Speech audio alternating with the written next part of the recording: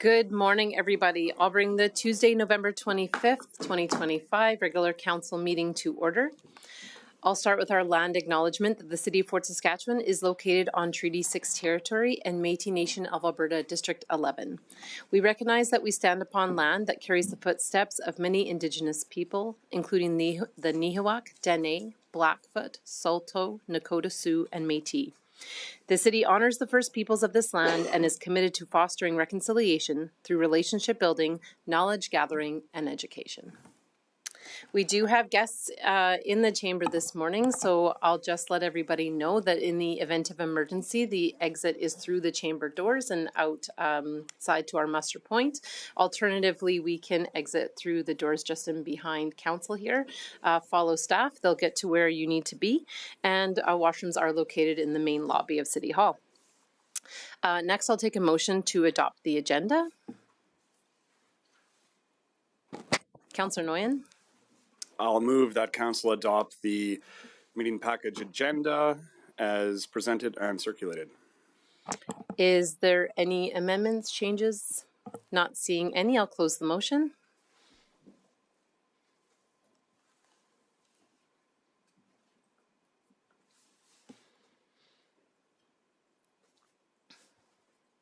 That is carried. So good morning, everybody. We are back here today to continue with our budget deliberations. Today we are starting with presentations from a couple of our community groups. The first one we're going to have today is we'll welcome Heartland Housing Foundation, Nancy Simmons and Adrian Richard. Good morning.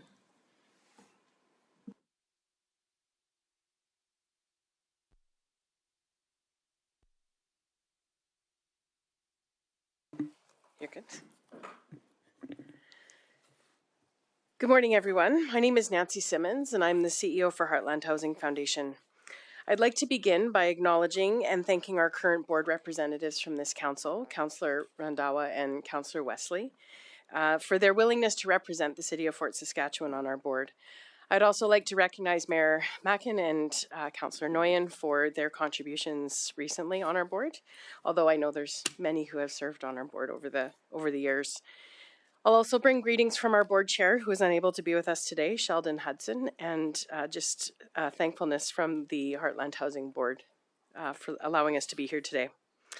I'm pleased to present our 2026 requisition today, which aligns meaningfully with Canada's National Housing Day, which happened this past Saturday.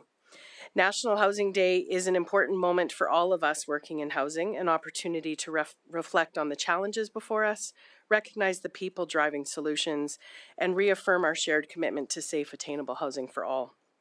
With the strong support of this municipality, Heartland Housing Foundation is proud to contribute in that important work. Before we review the actual 2026 requisition, I wanted to provide a brief overview of who we are, how our various funding structures are managed, and the impact that we have through these funding models. As many of you know, Heartland Housing Foundation serves as the housing management body for both Strathcona County and the City of Fort Saskatchewan. Under our operating agreements, we manage 4 distinct programs. The Lodge program, which provides non-medical supportive living, including meals, housekeeping, and recreation. The Senior Self-Contained program, operated on behalf of the province, serving low-income seniors in fully independent apartments. Both of these programs have been in operation for decades and continue to support community needs. Over the past 15 years, we've expanded our operations to include near-market rental apartments for older adults and those of all ages.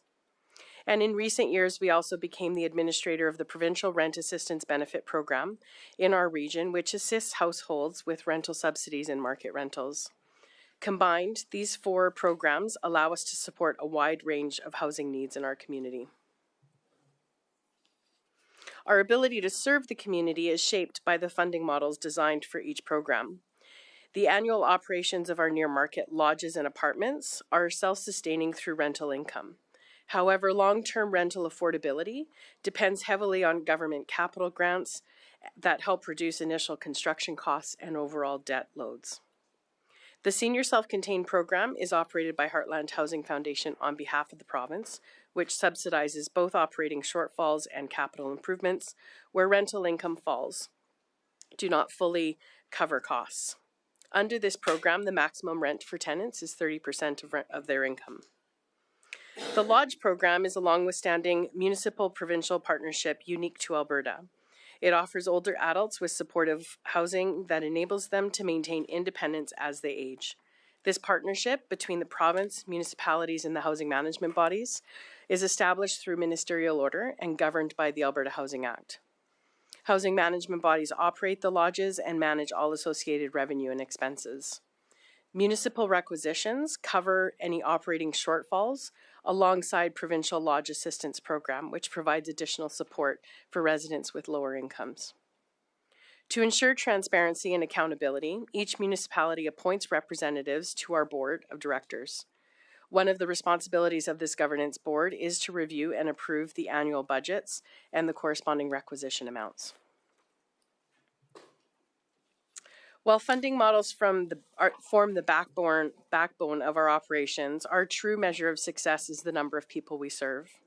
In 2025, we supported nearly 1,000 households, which is an increase of approximately 265 households in just the past 2 years. Demand for affordable housing continues to rise in both communities and remain deeply committed to playing a role in meeting that need.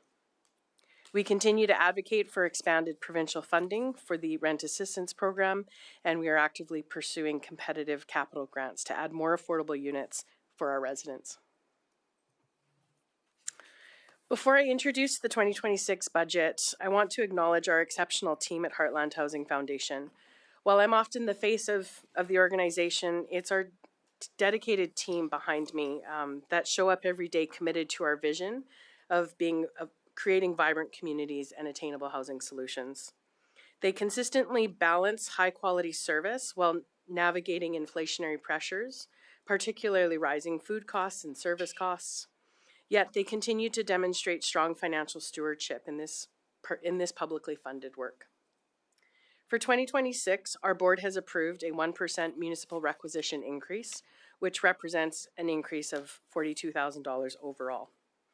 We've been able to balance our increased costs with reciprocal revenue generating increases to maintain this minimal increase.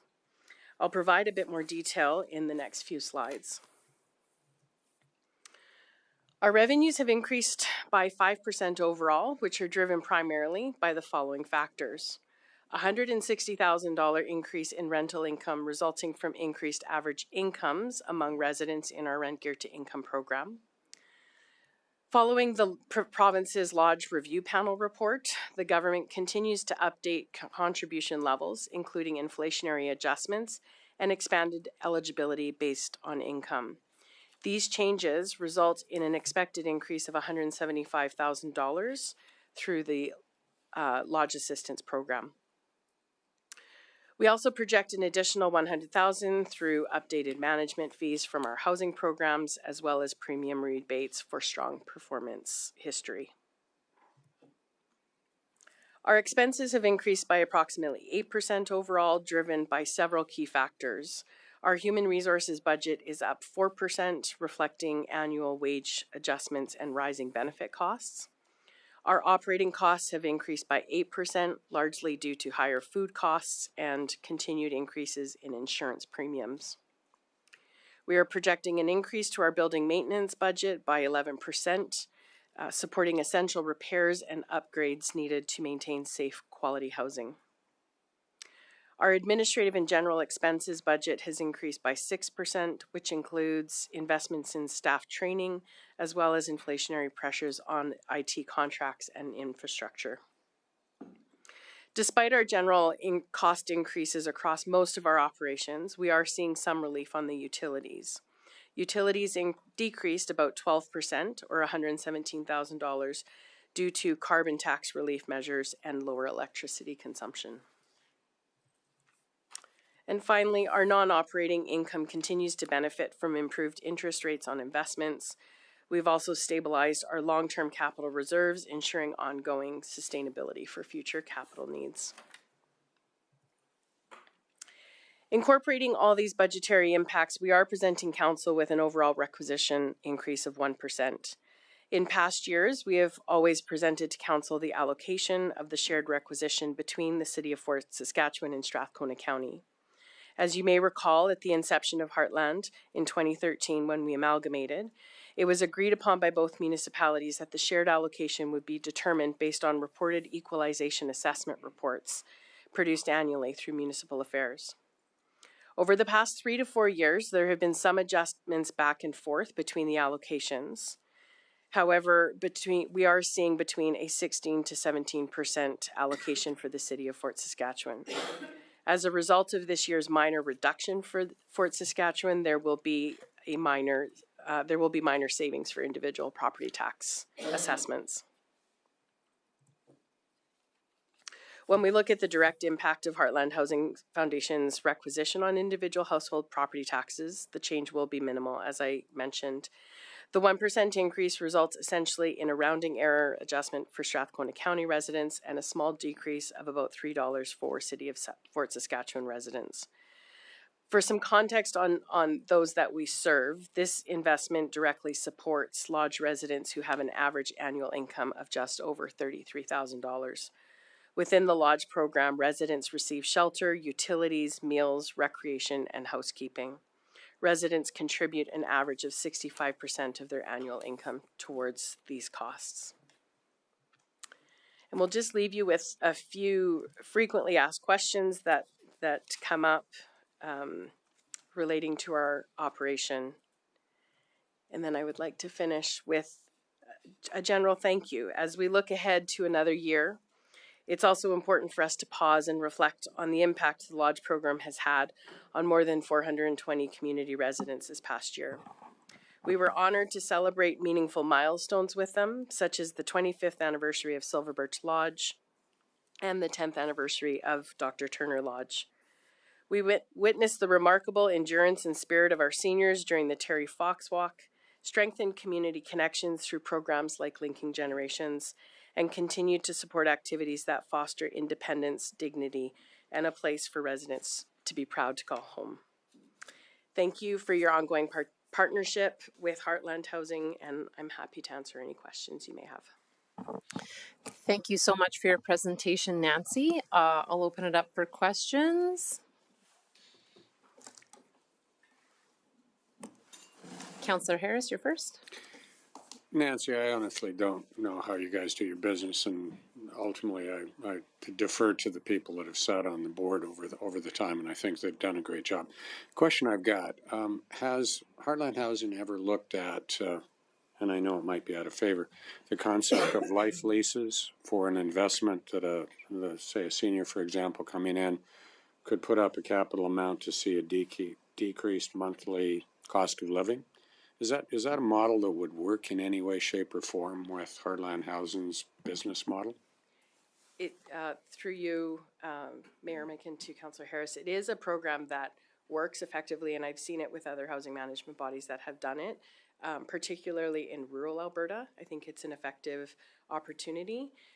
We haven't built a business case on it, and I think part of the work we would do is how it would be managed within the competitive model that exists within our larger municipalities. So we could do some research on that. I know it has been very effective for our rural partners in the not-for-profit world, and it can be a business model that would work.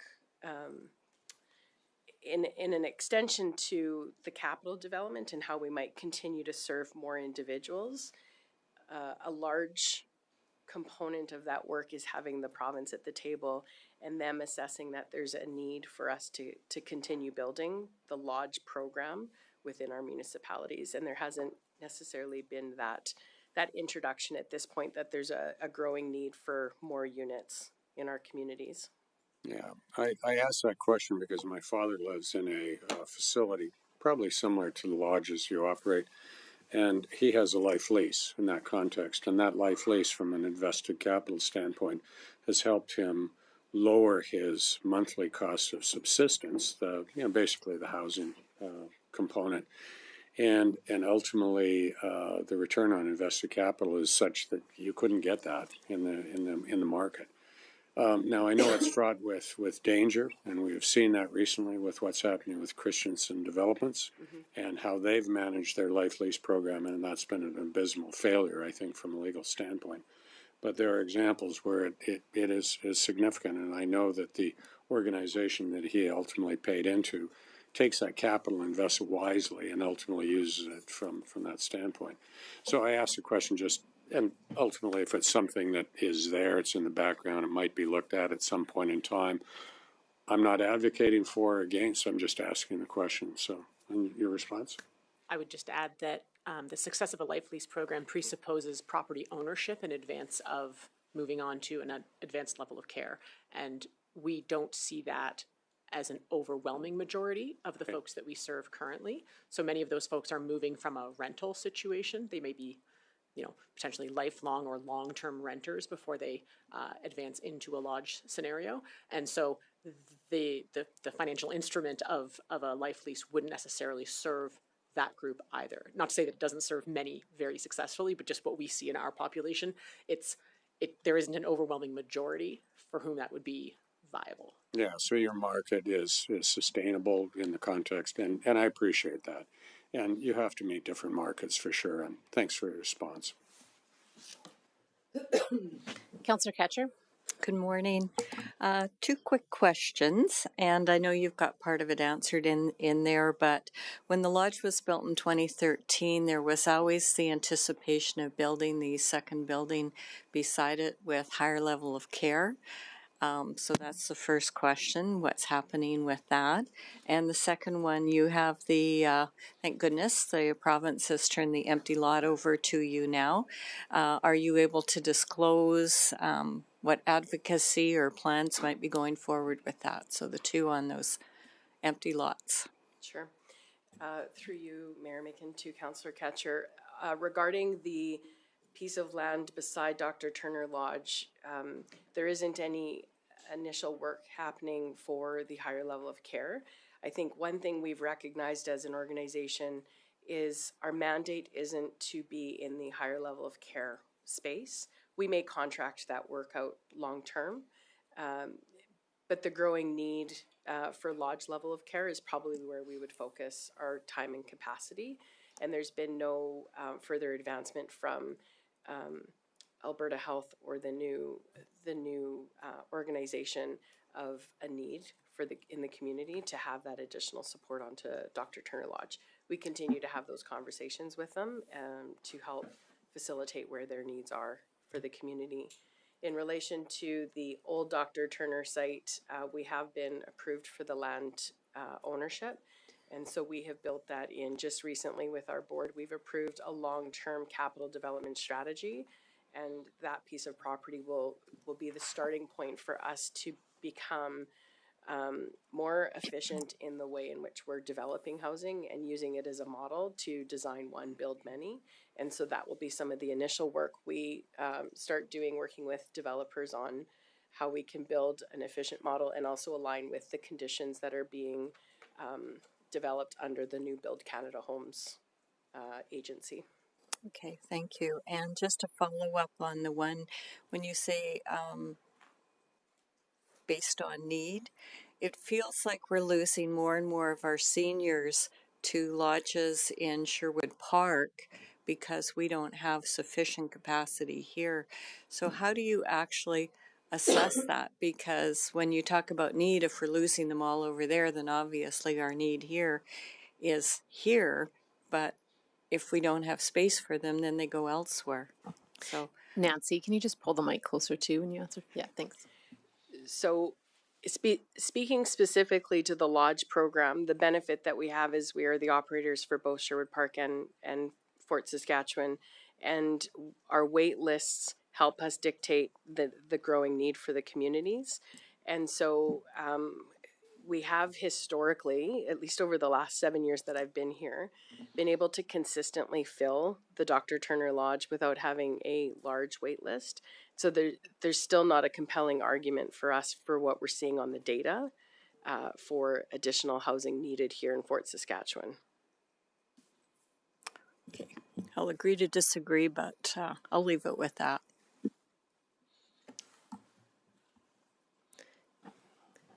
Councillor Blizzard? Actually, I have one question now. So the wait list, is it mainly for other housing, not the lodges? Because you do say, there's not a compelling reason, but there's 200 on a wait list. So is that for the other forms, not the lodge? Or is that in general for all the lodges, I guess? I can jump in on this one. Yeah. The figure that you would have seen on the screen there would be for the complete lodge program. So that's across both communities. Okay. So there is, when you think about how many units that actually is divided by the right number, there's still very manageable wait lists. And we have a really robust process for our wait list review program. So we very carefully examine those numbers because we understand the importance of them from a data standpoint. Mm-hmm. We understand how compelling those numbers are and what a lever they are in our advocacy as well. So we're quite careful with those numbers. And, to address what Nancy said, the numbers have not nudged past the comfortable threshold in our conversations with the province, especially with respect to building more just yet. And Strathcona County has 2 lodges, right? Yes, 2 affordable lodges. Okay. Yes. And I also just wanted to comment, thanks for all you do. I think you do a good job. When I was on the board years ago, but even since then, I've had friends sometimes that'll say, oh yeah, I'm going to go into Dr. Turner Lodge. It's such a nice place. They have good food. And some of them I quietly say, you probably wouldn't be eligible. You can apply because if the lodge is empty, you may get in.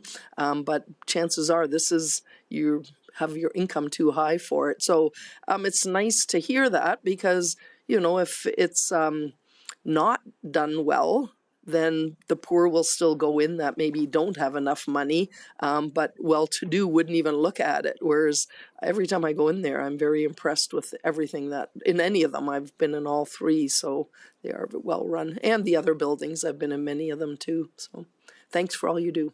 Thank you. Councillor Nguyen?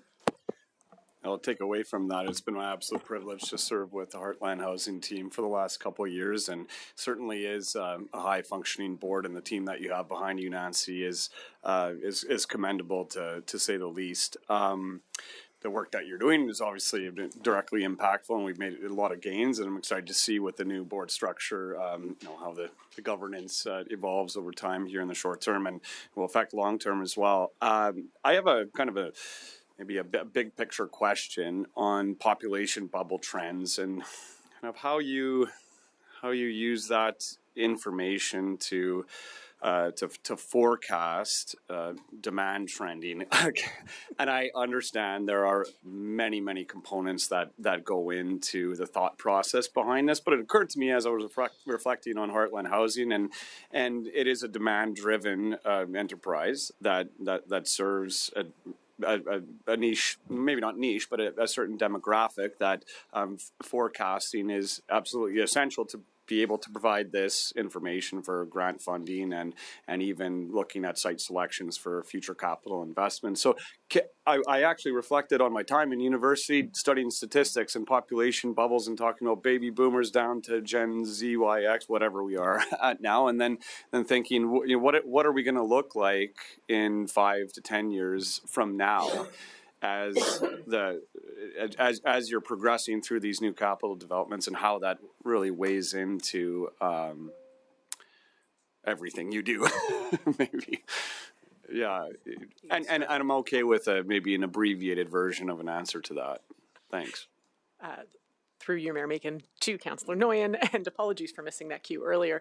A brevity is not my strong suit, Councillor Nguyen. You know this about me, but I'll do my best. The unimaginative part of that answer is that the lodge program specifically is expandable at the whim of the province. So regardless of how compelling data we might have, that's only a component of the advocacy that it would take to achieve any kind of scaling responsive to the needs of the community. So that's the unimaginative part of that answer. But the fun part of that answer would be what we've seen in the last 10 years in the lodge program has been in a holding pattern because of a lot of the work that, how to put this right, the analysis work hadn't really been done by the province. Now the Lodge Review Panel, at which Nancy was a contributor, revealed some very interesting truths about the future of aging, and indeed that bubble, that gray wave, I hate that term, but here we are. I think that what we're going to see are going to be more creative responses, something more agile.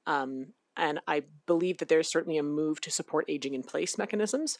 So do I believe it's going to mean that we're suddenly going to be building 50 lodges per community because there's going to be this, this increase in the aging population? No, I don't think that. I do think there's going to be increased demand on creative ways to meet those aging needs in a way that doesn't rely on infrastructure that might not be suitable for repurposing for future needs. And I would love to have that conversation with you more if you want to. I'm very pleased to hear that answer, and I thank you for the context and also the provincial optic of the entire housing management body portfolio weighs directly into what we're doing in our community. So thank you for that. Councillor Wesley. Well, first of all, I'm really excited to hear Councillor Noyan say the word statistics, because statistics are near and dear to my heart, and I'm glad that it's found meaning in his life. And I would love to listen to the two of you talk about statistics for the rest of the time, because that does thrill me, actually seriously does. I'm just curious, as looking at your budget, lots of increases in there, and your requisition only up by 1%. I'm just curious how you manage that math, because I love the sound of it all.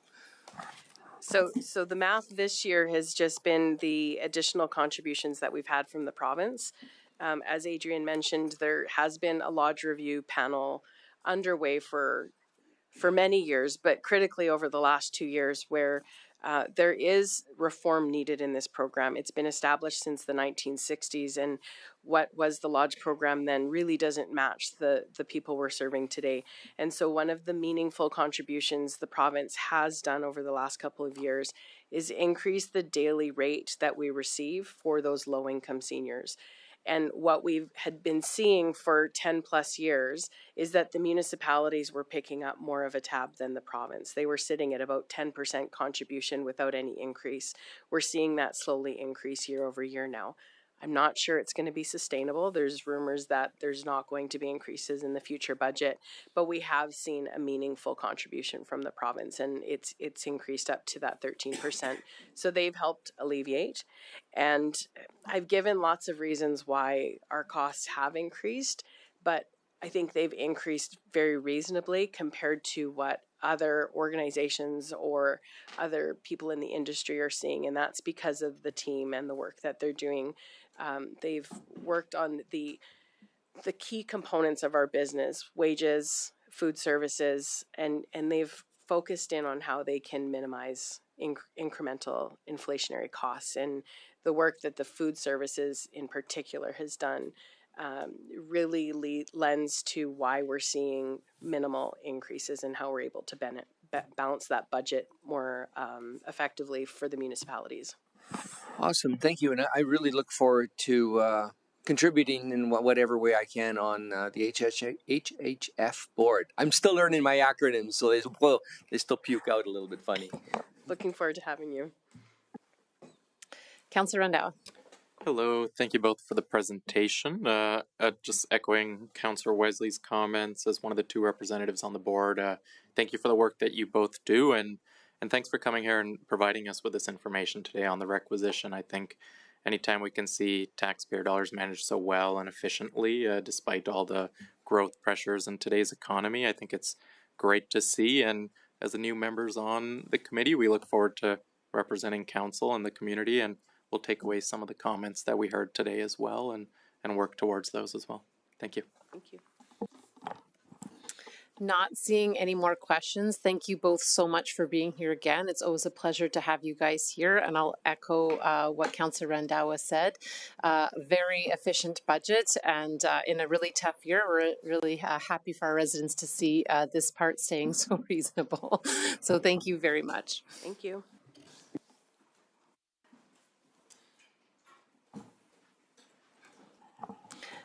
All right, moving on to our next community presentation, we have the Fort Saskatchewan Public Library, Tricia Wall, Norma Leader, and Nicole Starker. Heading up to the podium. Is there a third chair there? They're gonna get you here. Oh, chair. Oh. Andrew's faster. Thank you.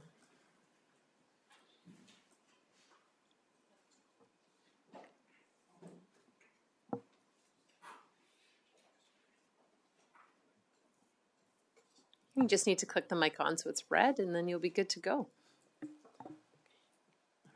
Perfect. Welcome. Thank you very much. On behalf of the Library Board, the library staff, and the patrons of the Fort Saskatchewan Public Library, we would like to thank the city for their active and continued support of the library.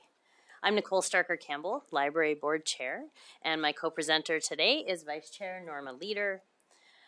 Can you just pull the mic down just a little bit more? Yep, there you go. So Perfect. short. Our Library Director, Tricia Wall, will be answering any questions Council may have following the presentation. Our presentation today is about securing the future foundation of Fort Saskatchewan. We're here to ask you to invest in the public library, to invest in an infrastructure that unlocks opportunity, and we will show you our commitment to the community and growth. I apologize. I know you speak so softly, but they're having trouble hearing you on the live stream. If you could Sorry. just speak a little bit closer to the mic, then I know you have a soft voice. Sorry about that. That's okay. We'll demonstrate that our 3.3% appropriation increase is the bare minimum necessary to continue to provide the value we've built and to ensure every resident has the opportunity to thrive. The library has built a solid foundation of reliable, high-demand service. We're committed to growth that strategically strengthens our community. Our achievements over the past 2 years demonstrate the library is an essential institution. Library visits have increased by 17%. Our Wi-Fi use is up 37%, which shows us that people are coming to the library with their devices and using our services. Digital engagement is at an all-time high, and we have public computer use of 28%. Online visits are up 60%. Having information and items that are available digitally ensures access to opportunity regardless of their location. We've had a steady increase in cardholders at 4% each year, and we intend to focus marketing on increasing cardholders in 2026 to expand this reach even further. These gains prove that we are successfully managing and maximizing our current infrastructure to deliver increasing value to Fort Saskatchewan. Our success is built on solid professional staff. We attract and retain some of the best talent in Alberta. This is why the library is an award-winning institution. In 2024, we were shortlisted for the Alberta Minister's Award for Public Library Excellence. In 2025, we won this award, which says a lot about our library and our staff. We proudly won the Chamber of Commerce Best Nonprofit of the Year for 2025 as well. This team is also training future professionals. We have hosted 4 professional practicum students in the last year. This program not only saves us thousands of dollars in high-level professional labor, but also keeps us aware of the recent trends and technologies being taught in the library technician program. These placements are increasing our reputation as a premier training institution and ideal workplace. We have a commitment to staff wellness. We invest in competitive wages and a desirable workplace. This minimizes staff turnover and saves significant funding that we would have spent on training and recruitment. This commitment ensures our patrons receive service from experts, as noted in this feedback from a library patron. The staff are exceptionally well trained, helpful, naturally emanate their own love of books and helping connect people to their choices. high praise from someone that uses our library. Let's talk about our most foundational group, our children. We are committed to building brilliance through early literacy programming, school readiness programming, and partnerships with the schools. Our programs show high volume impact. They're not just well attended, demand is accelerating. In 2025, we had 3,619 attendees in children's programs, and that's a 41% increase from 2023. We offer a full spectrum of expert-driven developmental programs focusing on multiple modes of literacy. Programming like Baby Rhyme Time, Alphabet Soup, which is specifically designed for school readiness, and STEM programs for 3 to 6-year-olds and their families. As an early literacy specialist, this is not me, this is a quote, I've used the many resources and now have a toddler that enjoys the multitude of books, the play space, and the wonderful age-appropriate programs. We are investing in the potential for lifelong learning and opportunity for our youngest residents. We don't act in isolation when it comes to Fort families. We believe in partners. We host the very successful Under 3 Fair that brings together essential health and social agencies, positioning the library as a trusted leader for early family support in our community.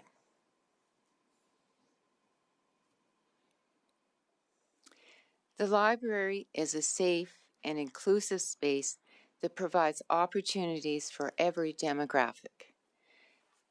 The value we deliver goes far beyond books. It's measured in resilience, growth, and connection.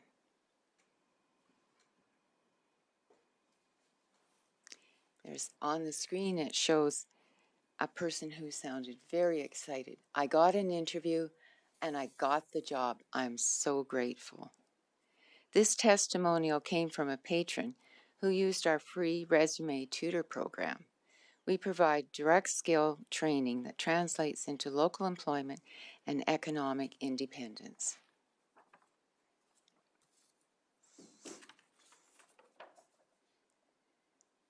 On the screen, the library has helped us build a healthy family through literacy.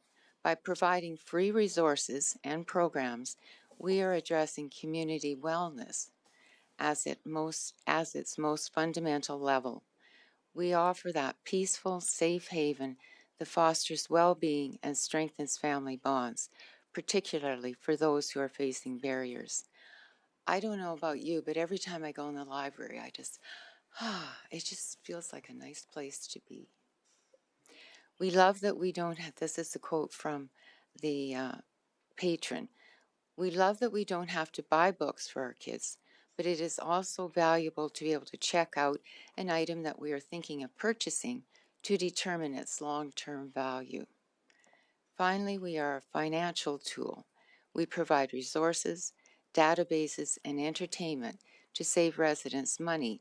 It's smart resource management for the public. We believe in investing in our community's future and the skills of our residents. We are building our community's capacity through a digital foundation that ensures our residents have the critical skills needed for a complex world. We provide education for our residents about the complex information environment we now live in. By providing specialized training and vetted resources, the library offers the foundational instruction necessary for citizens to assess information and make informed choices, which impacts every aspect of their lives. We maintain our leadership role as early adopters of technology and programming, both in our community and the province. Our expertise in resource management is critical to balancing cost against demand. We continue to strengthen our relationship with the Strathcona County Library to ensure we are buying important items for our library and our residents. Book inflation is 19%, but our collection budget is lower than in 2024 because we're focusing on not duplicating items that are not in high demand. In 2025 alone, we sent 49,248 items to Strathcona Library and borrowed 46,316 items. Sharing is caring for the library's financial well-being. We understand the importance of physical infrastructure, maintenance, and planning. Managing structural integrity requires planned, proactive reinvestment in aging equipment.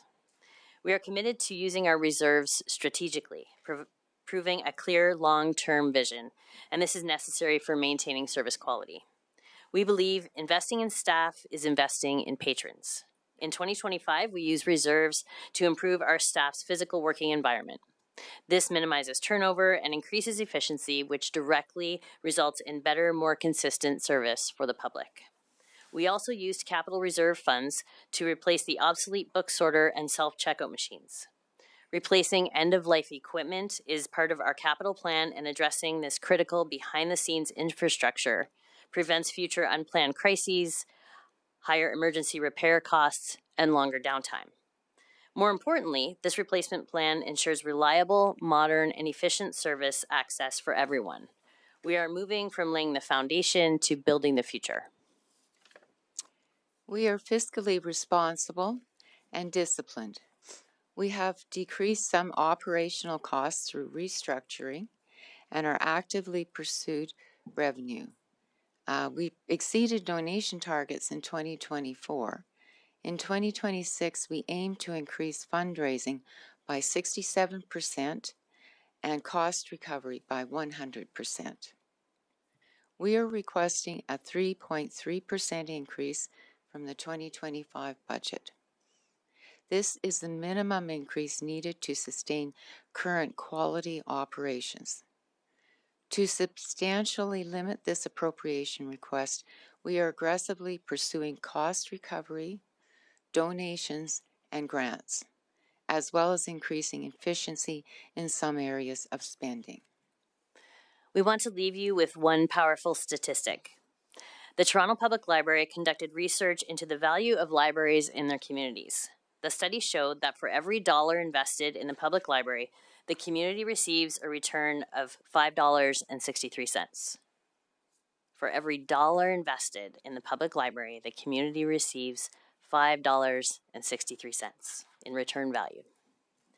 The library is a perfect combination of stories that teach, people who help, and a place to belong. This minimal investment ensures that we sustain this overwhelming return.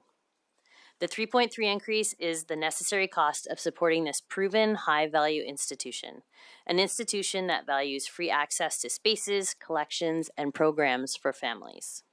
We ask you to approve this appropriation increase. Let us continue to invest in infrastructure that unlocks opportunity for every resident, resulting in an informed, resilient, and connected Fort Saskatchewan community. Thank you. Our library director, Tricia, is now prepared to take your questions. Thank you, ladies. I'll start with the first question. You mentioned moving towards 100% cost recovery. 100% cost recovery of what aspect of the library? So currently we don't charge fines, but we do charge for lost and damaged items. But there is there's no cost recovery on that right now. So there's no consequence if you don't pay that fee. So we're partnering with Strathcona County Library to use their debt collection agency, and we will be looking at going after those funds. Okay, so that is that the one and only cost recovery portion that you're looking at? Yes. Okay, thank you very much. And it's a substantial amount of money. Okay, awesome. Councillor Wesley. Awesome. Thank you very much. Nobody loves books more than I do. We have a basement full of them, and way back in the day, when you go back decades, I used to be in the book business for the longest time. So any talk about books is always kind of a great time, and I totally agree with you. You walk into a bookstore or a library, there is like this mystical calming influence. I am totally with you on that. Now, About the statistic, because anytime the word statistic pops into my head, all sorts of things ring around and a big smile in my face. When the Toronto, and this may be a little bit of a hard question, the Toronto Public Library measured that $5.63 of return for every dollar in the library. Any idea what tangible things are part of that return? What tangible things that the library contributed to the community that they measured? Through the mayor to Councillor Wesley. So when Toronto Public Library did that study, what they were looking at was what the library offers is free. We offer free programs, services, and resources. And so they took the cost of those services and resources and put it into a long calculation to determine what the savings per capita would be if people had to spend money to get those services and resources. Okay, awesome. One more question, and this will be a pretty broad one, I think. I love your commitment to lifelong learning. I teach at MacEwan, and that's one of our pillars too, is to become and promote lifelong learners. In part of this job, I'm definitely being a lifelong learner because I'm the new guy here. In consideration of that, and just thinking back about libraries when I was young a long time ago, and just the evolution of libraries, just seeing them at MacEwan and seeing at the public library, where do you see libraries going from here? Basically, it's asking for what's the future of libraries. Nothing too complicated other than that. Through the mayor to Councillor Wesley. Wow, I could talk all day about that. But I guess briefly, what we're seeing is libraries are financially coming under a lot of strain because we're looking at not transitioning to digital resources, but sharing physical and digital resources. So we're looking at having to provide services both digitally and virtually and physically. So trying to determine where people need our services and how best to provide those services where people are is kind of what we're really looking at these days. We're also looking at programming is becoming even more important to libraries for that lifelong learning and providing services in a bit of a different mode than just resources. Awesome. Thank you very much. Councillor Nguyen. Great to see you this morning. I am actually guilty of losing a book, but I oh no, a collective gasp. Impeach. But my account is in good standing, so we're small children, things get misplaced, and unfortunately there was one that went missing. So it's good to hear that you're pursuing that. I'm not sure the dollar amount of that would be sent to collections, but it seems like you're being very proactive with that. I did actually have it flagged, just looking at the budget, that the forecast for 2026 is twice the amount for damaged and lost materials. So I was just wondering if that projection in the budget, and this is the specific question, is just based on the increased usership and I guess correlating amount of a correlating ratio of lost and damaged items to an increased usership. Is that kind of how the number was generated? Through the mayor to Councillor Nguyen. So in the beginning, we looked at the number.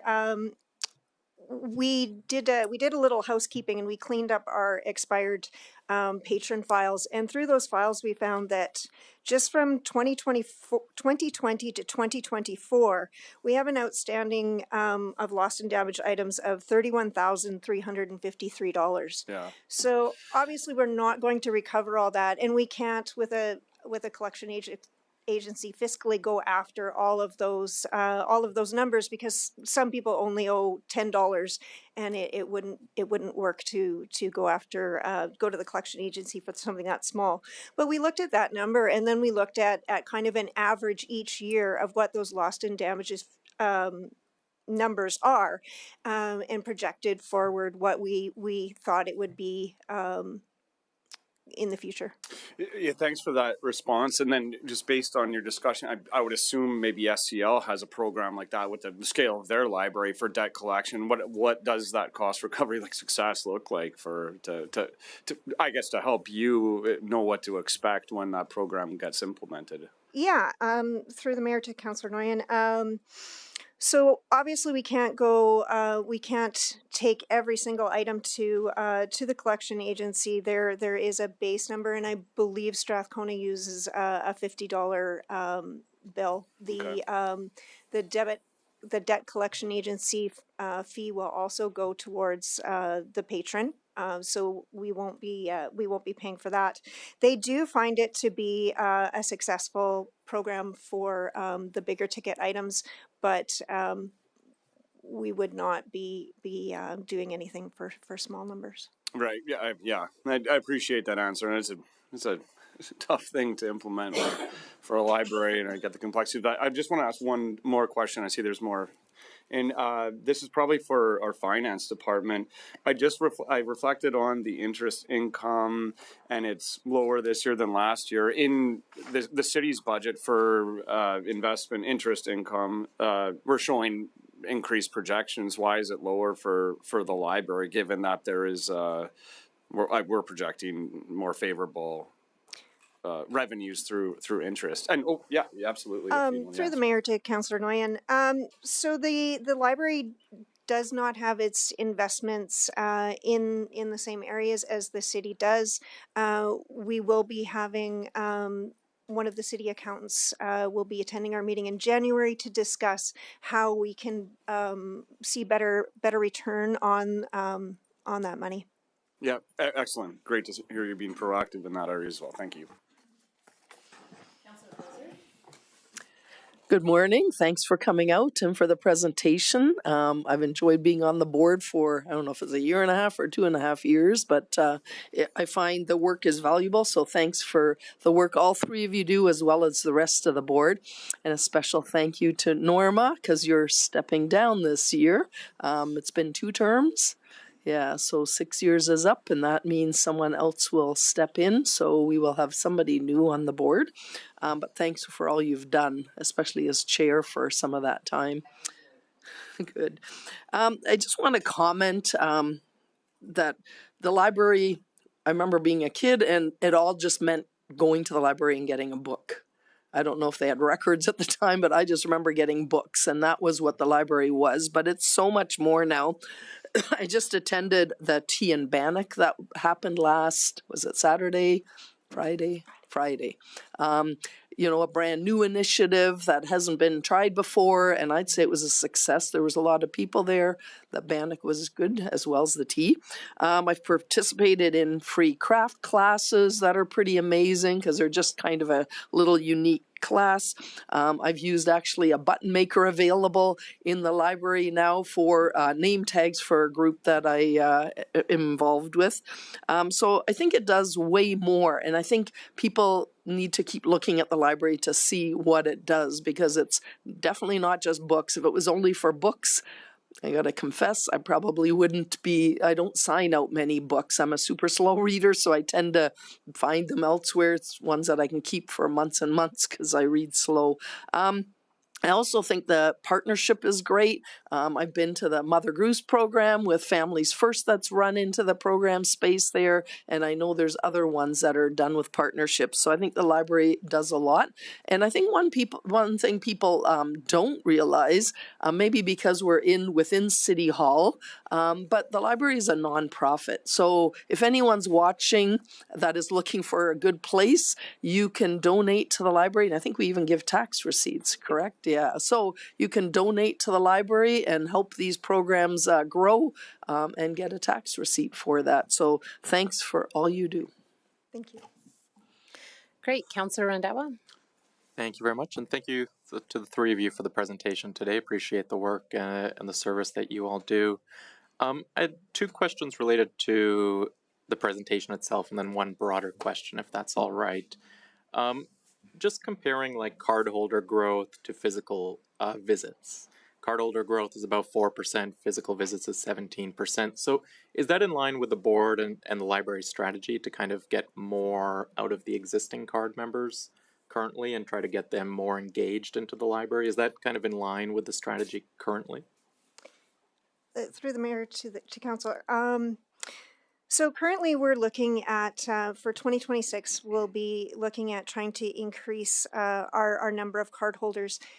Many of the services that are in the library, you don't require a library card. Okay. And so the use of the library and card holders is not reflective of each other. Gotcha. So we are going to try and increase that card holders, but it doesn't actually correlate to physical use. Okay, that makes a lot of sense. That checks out. And then on the physical program attendees, I just wanted to make sure I was reading this graph right. So it was about 3,000 in 2023, 36-ish hundred in 2025, but it says it's grown 41%. Can you help me connect the dots on those? So, sorry, just let me look at my notes here. Yeah, on page 6, I believe. Yeah. This might not track with Councillor Wesley. So the number is so the first number from 2023 is a total year, and the 3619 is a year to date for September number. So the increase in visits, or excuse me, the increase in programming has to the number of programs has increased additionally as well, which would lead to the 44. I'm not sure if I explained that well. Okay, so it's year to date. So I'm assuming you're projecting by the end of the year to be around 5,200 or something, and the 41%. Yes. Okay, that makes a lot of sense. I guess then to take a step back and look at it at a high level, I want to say it's been about a decade since the library's been in its current space. Usage rates continue to grow year over year. If we wanted to look 5-10 years down the road, what does the library see? Like, will it eventually reach the limits of what that current space can do as this community continues to grow and look elsewhere around the community, or what kind of lifespan do we see in the current space? Through the mayor to the councillor, we were very fortunate that when the library was expanded, they did an amazing job, and we've been able to fit in that space for this length of time. But as the city grows, we are looking outside of our physical space to see where we can deliver services, where we meet the people. So, for example, as the city grows south, we're looking at using a space on the south side of town to do programming, possible holds pickup. So not looking at creating another branch, we don't have the population for that, but just a way that we can deliver our services and partner with other groups to provide access to more people in their location. Okay, and is that more of like a short-term thing in the next couple of years, or is Yes. that okay?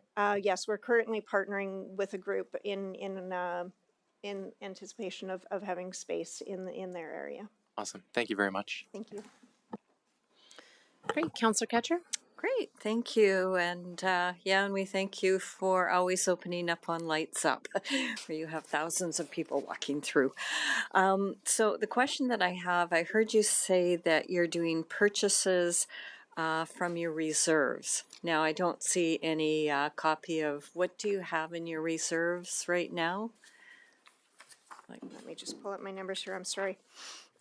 So the capital reserve total right now is $572,369. And then in do I have the operational reserves here? I actually don't have the exact number of the operational reserves. The number that I have written down is in our reserve policy, our optimal amount is to have 25% of our yearly operating budget in reserve, and we're right at that number. So you are at the optimal, okay. And so within your line items, what is your contribution to reserve on an annual basis, or is it based on surplus? It's based on surplus. Okay, so we don't know what your surpluses are every year? It would vary every year. There is, with an operating budget this low, we have not been putting a line amount in for the reserves. It has come from surplus. Okay. Yeah, if we could just, as an information request, get a copy or just a number of what you have in your operating reserve, that would be appreciated. And the other question that I have is when you talk about people not returning things or returning them damaged, do you think that there's no accountability because there is no fee for their card and for their access to the library? Do you ever restrict anybody because they've damaged something? Or is it just a case of, well, I didn't return it, so I'll just come and get something else? Like, where's your restrictions come in? Through the mayor to Councillor Ketcher, we do have restrictions. So if you have more than $10 owing on your account, then your card is not usable. So until that $10 is paid, you cannot take out more items. Okay, good to know. All right, thank you very much, and thank you for all the work that you do. The library is essential to our community, absolutely. And it's always a pleasure to see so many people utilizing it. So thank you. And just for that information request, where does she send that information, administration? We can capture it in our list of information requests and then coordinate a response with the library. Perfect, thank you. All right, on round two, Councillor Wesley. Yeah, I'm just curious. I applaud you on your aggressive fundraising target of increasing it by 66.7%. Just curious as to what exactly you're going to do to beef up that extra dough, and what happens if you can't. Through the mayor to Councillor Wesley, thank you for asking that. We're very proud of the amount that we've increased fundraising in the past 3 years. The amount that we're targeting for 2026, it is a large increase, but it is very much a doable increase. So looking at our September numbers for 2025, we had projected $12,000 for donation and fundraising, and we're currently at $19,264. So that increase isn't actually that much of a jump compared to the way we've been going. We have an incredible marketing coordinator, and we've been, for the past 2 years, we've been working with Library Giving Day and trying to increase awareness that the library is a nonprofit. So we're seeing returns from that, and it is a lofty number, but I definitely think it's an achievable number. Okay, awesome. I wonder if you could maybe just describe for me who's a typical library user in 2025? Through the mayor to Councillor Wesley, the community. We don't have typical library users. Libraries are our third spaces. They're community hubs. We welcome everyone into our space. And so we have everyone from cradle to grave. That being said, probably our largest demographic would be families and the early literacy children group. Those are our highest attended programs, and the children's items are our most popular items for circulation. Okay, awesome. And maybe one last thing, if I get the indulgence from the mayor there, a plug. So how does somebody donate to the library? Oh, thank you. Councillor Ketcher really wants to send you a big check. Yeah, Councillor Noya knows us for those books.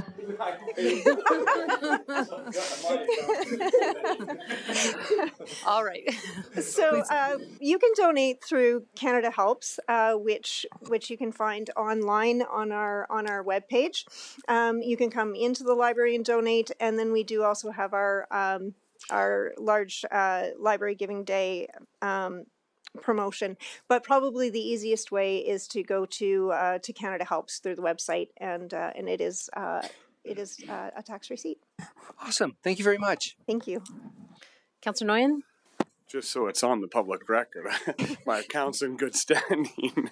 And I apologize for losing the book. And, I'm a typical user of the library as well. I'll be seeing you for a 3D printed Minecraft skeleton here soon. I just wanted to say in closing off that I think this was a very well-planned, comprehensive budget that you presented to council, and I appreciate the usership data that backs what the library is doing and makes it very clear for us to see what the success metrics are from a usership and budget point of view, and be able to rationalize how all these costs are allocated through your budget. So I appreciate that. I want to say congrats on the awards that you received. I think they're very well deserved. I saw you receive one at the Chamber of Commerce Awards night, and I look forward to using the library within the next year. Thank you. Thank you. And with that, there are no more questions. Thank you so much for being here and just being such an essential hub for our community. We look forward to seeing you guys back again. All right, we've been just going for just over an hour, so I just wanted to check if before we head into corporate services, if anyone wanted 5 minutes, are we okay? Yes, I'm being told is 5 minutes good then? Yes, 10:10, we will be back. 10:10.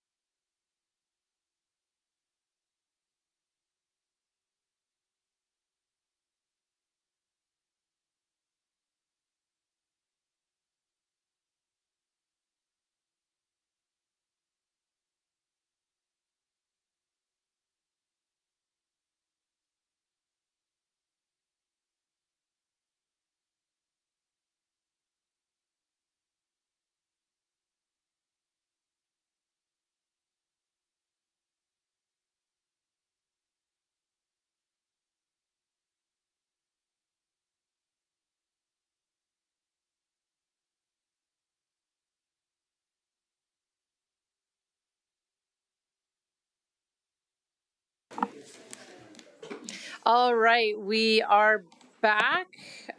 Moving on to number 4, continuation of 2026 operating budget. First up is corporate services, starting with financial services. Jeremy Eamon presenting. Thank you, and good morning, Mayor and members of Council. My name is Jeremy Eamon, Chief Financial Officer with the City, and I'm here to present the proposed 2026 operating budgets for financial and fiscal services. Budget details are in Section 12 of the budget document. Finance team members here to support me are Clayton Northey, Manager, Accounting and Reporting, and Shannon Andruko, Manager, Budget and Financial Planning. Financial Services is responsible for all aspects of the City's financial management. We manage 9 unique programs offering support to both internal departments and external customers. Programs that support the organization include accounting services and treasury management, financial accounting and reporting, and operating and capital budgets, just to name a few. And those that support residents include municipal property taxes and arrears, and as well as property assessments. Our department also manages fiscal services, which has 10 distinct programs of its own. These are corporate-wide programs that include property taxes, investments, financial reserves, and debt management.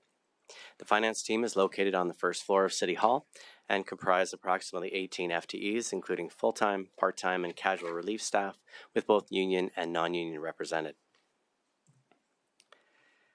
The Financial Services proposed 2026 operating budget is located on pages 12-3 and 4. For 2026, our total proposed budget is approximately $2.4 million, which includes just over $3 million in total costs and $631,000 in program revenues. Our proposed operating budget includes budget recommendations for 2 new staffing positions, which I'll present in a few moments. Some notable adjustments within our financial services programs include a $42,000 increase to the property assessment and assessment role changes program to recognize cost increases related to the city's ongoing contract with the Capital Region Assessment Services Commission for property assessment services. A $75,500 increase to the accounting services and treasury management program, recognizing the first-year costs of the proposed procurement advisor position. An additional $21,951 to both the accounting services and treasury management and tangible capital asset programs, and $22,600 to the financial accounting reporting compliance and controls program, representing the first year costs of the proposed junior accountant position. A $21,000 anticipated increase to financial audit fees within the financial accounting and reporting program due to securing a new contract for audit services in 2026. And a $10,100 revenue increase in the municipal property taxes and arrears program, resulting from a review and update of our user fees and charges, adjusting for both volume and inflationary increases. Financial Services also plans to have a gap analysis study conducted by an independent firm. The study will identify resourcing requirements and service level changes that support the department's immediate needs and future growth. The work will mirror a 2014 study that has successfully guided the department's growth over the last decade. The study aligns with our ERP modernization project, since the replacement of core financial systems will require review of resourcing needs. The project is for $75,000 and is to be funded through the ERP project, presented as part of the capital budget. In addition, our budget reflects several various internal personnel adjustments to reallocate costs among various financial services programs and those of other departments to more closely align with current operations. So moving on to fiscal services, the proposed budget for fiscal services can be found on page 12-5. The total budget for fiscal services is approximately $49.6 million in net revenues for 2026. Highlights of significant adjustments within the reserves transfers program are adjustments of $938,000 to reclassify the facility lifecycle program from operating to capital. $482,000 proposed increase to reserves contributions, which I'll be presenting as a budget recommendation during the financial reserves section. $582,000 increase to the interest transfer to reserves, and $878,000 reduction to remove the 2025 assessment growth. Annual capital funding includes increases due to the operating impacts of the local road and neighborhood rehabilitation annual maintenance programs of approximately $360,000 and $1 million respectively. The property tax and requisition program includes $2.1 million of additional tax revenue from property assessment growth. This is an estimate and is based on information provided by the city's assessors at budget time and will be adjusted to actual next spring coinciding with Council's approval of the 2026 property tax bylaw. Debt management reflects a $490,000 reduction due to the reallocation of utility debentures to various utilities and sustainability programs. The salary mitigation, leave, and compensation adjustments program includes an increase of $1.4 million, and this is tied to the 2026 budget recommendation for market adjustments, which will be presented during the People Services budget presentation. And lastly, interest and investment income includes a net revenue increase of $174,000. This is attributed to anticipated higher average bank balances year over year and slightly reduced investment income due to lower interest rates. Financial Services has two budget recommendations within the proposed 2026 operating budget. The first is Budget Recommendation 12-0267 for a junior accountant financial reporting. Details start on page 12-7. The cost is $102,784 ongoing, with 90% of funding coming from property taxes and 10% from utility rate revenue. The split between years 2026 and 27 recognizes that not all costs will occur in the year of hire and aligns with the budget policy. As the city continues to grow and the organization grows along with it, so does the complexity and volume of its financial transactions. Financial Services faces increasing demands due to new public sector accounting standards, expanded audit requirements, and higher volume and complexity in financial reporting tasks. To address these challenges, we are proposing the addition of a permanent full-time junior accountant financial reporting position in 2026. Since 2022, Financial Services has relied on temporary staffing along with the provincial 18-month municipal internship program to help manage workloads. This is no longer sustainable.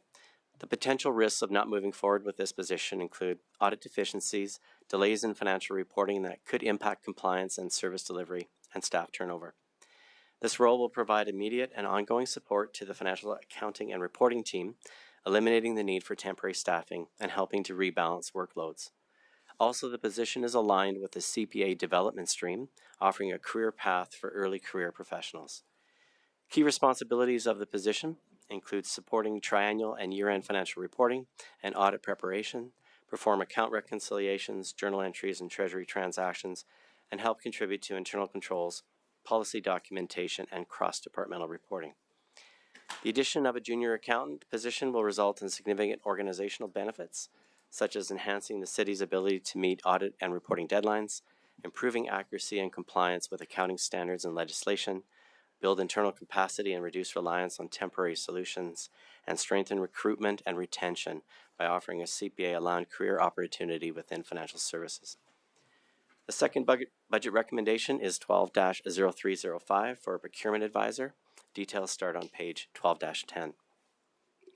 The cost is $132,000 approximately ongoing, with 80% of funding coming from property taxes and 20% from utility rate revenue. City growth and expanded operations has also increased the complexities and risks associated with procurement. In response to these challenges, Financial Services recommends the addition of a permanent full-time procurement advisor in 2026. This recommendation stems directly from the Tantus procurement review that was completed in December 2023, which identified fragmented procurement practices across city departments, inconsistent application of policy and procedures, along with elevated legal, financial, and compliance risks. Currently, procurement support is often provided off the side of the desk by staff with limited expertise, leading to inefficiencies and risk exposure. The advisor will serve as a centralized resource, offering coordinated support across all departments. The advisor will support, not replace, departmental procurement efforts and include key responsibilities such as provide expert procurement guidance across departments, assist with early-stage procurement planning and strategy alignment, lead enhancements to procurement processes and systems, develop and implement standardized tools and procedures, coach and upskill internal buyers to build organizational capacity, review high-value procurement packages to ensure compliance, support strategic vendor relationships, and monitor procurement trends and drive continuous improvement. The expected outcomes of the position include more efficient and proactive procurement efforts, increased compliance and reduced policy exceptions, streamlining processes, and improved audit outcomes. Over time, this role will help the city scale its procurement maturity, aligning with best practices and preparing for future growth. Moving on now to fees and charges. Financial services user fees and charges consist of penalties on property tax arrears and overdue accounts receivable, along with fees for property tax certificates, property assessment, tax notice copies, tax account statements, and returned items. Key factors considered in our review process for fees and charges include cost recovery, comparators, and existing market and inflation rates. For 2026, we are proposing changes to fees and charges, excluding the tax penalties, to reflect inflationary adjustments, primarily due to increased labor costs relative to service delivery. In addition, we reviewed other municipalities' fees and charges to ensure ours were comparable with other markets. And that concludes my presentation. My team and I are happy to answer any questions. Thank you very much. And I'll just remind council, you can absolutely ask questions on any of those positions. They will come back for debate as a flagged item. All right, we're going to start with Councillor Ketcher. Thank you. So I do have questions on the procurement guidance position or advisor. So I guess my question comes to, is this person going to step in and oversee the tendering process for like capital, for IT, for any of the, like the Shell Theater?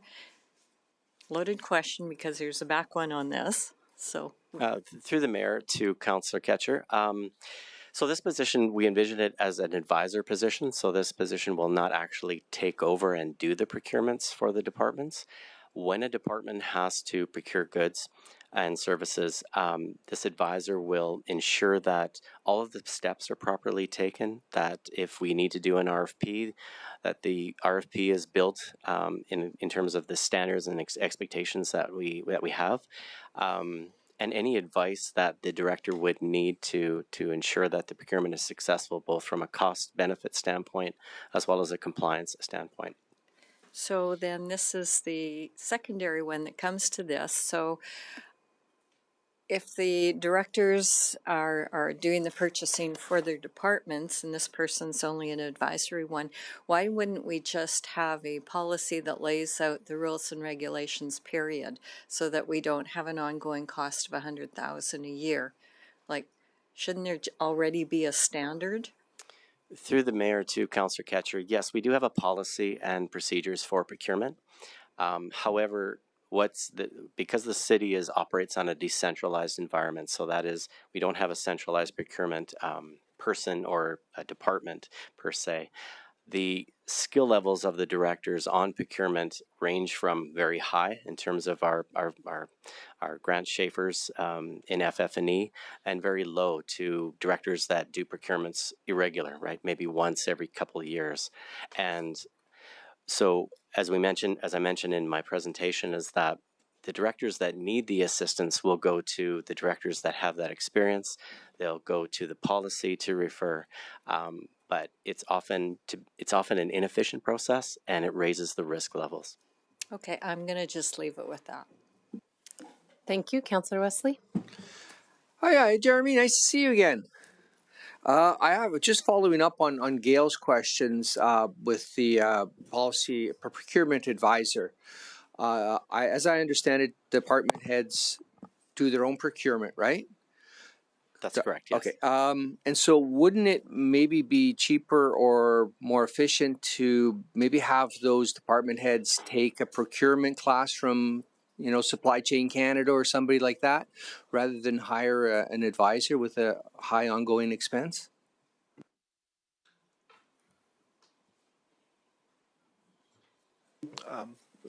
Through the mayor to Councillor Wesley, the level of skill that's involved. The procurement advisor position is intended to coordinate that type of training and education for directors, managers across the organization, as well as to facilitate those functions that otherwise we'd be able to. And they also bring to the table a level of supply chain management expertise that isn't necessarily a component of or the requirement for the director positions. I think actually not tracking that very well. Because, you know, just for context, Supply Chain Canada offers a lot of professional development courses for people who maybe have education in another field or expertise in another field, but then want to build upon any kind of supply chain management sort of knowledge, right? So like a lot of times for Jeremy, an accountant would go take maybe some supply chain classes, whether it's related to procurement or something like that from Supply Chain Canada. It's fairly inexpensive, but then it also builds up your knowledge base. I'm just wondering that might be a cheaper alternative rather than actually hiring an advisor, is just to maybe develop our own folks. Through the mayor to Councillor Wesley, I would just add to Mr. Northey's comments that the training component would be a viable solution. However, what we've seen since the procurement policies come into effect in 2017, there's been a number of changes to the free trade agreements, the New West Partnership Agreement. The changes in legislation are ongoing, and also the directors, unfortunately, come and go as well. And so the training would be a point in time that may work as a temporary solution, but we envision this as a long-term, stay abreast, subject matter expert type position that would advise on a continual basis. Okay, I'm just going to cycle back around. Councillor Noyan? Yeah, I'm just trying to establish the value of fleshing this out further, because I had similar questions, the value of the procurement position as well. And I know we're talking about these in one by one, I suppose, due to the flag that happened on the beginning of operating day. So based on, maybe I'll just make a comment that, yeah, this is very difficult for me to see the value in doing this. If it seems that, not the value of doing it, sorry, if administration has not gone down routes on professional development opportunities and whatnot, like I think there are other alternatives. You mentioned in your report that we're doing it on the side of the desk, and the way I see it, and this is context for questions that are going to happen when this comes back as a flagged budget proposal, is that we have experts, as you mentioned, if it's in fleet facilities, that know markets for certain procurement opportunities, no tender packages, they see them on a daily basis. So perhaps, and my suggestion would be, and my question to administration would be, why don't we develop maybe a further information policy binder for those people who do it once every couple years, so that they can reference it and then perhaps rely on resources that are more experienced in our city to accomplish the task of what this procurement position would be doing. So I'd just like to have that include, I guess, and it can be further information on the procurement position. Thanks. Councillor Harris? All right, Jeremy, looking at your staffing, you've got approximately 19 staff thereabouts in financial services. Through the mayor to Councillor Harris. So if you're looking at the programs we manage, that would include the two positions we're asking for today, or requesting. Yeah, okay. So in a perfect world, these would be nice to have positions, but are they mission critical?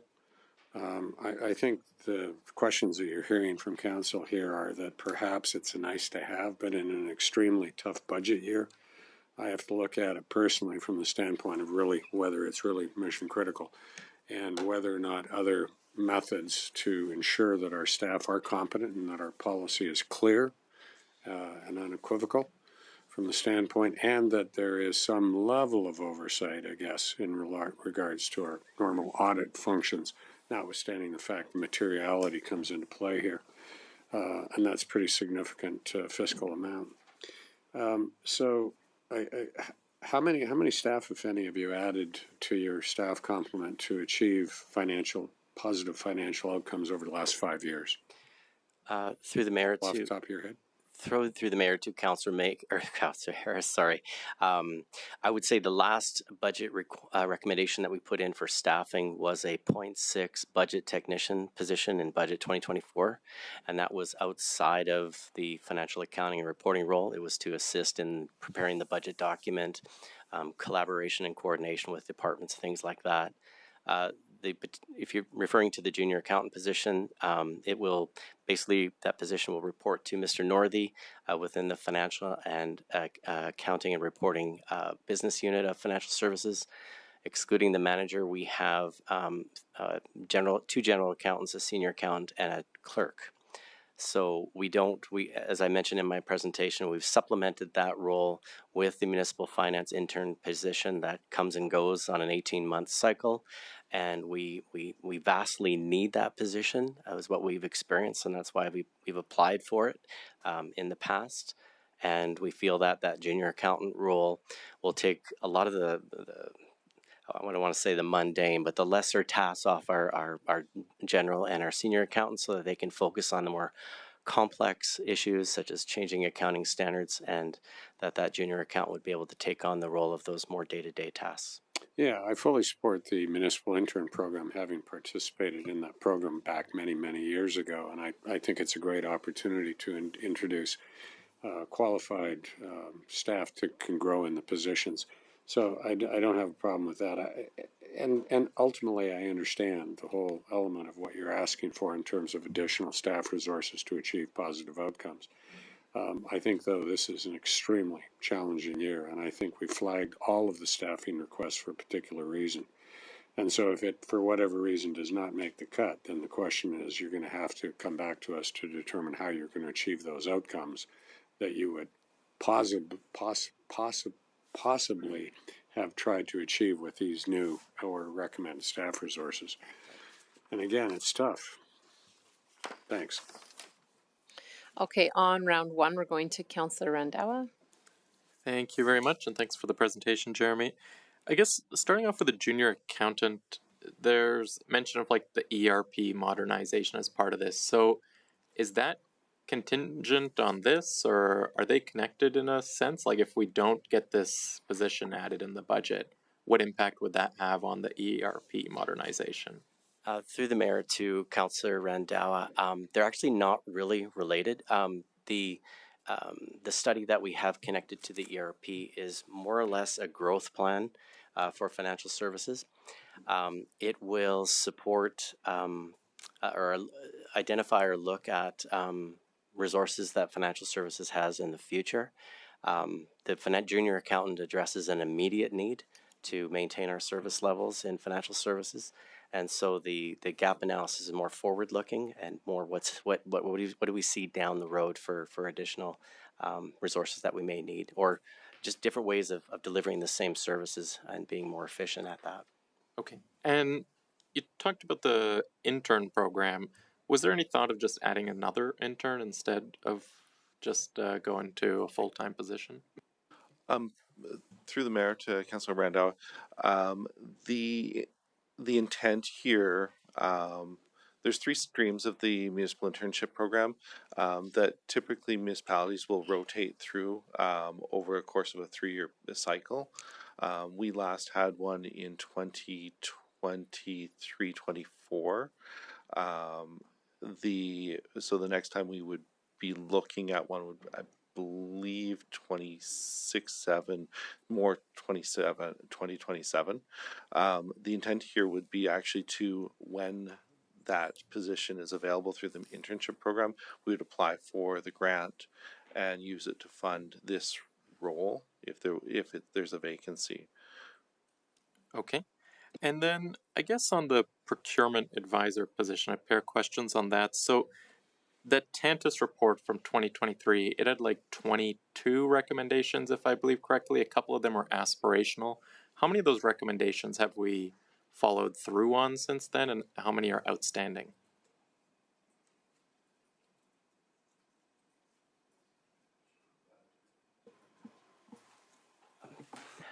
Through the mayor to Councillor Randawa, you're correct. There is about 22, and what we started with when we presented that report to council, we started with adjusting amendments to our policy. That was one of the components of that study. We increased the threshold for our public procurements. We focused on the foundational was the first group of recommendations. Off the top of my head, I can't tell you the exact number. We can maybe bring that as an information request, but we developed a procurement club with representation of LT and our senior managers to go through those recommendations, ensure that we have a strategy for identifying and for implementing them. And this particular recommendation that we're making today for the procurement advisor is number 12. I know that very intimately of the study, and that was a developmental recommendation. The aspirational, we basically put to the very furthest of our reach. We wanted to address the foundational and developmental recommendations first. Okay, so could I get that as an information request then, where we're at on the non-aspirational ones? Absolutely. That'd be helpful. Also, as part of that information request, I think there was some licensing requests as well with some price tags on it. I'd be interested to know, have those already been purchased, or are those part of the ongoing part? Maybe they were part of aspirational, I may recall incorrectly. And then my last question is, I know the report asked for a procurement advisor, as you said, number 12 recommendation. When they compared across other communities, they all didn't have development or advisors. Some had clerks, for example. So why not go the other route as some of these other municipalities? Yeah, through the mayor to Councillor Randall, excellent question. What Tantas, when they did that recommendation, what they were looking at is the way the city currently procures, right? I mentioned that we are a decentralized environment. We don't have centralized purchasing, and also the culture. And so when they did their broad scale review of other municipalities, they looked for municipalities that were similar to ours. And they felt that in their recommendation that a advisor position, keeping the decentralized environment, was one of our requirements, or one of the things we wanted to maintain. We didn't want to go to a centralized. And so from the recommendation, they structured it to the advisor position recommendation. Okay. Awesome. And just, sorry, a little addition to that information request. Could you also tell me how much we spent on this Tantas report in 2023? Yeah. We'll bring that back. Okay. Yeah. Thank you very much. Thank you. Okay, going to round two, Councillor Wesley. Hello again. Just looking at the junior accountant position, I see, and it's been mentioned already, that it was this function has been previously undertaken by a municipal intern, and I'm just wondering if a CPA designation is absolutely essential to that position, or could it be somebody who's maybe a bookkeeper or something like that? Just I'm trying to wrap my head around that part. Through Mayor Macon to Councillor Wesley, what we envision when I mention a CPA aligned, we're talking fresh out of university with a Bachelor of Commerce degree, an equivalent business admin diploma, with aspirations to become a CPA. So we're not, I think, is that what you're asking? We're not requiring a CPA to apply and fill that role, but we're looking for someone fresh out of university that has that career aspiration to become a CPA, and we can guide them along the path. Okay, so would be our I guess my concern with that follow-up is that we currently have a task that's fairly limited. Then we're going to develop a CPA. Then we're going to have to try to find CPA work for this person to do, and I worry about the expanding scope of the position. Would be the intention is to retain this person through their CPA development then? Through the mayor to Councillor Wesley, the intent would be to, really the intent is looking at our long-term succession planning within the organization. What we currently have is a gap between our accounting clerks, a skill gap between what's required for our accounting clerks that do day-to-day bookkeeping type work versus our accountants, our financial, our general, our capital accountants, and our senior accountants who do more financial reporting specific type of work in developing staff. So what ends up happening today is some of the work that actually should be getting done by those more senior positions ends up being rolled up into potentially into my position, where it could be pushed down into allowing those more junior positions to do more complex work and allow the junior accountant to do some of the work that really should be done at a first to third year sort of position.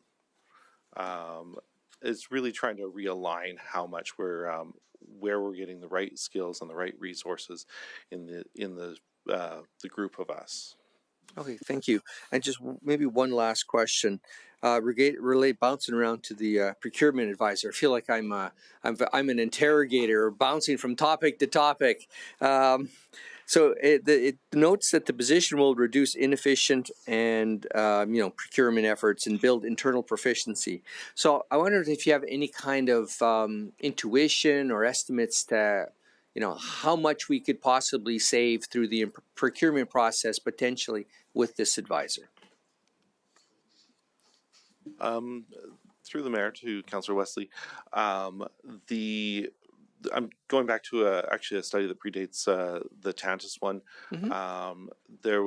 There was some information that was provided from KPMG dating back to around I believe 2018 that referenced about a 10% savings across, which is a combination of direct sales costs, which is around 2% savings, risk reduction, process efficiencies, which accounted for the larger component of that.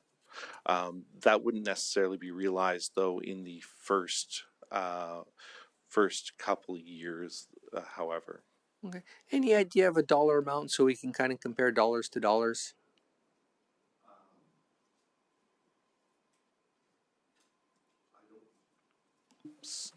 Sorry, I don't have that information in front of me. But if you're looking at probably the biggest component of it would be our contracted services, materials and supplies costs. Okay, thank you. Councillor Nguyen. I just wanted to flesh out the succession planning for the junior accountant position just a bit further to see what the maybe long-term plan is, because you've identified the need for that position that's fresh out of university. So a 22-year-old is motivated.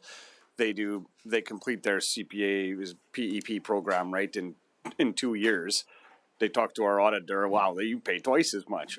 Let's say that scenario, right? But I mean, they become a CPA, and the need that you've identified is for a junior accountant in that capacity that can really assist the functions of the finance department. So at that point, when the person becomes overqualified for the position, is that something that you've seen? We need this type of skill set in that position that you're asking for in the budget for 5-10 years, and then absolutely, there will be future opportunities elsewhere for an employee should they become more skilled.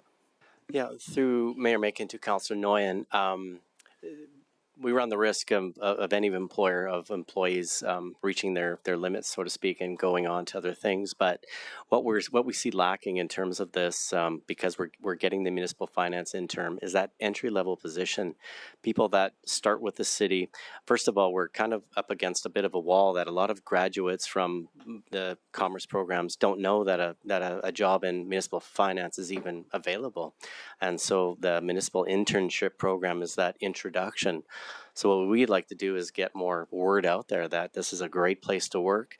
And in terms of our financial services, that you start in that role, for those that are motivated to become that CPA, that is a requirement for our it's a nice to have for our GA role, the general accountant, and it's a requirement for our senior accountant. And we have a situation where we have a senior accountant that's retiring at the end of this year. Okay. And so those positions do open up.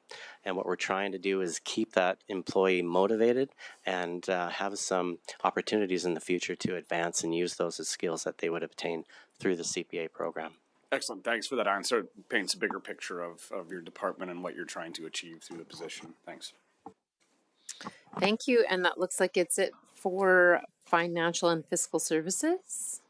Thank you very much. I'll now invite Mr. Trevor Harder, Director of IT, to present. Perfect.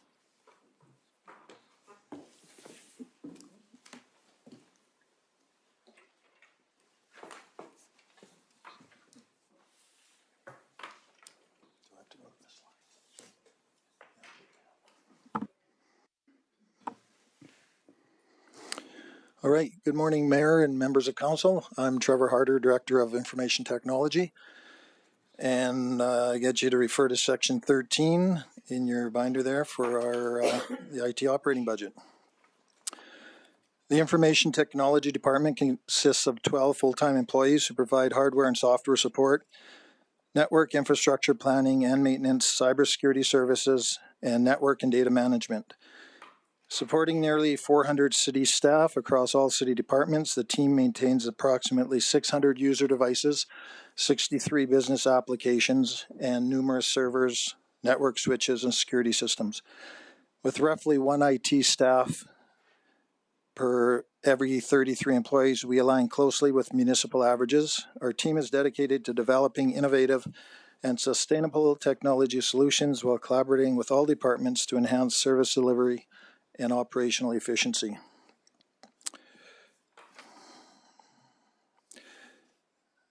Please turn into Section 13, the programs we manage. We manage 4 programs within information technology. First one is Corporate Business Systems. It's the largest program, ensuring that departmental program delivery is effectively supported by technology. Core activities include application support and integration, database management, and business intelligence analysis. The second program, IT Infrastructure, is the next largest program, responsible for the procurement, maintenance, support, and replacement of all technology assets. Core activities include desktop support, network infrastructure management, telecommunications, and technology training. Third program, Geographical Information Systems, known as GIS. While this is the smallest and often the most underrated program, it provides critical operational and strategic support through data on a map. GIS plays an essential role in planning, land development, bylaws, asset management, utilities, roads, and parks by coordinating geospatial data models and developing reporting tools. The fourth program, IT Security, is the cornerstone of the city's technology environment. It safeguards the integrity, confidentiality, and availability of our systems and data. In 2025, we strengthened this program by implementing a comprehensive incident response plan and disaster recovery plan, ensuring the city can respond quickly and effectively to cybersecurity threats and service disruptions. We also enhanced our framework of critical security policies and procedures and expanded our cybersecurity awareness program to further promote best practices and build a culture of cybersecurity resilience across all city departments. Cyber attacks on municipalities have increased over 200% in the last 5 years, with the average cost of a ransomware attack on a municipality estimated between $500,000 and $1.8 million, not including reputational damage or downtime.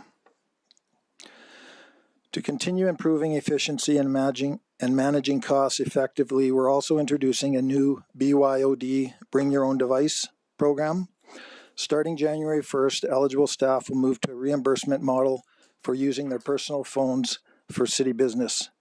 This approach provides greater flexibility, reduces administrative overhead, and generates cost savings over time. Our goal is to create a more sustainable and efficient approach to mobile technology management. There are no budget recommendations for IT in 2026. I'd be happy to take your questions. Thank you very much, Mr. Harder. Is there any questions? Councillor Wesley? Sure. Thank you for the presentation. I just have a couple of questions. You'd mentioned bring your own device. Does that introduce a whole other component of IT security, or does that make us more or less vulnerable? Through you, Mayor, to Councillor Wesley. I wouldn't say it's either of those. It's the bring your own device is mainly a look to create some savings within the city, and we found that with the city's cell phones that were being issued to staff, we weren't effectively using that tech, like using city money to pay for cell phones in areas where it wasn't necessary. Okay, thanks. What would you see as your sort of your biggest IT security challenge? Through your Mayor to Councillor Wesley, our biggest challenge, just keeping people out. We're constantly, it doesn't matter how many layers we keep putting on. I think we're focusing on the education part of security to keep staff aware of what's the bad things to do when you get an email. It just takes one click and we're vulnerable no matter how many levels of security we put on. So I think our biggest challenge at this point is just keeping the city safe and keeping people out. Okay, at the risk of asking a tricky question, considering there's a whole bunch of city employees here, would you say the human element is still the biggest source of vulnerability versus, let's say, the physical infrastructure? Through your mayor, definitely it is the staff. The education to staff is our most important line of defense for security. Awesome. Thank you very much. Councillor Randawa. Sorry. There you go. There we go. Thank you very much for the presentation, Mr. Harder. Just kind of piggybacking off Councillor Wesley's questions. So do we do training or like tests on phishing emails and things like that we randomly send our colleagues to make sure they're not clicking on random links? Through the mayor to Councillor Randwell. Yes, we do. We have about 3 times a year. Actually, we're pushing 4 times this year. We'll send out I guess a short video clip module, kind of an educational series to staff, and they have a month to complete it, and then it'll come back to us, and we get a good idea of stats that way, and then we'll send out a phishing test twice a year to see kind of we can gauge and benchmark where we're at. Okay, and then I guess taking a step back, a broader question on IT security. Are we doing enough as a council to provide you the tools you need for our organization? I ask this as I have a friend who works for a undisclosed company that did have a ransomware issue, and like your numbers in the millions of dollars are correct, and it's it freezes everything, there's confidential information, all that. I just want to ensure we're giving you the tools you need to do your job well. Through your mayor. Yes, I am quite pleased with the support that I've been given by council. When it comes to security, cybersecurity in general, I think we all know that it is a very critical part of the city's infrastructure data, and we got to make sure that we are maintaining that properly. So when we've come to council and we've put in our requests and our asks and our budget recommendations, we've been supported very well. Okay. So, and my last question on this, you talked a little bit about disaster recovery planning and so forth. Do we go externally ever to kind of test how well we're doing with kind of independent consultants or so forth as well? Or is it all internally driven? Yeah. Through your mayor to Councillor Randawa, we do, we as part of our cybersecurity program, we do network assessments, penetration testing annually. So that is going out to an outside vendor, and they're given a minimal amount of information to get into our network or try to get into our network. And from there, they give us a report based on everything, all their findings, and then we can continue our enhancement of tightening the where the holes and vulnerabilities are from there. Okay, and last question, if it's okay. On the Bring Your Own Device program, is there a cost benefit to the organization to doing it that way rather than purchasing devices, maintaining, and so forth? And if there is a cost benefit, where would we see that in the budget eventually, and how much would you anticipate it being? Through your mayor, there is definitely, that is one of the reasons why we are doing this. There is a cost benefit. Those savings will be recognized through departments' budgets in 2026 as we're able to start moving staff to BYOD and understand who's moving. There's of course areas where city-owned devices will still be in use. So as we start gathering more information, we figure in the next couple of years, 2 to 3 years, we'll save between $25,000 to $40,000 a year with going to a BYOD program. So those savings will be recognized through departments' budgets and also partly in the IT budget. Okay, thank you very much. Just wait till you get your request for security training. They'll get you. They don't stop. Councillor Nguyen. Very true, and I learned something every time. Try to. Yeah, just on the BYOD, and this, both of my questions that I'm about to ask could be an information request, or you might have them off the tip of, in your preparation materials. The BYOD, how many devices have been identified to be replaced through that program? Would it be around 25? Because I know these things are about $1,000 each, I think, depending on the models. But so we're actually going through department. I'm going through, or IT's going through department meetings right now with directors to figure out where their staff are going to be slotted in on the BYOD program, or if they stay with city-owned devices. Okay. We estimate it to be about a third of the devices that we have out there right now, and that's about 174. Wow! So that could be quite a much higher number than 25,000. Then, if I think these things kind of have an amortization of 2 years based on the phone plans that are out there. Yes. Is that right to say? So that could be like $150,000 that we're saying. But I get that you're in the middle of this, the research portion. Yes, through your Mayor to Councillor Nguyen. Yeah, initial estimates like on the low end, 25,000 up to 40,000. There's also so you're referring more to the hardware cost of the devices. So that particular savings is kind of outside of the savings that we're looking at, basically on plans for the 25 to 40,000. The hardware costs are on top of that. So you're right. We go about 2 to 3 years on life cycle replacements of the cell phones. So there will be and we did decrease the budget this year. The hardware budget for buying cell phone devices was decreased in my IT budget this year. Okay, thanks. I assume this is a report at some point when you've gone through all the departments that will come back and you're able to show us this is a huge benefit to it, right? Through your Mayor, yes. If that's what council wants to see, the final report on that, we can provide that. Yeah, perhaps it'd be great, and I think it's great work that you're doing. My other question just had to do with cyber attacks. Those were quite alarming numbers to me, 500,000 to 1.8 million.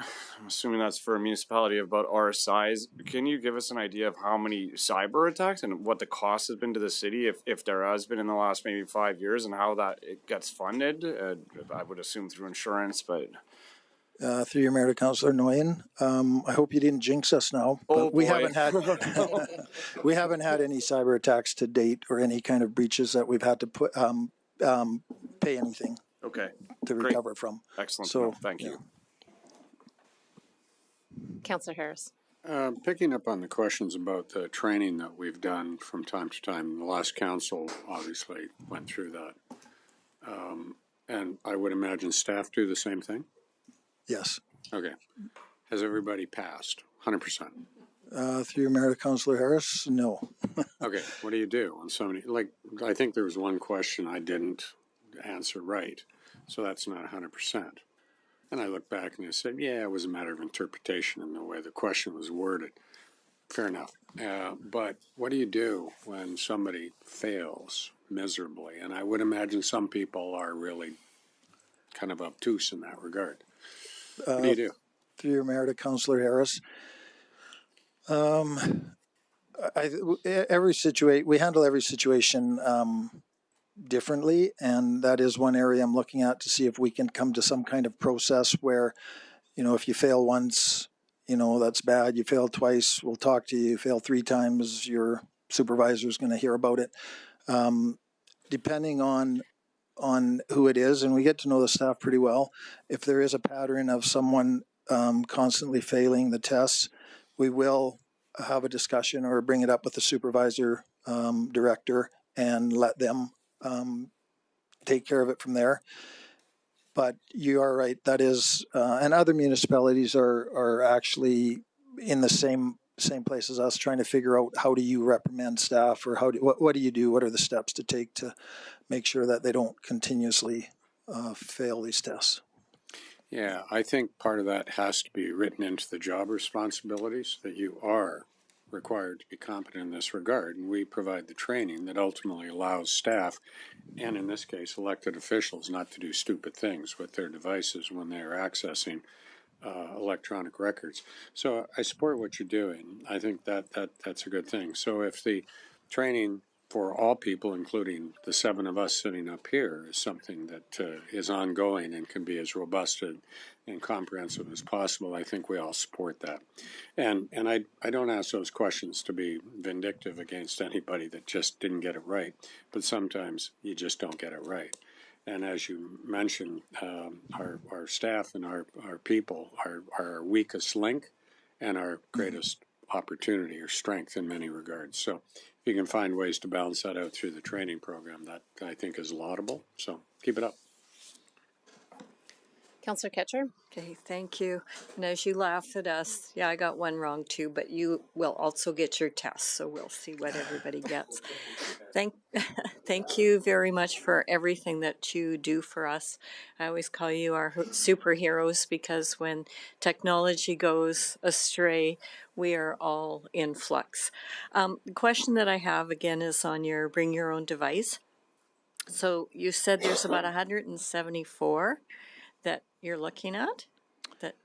There's through your mayor to Councillor Catcher, there's currently 174 city-owned devices. Cell phones? Cell phones, yeah. Okay, so that's about 50% of our full-time staff. So I guess, what's the determination of who gets a cell phone and how it gets paid and who gets it paid for? What's our policy on that? Through your mayor to Councillor Catcher, there's never been an official policy based on who gets a cell phone and who doesn't get a cell phone.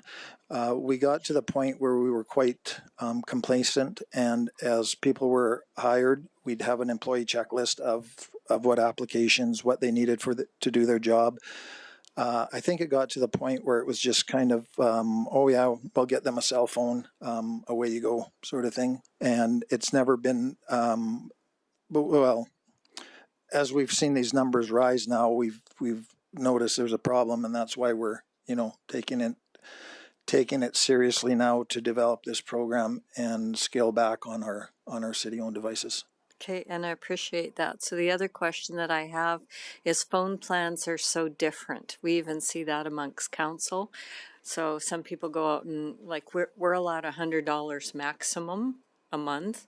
Mine's $88 because I had my own phone and it's old. So how do you determine how much anybody's going to get? Because if I need to go redo my phone and I want to get a bigger plan or something, is there a maximum? Through mayor to Councillor Catcher. When we were with Bell 2 years ago, we were in a pooled system where every device was allotted so much data and you just pool it together. Some people would use more, some people would use less, and it kind of evened out for everybody. Like we were never any data usage overages. Now going to TELUS, we've piggybacked on GOA plans, Government of Alberta pricing, and with those plans there's a cap, so it starts at a certain rate and then you pay so much per gigabit of data up to a certain amount, and then it's capped out. So these caps are even lower than what we were paying with Bell before. So they're really good. They're very good plans, very aggressive that the GOA has given municipalities. But my question is about for every employee, is there going to be a maximum? Yeah, Ms. Bujia. Through to the mayor, to Councillor Catcher. Thank you for that question. Just to supplement what Mr. Harder is speaking to, we actually have developed a policy that outlines 3 tiers for bring your own device based on the employee role and expectations. So there's a $15 tier, a $30 tier, and a $50 tier, and we're doing an assessment of each role, not the individual, and we're assigning each role into the appropriate tier. Whatever the employee wants to do with the data plan, that's their personal choice. However, the city will compensate up to a certain level based on expectations for the role. So I just wanted to clarify that. That clarifies it. Thank you. All right, not seeing any. You are all done, Mr. Harder, for today. Okay. We have lunch in less than half an hour. Are we okay to move on to people services? Is there any objection? Not seeing any. Sandy Bujaya presenting.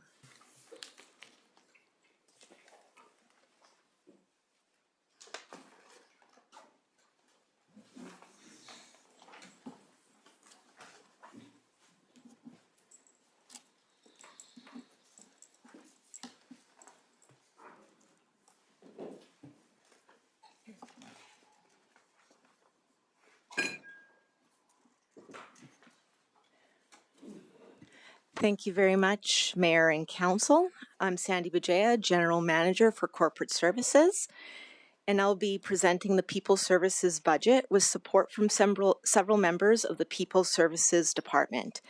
April Norcott, who's our Advisor of Employee and Labor Relations, Brent Clark, our Advisor for Health and Safety, and Erica Fedreau, Advisor Compensation and Benefits. The People Services 2026 proposed budget can be found in Section 14-1 of the budget document. The People Services Department is located on the second floor of City Hall and consists of 8 full-time positions that support the organization through 6 core program areas. So we have payroll and benefits, classification and compensation, employee and labor relations, recruitment and orientation, corporate training and development, and of course, health and safety. The department supports employees across 153 job classifications from frontline operations to professional and technical roles. Behind every program and service offered to citizens is a team of committed employees. People Services supports employees through programs designed to engage, retain, and develop talent while promoting a safe, respectful, and high-performing culture. Key initiatives include participating in the city's ERP modernization project, which includes implementing interim process improvements, reviewing and updating human resource policies, and reviewing the city's job evaluation framework. The department will continue collective bargaining with the Firefighters Union, as well as expand its supervisor training to strengthen leadership and effectiveness. The People Services Department has 3 budget recommendations for 2026. The first recommendation, number 12-0166, can be found on page 14-15 of the budget and is titled Compensation Adjustment at just over $1.5 million. This recommendation responds to compensation adjustments as required under the city's collective agreements for union employees and in accordance with council policies for non-union employees and elected officials. The cost of living adjustments for unionized employees and market salary survey adjustments for non-union staff and elected officials ensure fair and competitive compensation to support the attraction and retention of qualified employees and officials. If council has questions about the details related to this budget recommendation, administration recommends flagging the item for further discussion in closed session, since the details fall under various exemptions of the Access to Information Act. The second recommendation, number 12-0322 on page 14-9 of the budget, is for $50,000, which comes from the Health, Safety and Wellness Reserve, and this is for the purpose of a hearing conservation program. A hearing conservation program assesses noise risks for employees and supports prevention measures. This recommendation seeks funding to develop and implement a hearing conservation program to ensure compliance with occupational health and safety legislation and to safeguard our employees. The third recommendation, number 12-0325 on page 14-17 of, 14-13 of the budget, is for $121,000. This funds the addition of a health and safety coordinator to ensure the city can meet its legislative obligations and manage its risks. While the city's municipal comparators average one safety professional per 202 employees, the city currently has one per 355 employees, which means just less capacity. The city does face some challenges in maintaining compliance, delivering legislative safety programs, and implementing prevention initiatives, but this position will address those gaps. This concludes my presentation, and of course, I'm happy to take your questions. Thank you so much. We'll start with Councillor Harris. Ms. Bouget, a couple of questions. When I look at on page 14-3, the distribution of the people services budget between personnel, non-personnel, etc., and the number of staff you've got, it shows payroll and benefits administration under people services. I guess it depends on the organization, but I've seen many instances this is a financial services responsibility, but we've chosen, and it's costed accordingly, and it's just a question which bucket it goes into. Is your experience that this is the best bucket to put it in, or is there some benefit, if any, of having this under the financial services umbrella as opposed to people services? Through the mayor to Councillor Harris, thank you for that question. That is a conversation we have been having internally, and you're quite right. There's different ways of addressing that suite of responsibilities between your finance and your people services. Because we're engaging in the ERP project and we're planning to do that financial gap analysis as well, that's one of the key questions we want to look at. We've been working very closely in terms of our corporate services in talking about how we deliver certain corporate services, especially because we're gearing up for the ERP project. So that is something that we know we need to do some further work. And there may be some ways to find efficiencies by redistributing some of those responsibilities. So I don't have a complete answer other than it is something that we are alive to and working on. Well, I'm gratified to hear that because ultimately, you know, I've had a lot of experience in this area, and so I'm glad to see that that's an area for further investigation. Second question on number 3, employee and labor relations. We've got 1.85 people involved in that, and I don't want to get into the detail, but ultimately we have 2 bargaining units now. We have IBWF and we have CUPE. So when we get into collective bargaining situations, do we use, are our staff internally assigned to those functions the ones that are the subject matter experts in terms of negotiation, or do we contract any of those? And there are benefits to having an external facilitator, you know, handling labor negotiations. What's our approach? Thank you for the question. It's really a combination of the two. So we do have internal staff who have expertise in that area and work not just when we're in collective bargaining, but also as the liaison for the union representative and dealing with the, you know, various issues that arise throughout time. But we also rely on external legal resources for those contract negotiations because they are quite challenging and there are a lot of legal technicalities that we need to address. So it's really a little bit of both. Well, I'm glad to hear that because ultimately collective bargaining can be very divisive in any organization, leaves kind of long feelings, if you will, and sometimes having, you know, a gun come in to handle some of those more sensitive discussions, sometimes leave less mud on the table, if you will. So I'm glad to see that, you know, that we have a bit of a hybrid model in that regard because doing it all internally is a very difficult challenge from my experience. So that's good. Thank you. Councillor Ketcher.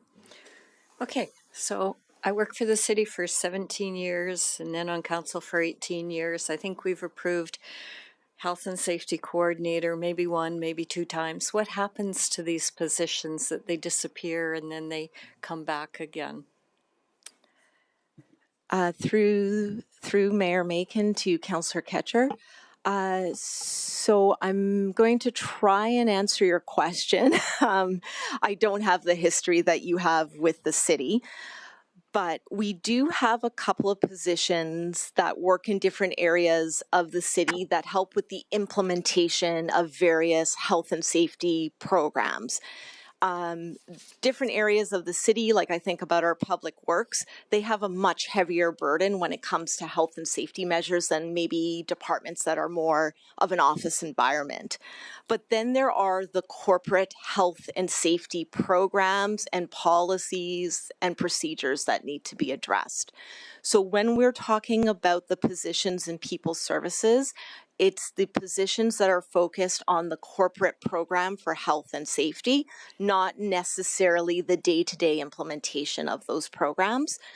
We do get some assistance with departments. Health and safety is really a responsibility of everyone in the organization, but there are some departments that have some additional capacity to help with the implementation.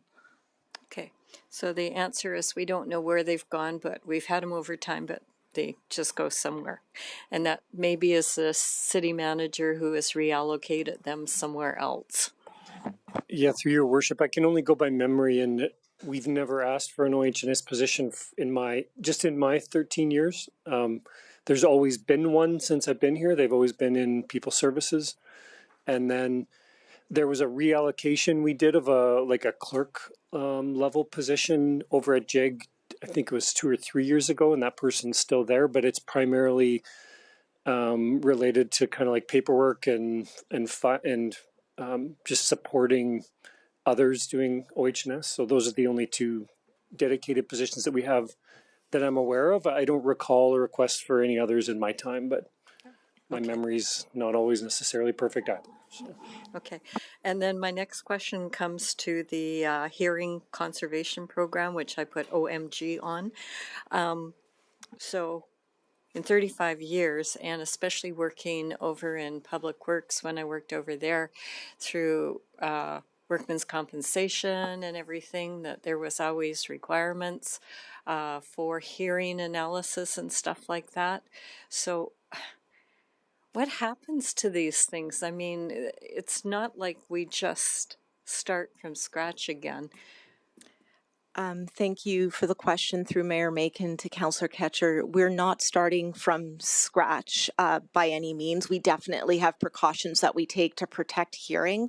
However, in 2023, there were new obligations added to the Health and Safety Code that we now need to comply with in terms of when we test employees, how often we test, and setting benchmarks. So we are working through those requirements and developing a formal program to address them. And that's why we're asking for that funding request.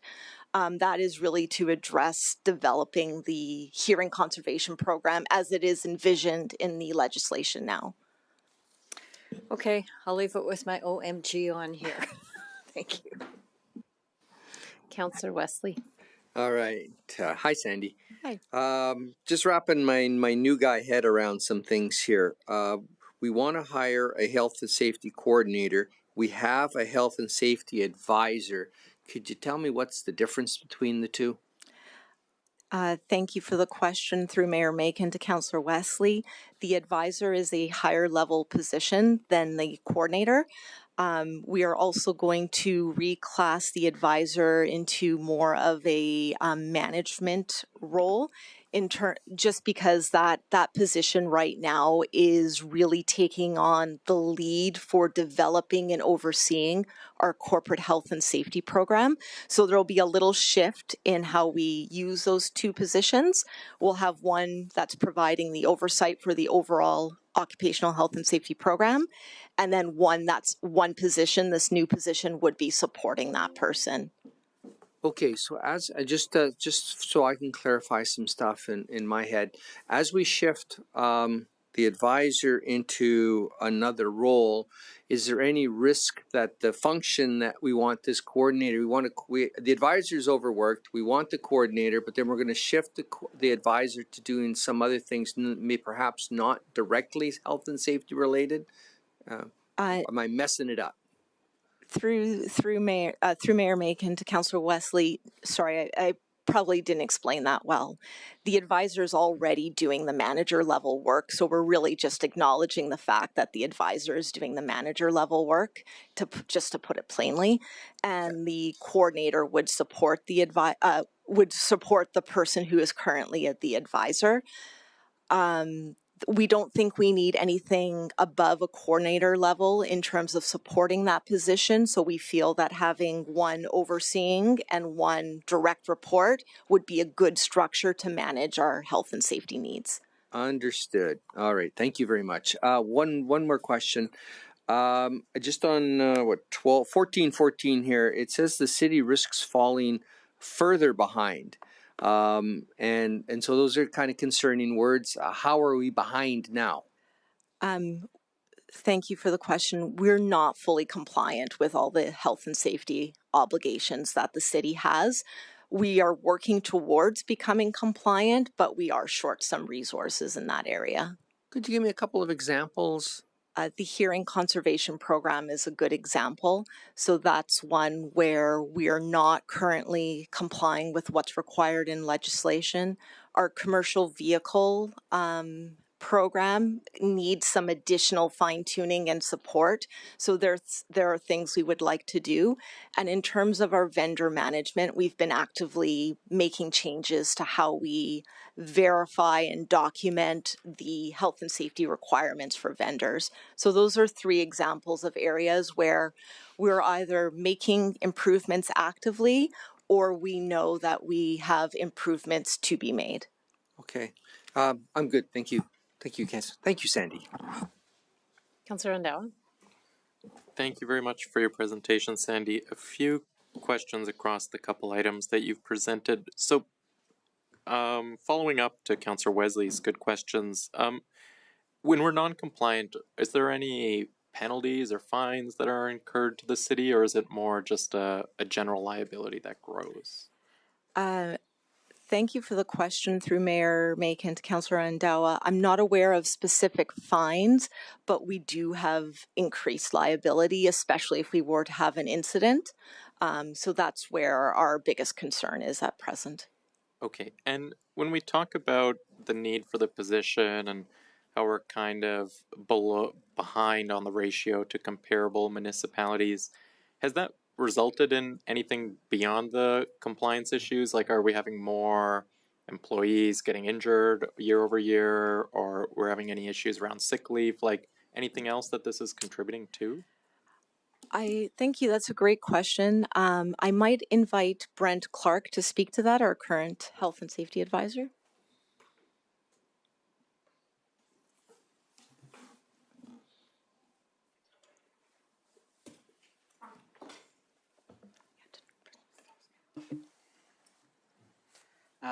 Hi, so from the mayor to Councillor Rendawa.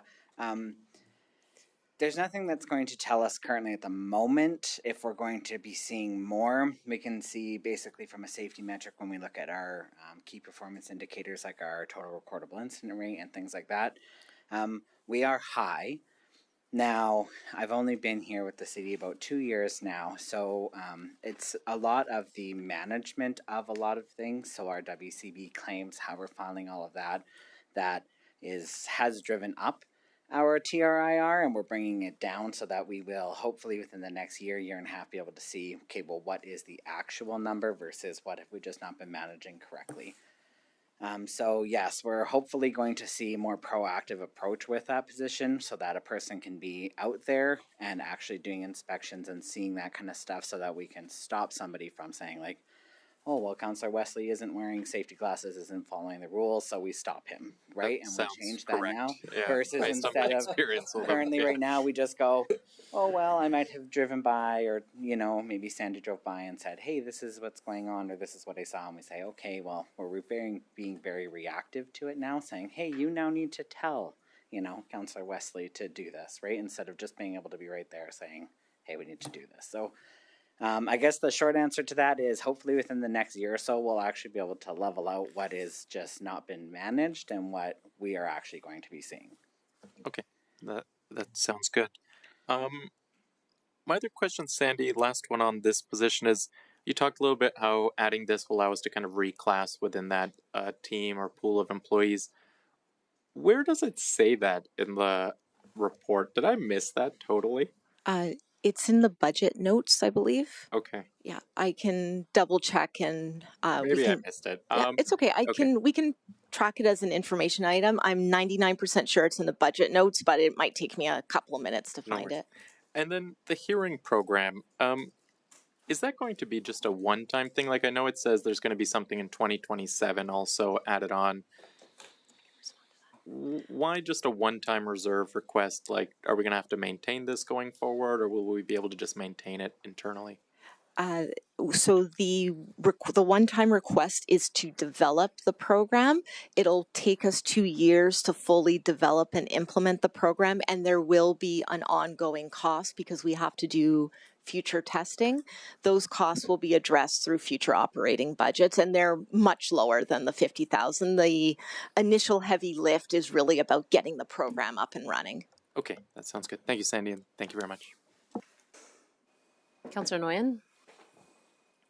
Yeah, thank you. I would like to flag the compensation.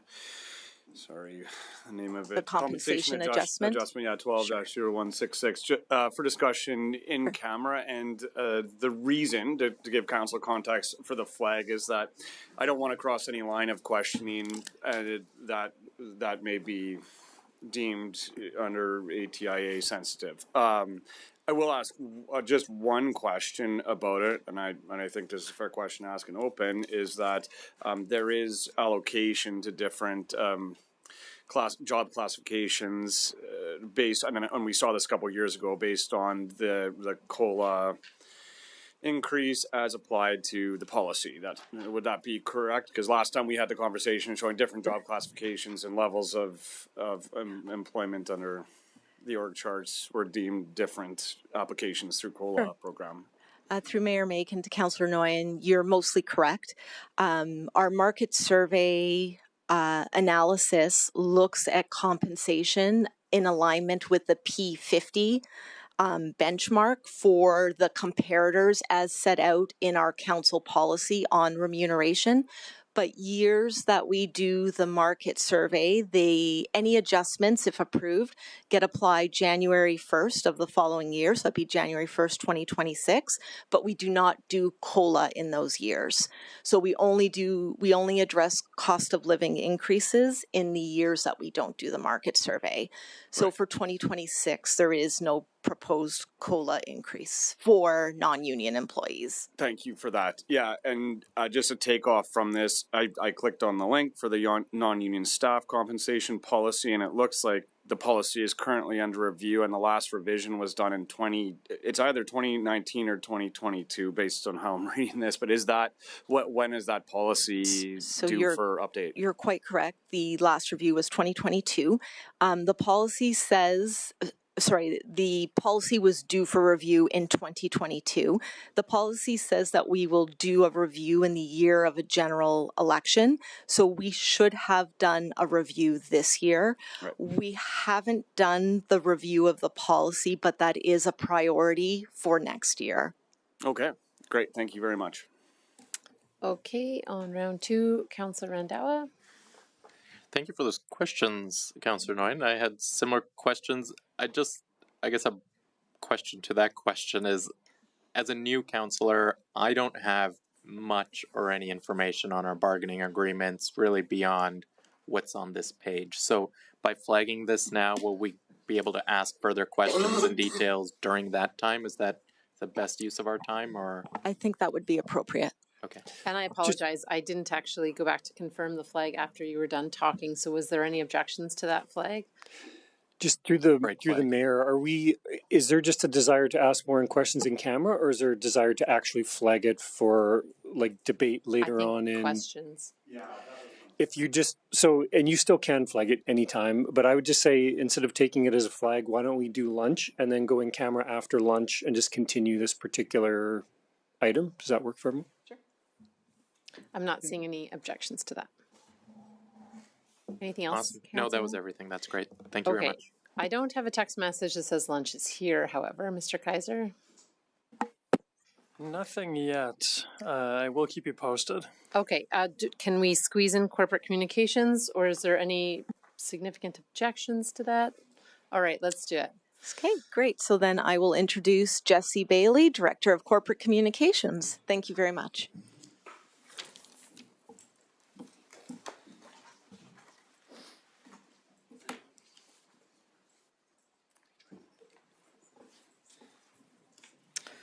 Welcome, Mr. Bailey. Awesome. Thank you. Oops, too far. But all right. Good morning, Mayor, members of council. My name is Jessie Bailey, and I'm the Director of Corporate Communications. I'm here to present the Corporate Communications 2026 operating budget, which can be found in section 15 of your budget document. To start, a quick overview of the department. Corporate Communications manages the voice of the city, and we oversee the city and department brand, marketing, and communication assets. Our team works to ensure residents, businesses, and partners are well informed and engaged.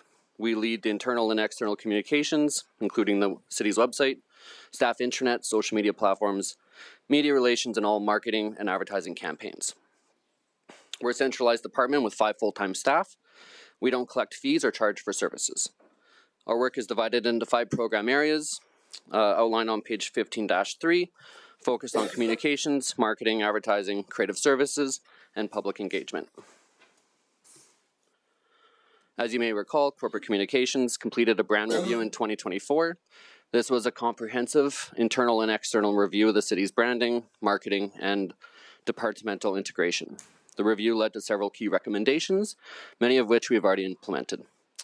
Part of this work included consolidating all marketing and advertising and printing budgets from departments under Corporate Communications. This allows us to maintain consistency, apply best practices, and manage marketing dollars more effectively. We've already seen measurable cost savings and improved design standards as a result.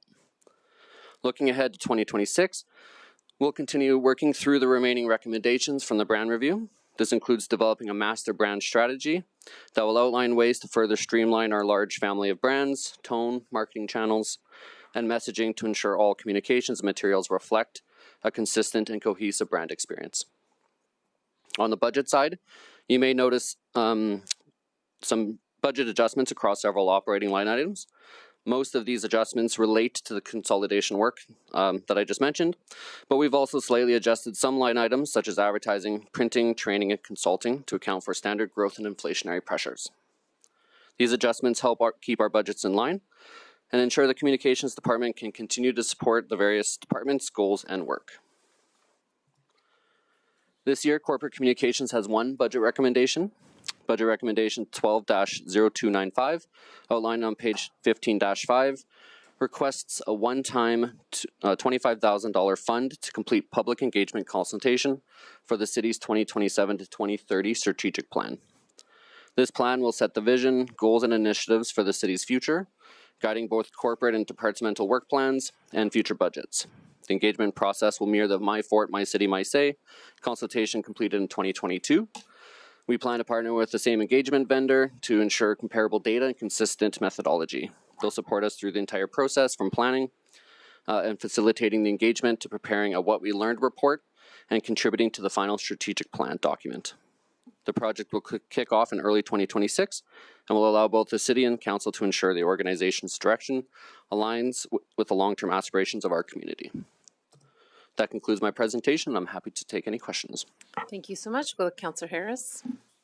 Jesse, I always love to look at the FTE allocation in the departments, and it's interesting that you've got 4.9 FTEs.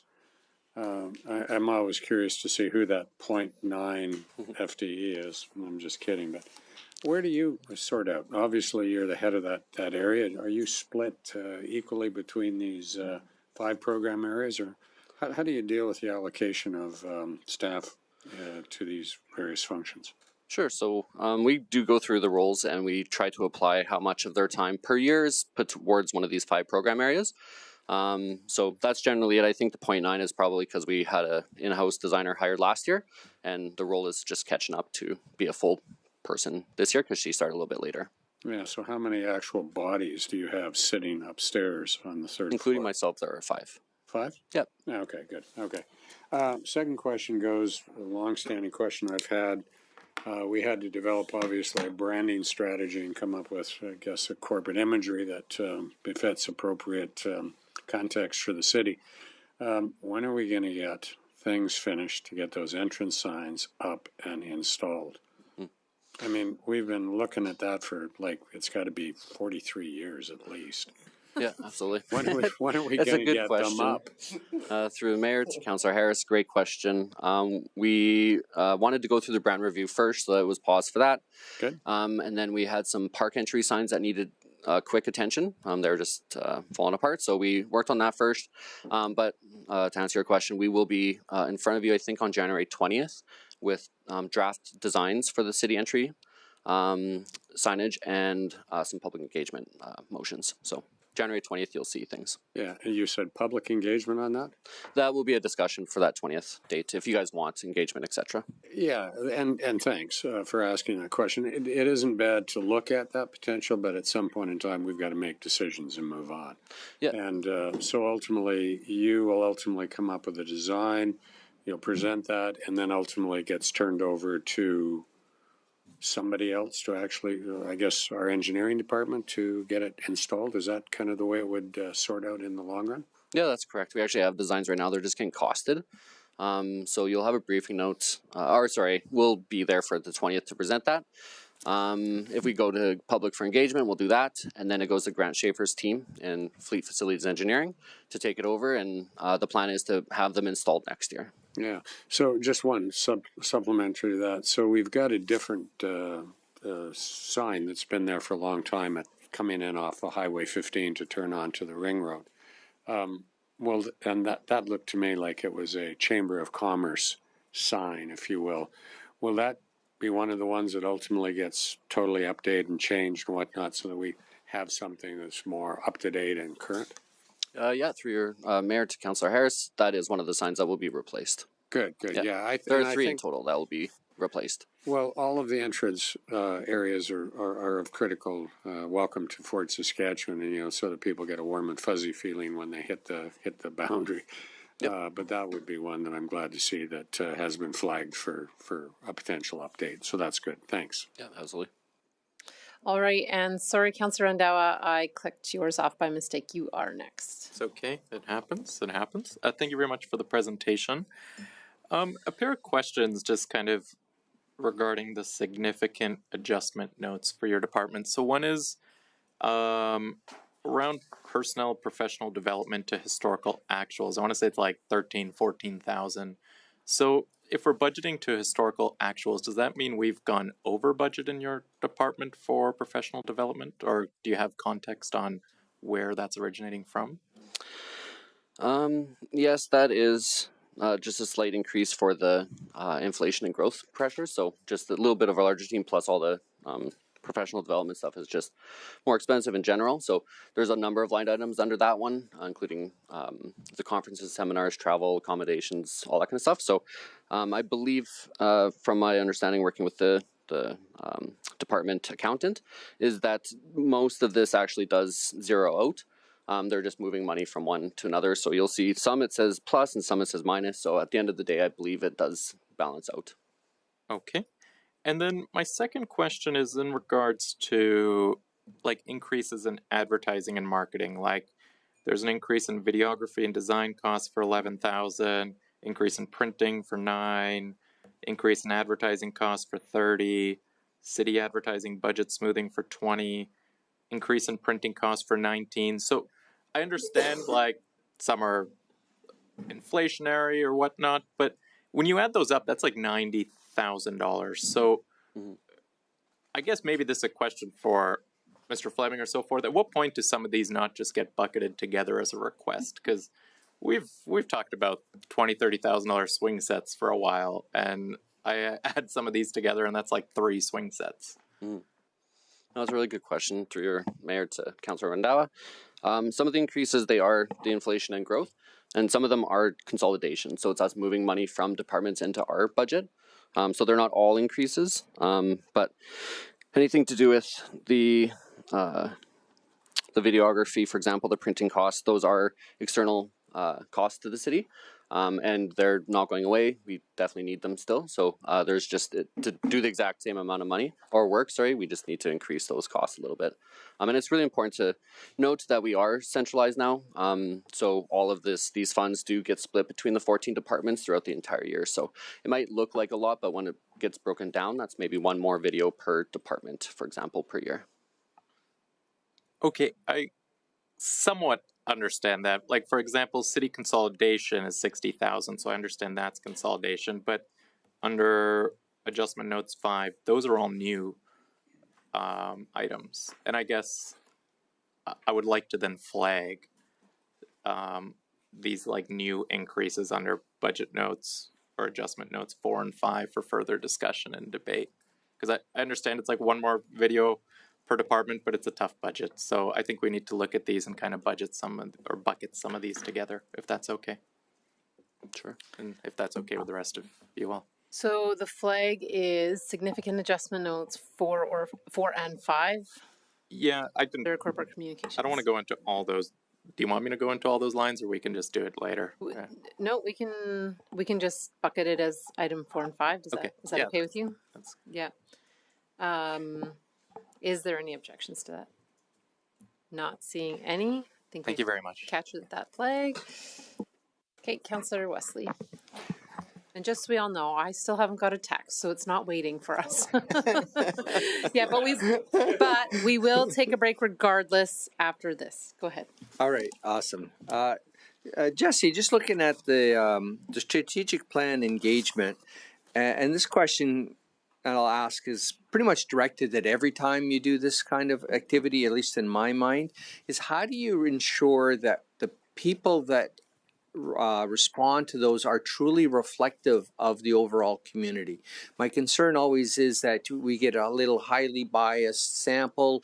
Self-selection bias as a statistician is something that always concerns me. So how do we ensure that can happen, or how will you ensure it'll happen in this particular case? Sure, it's a great question. Through the mayor to Councillor Wesley, we do a couple things. So we work with the third-party vendor who will help us create plans to ensure that we're getting in front of as many people as possible. We do want to hear from all different types of demographics, so we also manage that through our media plans, making sure that we're in every different types of channels. We give them enough time to be aware of it. We encourage everyone. We give different options to fill it out. Sometimes as paper copies, sometimes as printed copies. We'll go into special, facilities where it's maybe seniors who aren't online and make sure that they're aware of it. So through all the other engagement work, we've gotten pretty good at making sure that we're trying to reach as many people as possible, encourage them to attend and participate.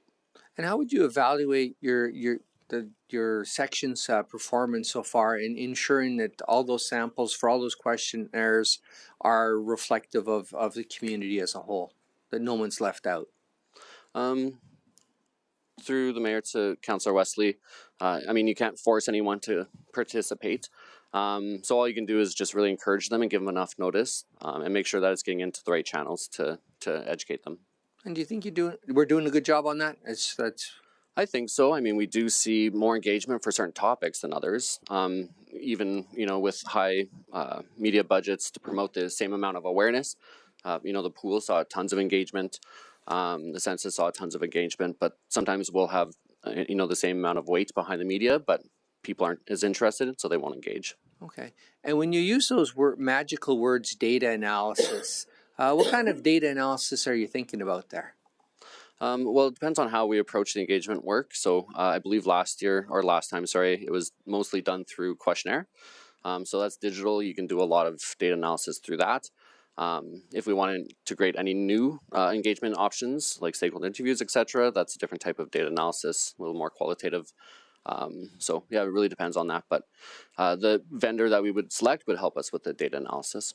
Okay, so the things that you're trying to measure from this particular $25,000 study, we're not quite sure what that is yet then, or? Well, the goal is to see what the residents and businesses want from the city over the next 4 years, what they want council to achieve, etc. So it helps us determine our strategic plan, which is where a lot of our budgets are based from, and department goals and work plans are based from. Okay, thank you. You're welcome. Councillor Ketcher. Okay, so we've just come off an election campaign, as we did back when we got elected last time, and we got together as a council at a workshop, and we developed our strategic plan from everything that we heard.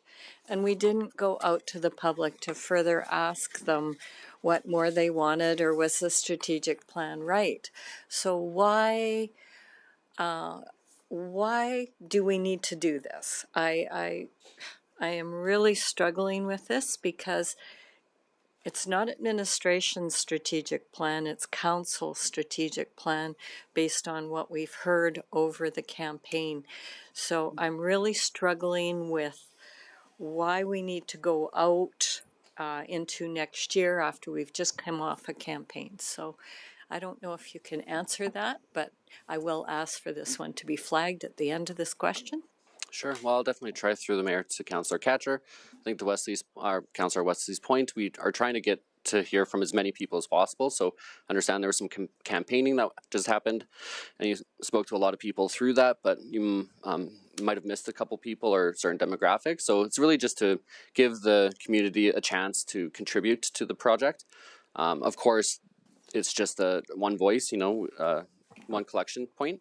And then there's a process to take all that information, present it, and finalize that strategic plan through council. Okay, and as I said before, I'd like it flagged because I really feel like we probably talked to most demographics through the campaigning. There was 13, 14, 15 people out there talking to the public, taking notes, and constantly asking questions and that, and so anyway, I will leave it with Mr. Fleming. Yeah, through the mayor, just to point out, we did go out the last time after the last election. So I think it was, I can't remember if that was the one we branded the My Forward, My Say campaign. To your question, I don't think we have to do this. It's something we're recommending just so that it's a comprehensive way to ensure that the strategic plan is inclusive of as much public input as we can get. But if we don't do it, certainly we can rely on the feedback that we heard through the election as well. Okay, and I guess just my comment on that, I think that our campaign was really well done, and I think that was outside of this, but I remember us sitting at the Canada, and we were writing all of these things down, and pretty well everything everybody said got captured, and I thought it was an extremely excessive strategic plan, and it was basically just a grocery list, so I'm just flagging the Canada one was 8 years ago. Pardon? The Canada one was 2 terms ago. Was that 8 years? Okay, yeah, well, yeah. Same thing. We did the same thing. Yeah. All right, so I've had a request to flag 12.0295 strategic plan engagement. Anyone opposed? Not seeing any, so we can flag that one. Okay, you're good, Councillor Ketcher. Councillor Nguyen. Yeah, thank you. So to add on to this line of thinking in the flag, maybe to help administration understand some further questions that I've generated, is I kind of see a more public engagement right now as a potential public engagement fatigue. We're doing land use bylaw public engagement. We've just done aquatics facility. We've done census with questions, but yearly censuses and an election year. And I would ask for a comment right now on the level of public engagement, or the number of public engagement opportunities that we're giving to residents, and if there is kind of a holistic approach to how we do them, when we do them, and what nature is.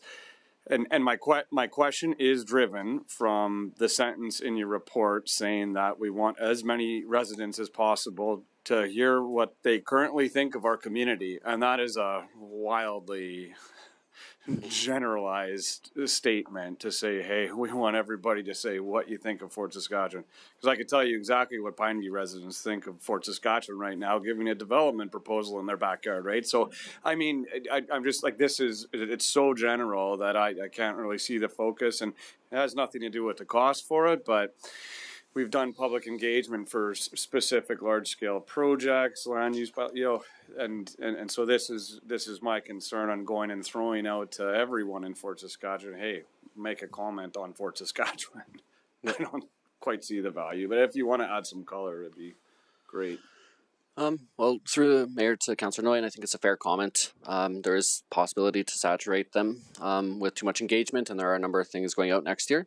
I know when we get into it, we will look at the questions, trying not to be so vague, give them actual things they can respond to in a more positive manner. Just seeing where their priorities are for the city, where they want to see the city grow and improve. And then we just, again, take that information and develop the next strategic plan that council can work with. Right. Okay, I'll leave it at that for now. Thank you. Councillor Randawa. Thank you very much.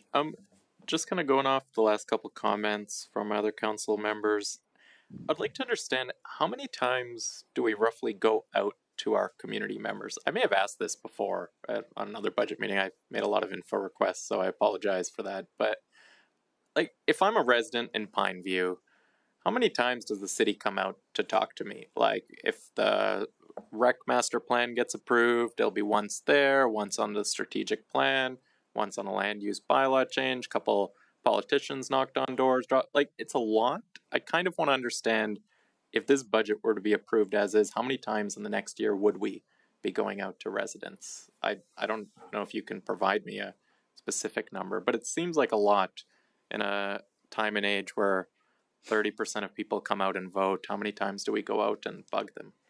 Ms. Pujaya, do we have an information request on that already? I may have made that, to be honest.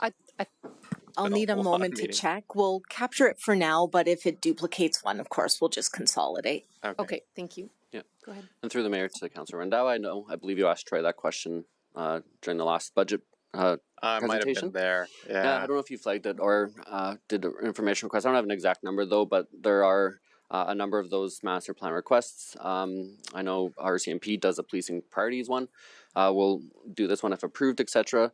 So off the top of my head, I can think of about 5 to 6. Not all of them are, well, a couple of them are citywide. We're trying to get as many people as possible. Some of them are a bit more targeted, so we can also plan our media a little bit differently, so it's not all heavy and we can get targeted a little bit more, and we do space them out. We work with all the departments to make sure we understand when they want to go to the community. A lot of engagement does take a lot of pre-planning, so we flag anything where they're competing with each other, where they're trying to engage the same group at the same time, and they're not going to see the results that they're looking for either. So we do try and stagger them so that it's not overwhelming as much as possible while giving the departments the information they need to operate. Awesome. That's great to hear. And thank you very much for the info request. If I've made it before, apologies in advance. I'm not seeing any. Thank you very much. Lunch is here. So just for point of clarification, if we come back at 12:45, are we coming back in camera, or do we have to make a motion to go in camera now and then start in camera, or do we want to come back down here, make a motion and go back up? Yeah, that would be my preferred approach, if we reconvened here in chamber and then made a motion to go into closed session. Sounds good. Thank so 12:45, seeing that, so then we will adjourn until 12:45. Thank you. Recess, apologies.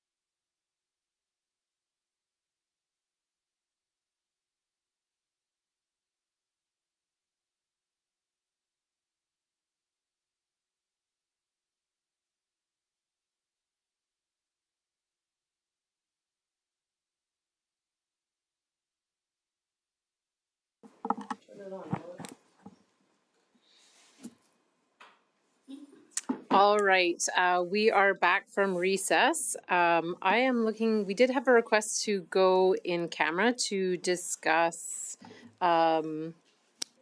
compensation adjustment.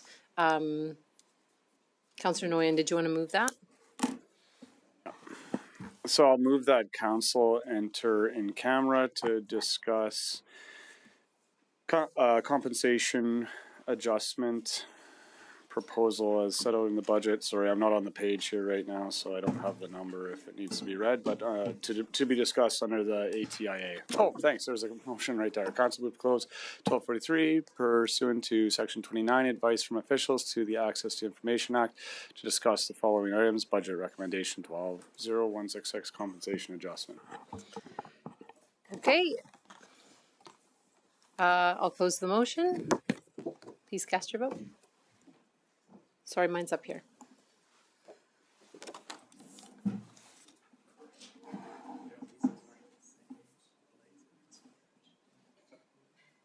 And that is carried. So we will move to in camera.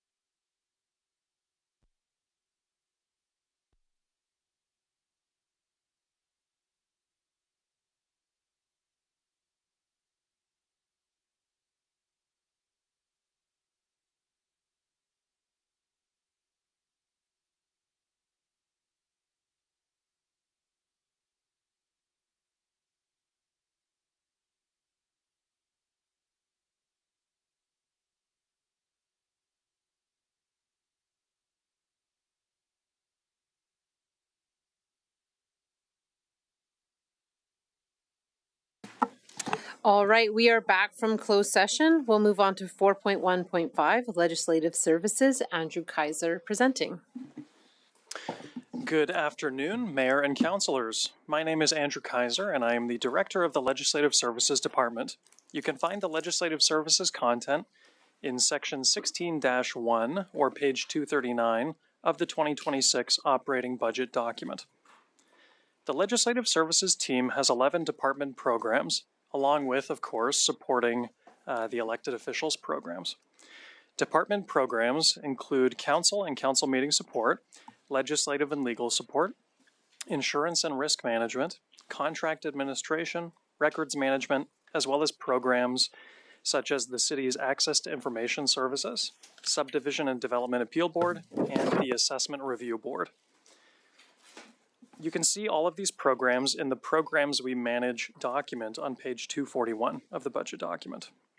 In that document, you will see that there are a few FTE reallocations, and these reflect the resumption of normal departmental operations following the wrap-up of our department's management of the 2025 municipal election. Legislative Services has one budget recommendation for 2026, being the addition of a legal resource and contract coordinator. Reporting to the department director, this position would be responsible for managing legal and legislative matters, primarily by ensuring that contracts, bylaws, and business processes are developed and managed in a way that protects the city's legal and strategic interests. So why is this role important, and why now? The city's overall ability to deliver projects, programs, and services depends on timely and accurate legal support. Every city department relies on leases, licenses, contracts, or other legal instruments to advance their work. And these documents require, and the departments seek out, detailed review by senior legislative services staff. This detail-oriented work requires time and attention, and increased workloads have proven to create delays as the workload associated with these document reviews have outpaced capacity. Based on data from 2020 to 2025, we saw as many as 250 legal documents executed by legislative services in a year. This works out to 0.98 legal documents per working day. This is just the rate at which we sign and seal the document. There is, in nearly all cases, a significant amount of work that goes into drafting these documents and negotiating them to a point that the city is ready to accept.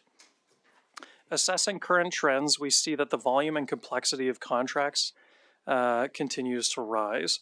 This growth reflects the expansion of the city as an organization and balancing new legislative requirements. Without additional resources, the Legislative Services team has difficulty keeping pace. And as a result, our department operations, or the operations of those we serve, may experience delays for contract review, leading to rising costs due to our reliance on external legal counsel, potential project slowdowns as necessary reviews are conducted, or increased financial and legal risk due to expedited reviews for those matters that are assessed at a high level as low risk.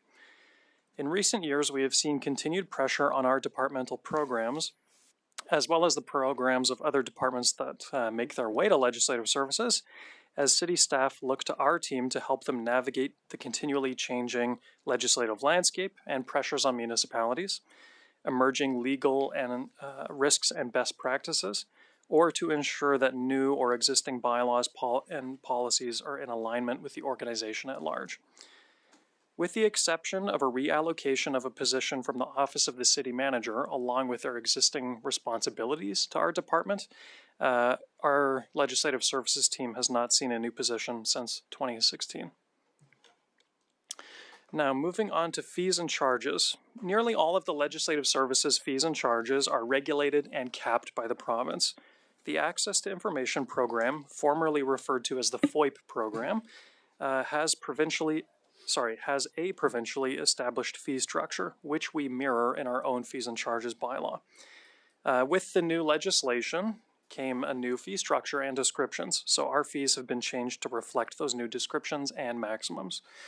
The Assessment Review Board also has provincially established maximums, and in 2024, we adjusted our fees to reflect these maximums. The last legislative services program with fees is the SDAB, or Subdivision Development Appeal Board, or SDAB. The SDAB does not have provincially established rates, but our rates have been determined by weighing factors such as the legislative right to appeal, the benefit received from the individual and community, and then comparable fees within our organization and the region. Changes were made in 2024 to reflect these factors, and no changes are recommended at this time. And that concludes my presentation, and I welcome any questions you may have. Thank you so much, Mr. Kaiser. I'll go to Councillor Ketcher to start. So a couple questions. When it comes to the legal resource and contract coordinator, now when we look at the legal profession, there are lawyers in every different field. There is never a specific. So how can we identify that this person can have such a broad knowledge, or are they just going to go out then and get a legal review from a real lawyer? Sure. Through the mayor to the councillor, this position would primarily be responsible for administering contract law. They wouldn't be a practicing lawyer, although they might have prior experiences as a paralegal or something to that effect. But there would be cases, like often myself or the senior legislative officer, we are equipped enough with our knowledge of the legislation and city operations to review contracts, and they don't have to go to external legal.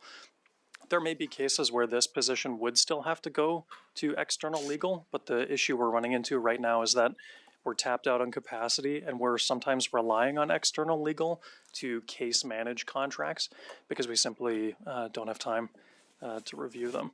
So although we might not realize, because if approved, this position likely wouldn't be hired until we're well into 2026. So we might not realize any cost savings from the legal budget in 2026, but I would hope to in the future. Okay, and then question number 2, and it's sort of like the other one. Number of years ago, we actually hired somebody that actually did legal reviews and everything. So what happens to these positions? Like through our reorganization, they just disappear and then...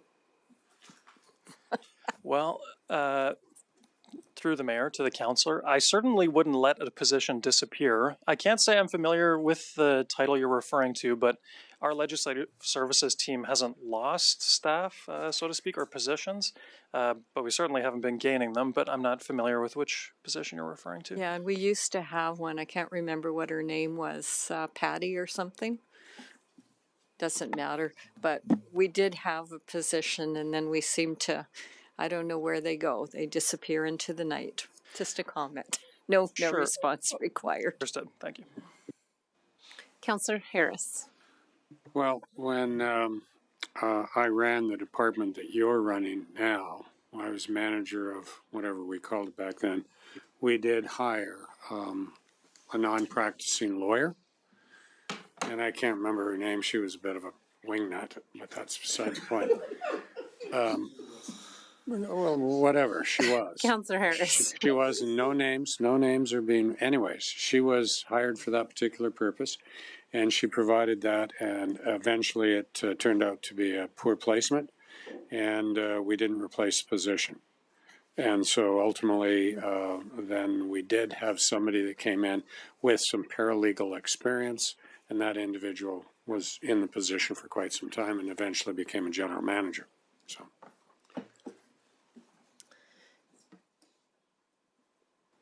Sorry, I thought you were done. You're done? Okay. No, that was just a clarification about that, because Oh, apologies. Can you just put your mic back on? I thought when you sat back you were done. My apologies. That was the clarification, because that's what you're referring to. And so the person was hired. We thought there was a need at the day.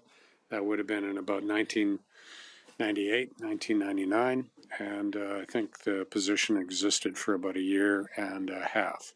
And then it came to an end. And I was going to ask, the question I was going to ask is, ultimately, this resource is effectively a paralegal. Somebody that ultimately has enough resilience so that they can provide some internal resource and ultimately go external. Now, if we don't do that, could you see that our legal fees would increase potentially, because then we're outsourcing more of our legal interpretation to external counsel? Through the mayor to the councillor, I would say to that that's what we have seen without this position. So based on the past 5 years, our legal budget, it's been growing substantially over the years because of the complexity of the changes in the legislative framework at the provincial level affecting municipalities, and just new programs, expanded services from the municipalities, and new legal risks arising. And so in 2020, our legal budget was $97,000. In 2024, it was $242,000. We've run into continued variances year over year. Although we've tried to right size it, I've been really trying to implement new strategies to control the bleeding, so to speak. So we have new insurance coverages. And like I mentioned earlier, this position would ideally take some of this legal budget. We might not realize those savings right away, but I would intend to in coming years.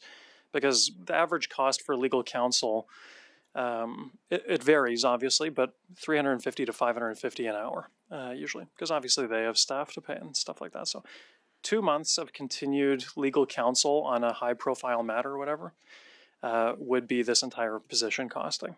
So this is my way of intercepting these costs before they continue to grow year over year. Yeah, so ultimately you have estimated a legislative and legal support budget of $439,000, which ultimately is based on some past experience. In the event that we were to get embroiled in a significant legal issue that did require external resource, ultimately the best you could do is if it extended beyond that amount, we would draw out of the city manager's contingency reserve to pay that. Is that how that would be dealt with if you overrun the budget because it's higher than what was estimated? I would almost defer to finance. I'm not sure where the additional funding would be pulled from outside of the legal budget. It would be paid in any regard. It's a question of where you end up, Can you just restate that? Sorry. Can you restate your question? Where what money would come from? Can you restate that for her? They usually come through the surplus budget if there's surplus budget. From the surplus, we would fund the overcosts. So it's like a contingency reserve then? Well, it's whatever, it'll fall out through our surplus or deficit each year. Okay, so it gets paid one way or the other. It's just a question of where you code it from an accounting standpoint. Well, you just run a variance. It has to be coded to the legal costs, and we'd run a variance on it. Wonderful. Thank you. Okay, it's Councillor Wesley's. All right, awesome. So my questions relate to risk. And you noted that we're reducing risk to the city. And I'm just curious, how much risk do you see reduced, specifically the risk of hiring a wingnut?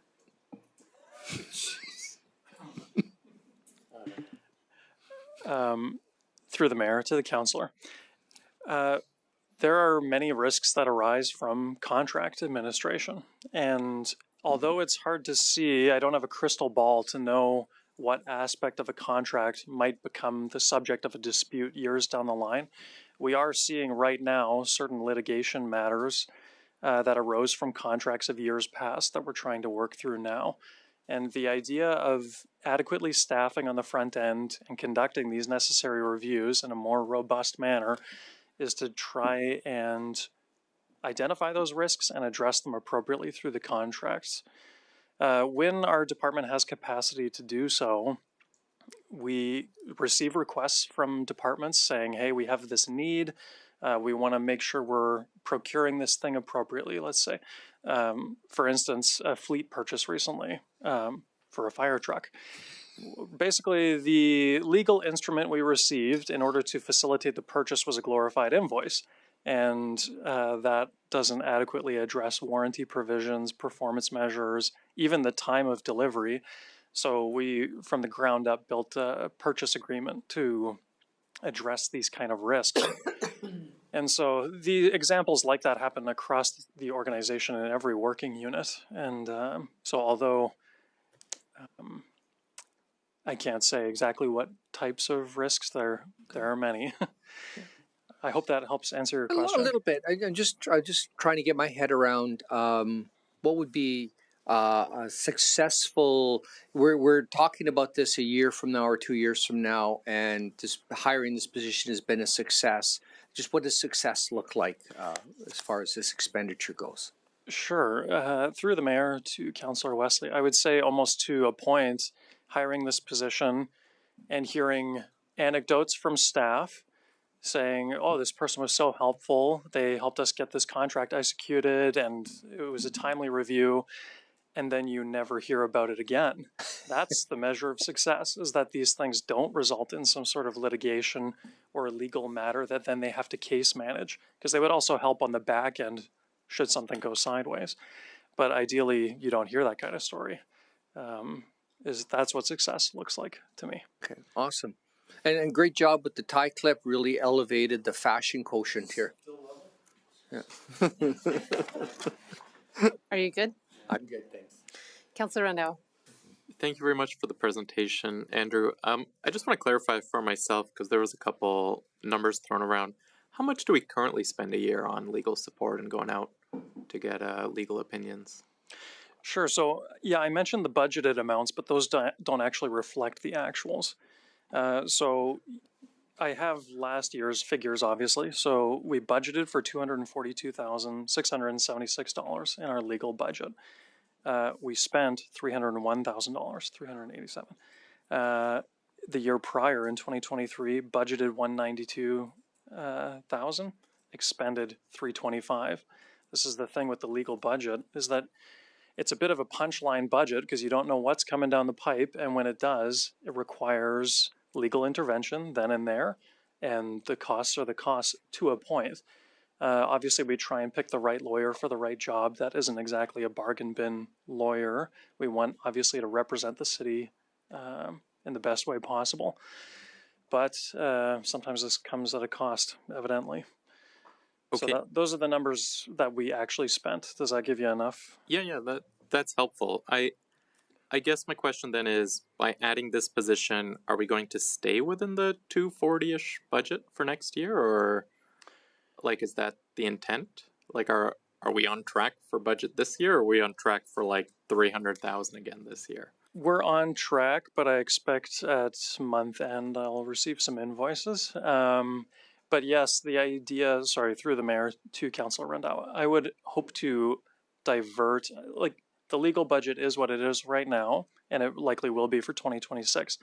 Ideally, we would realize some savings in the following years because we would reduce our reliance on external legal counsel to try and case manage these business functions. Okay.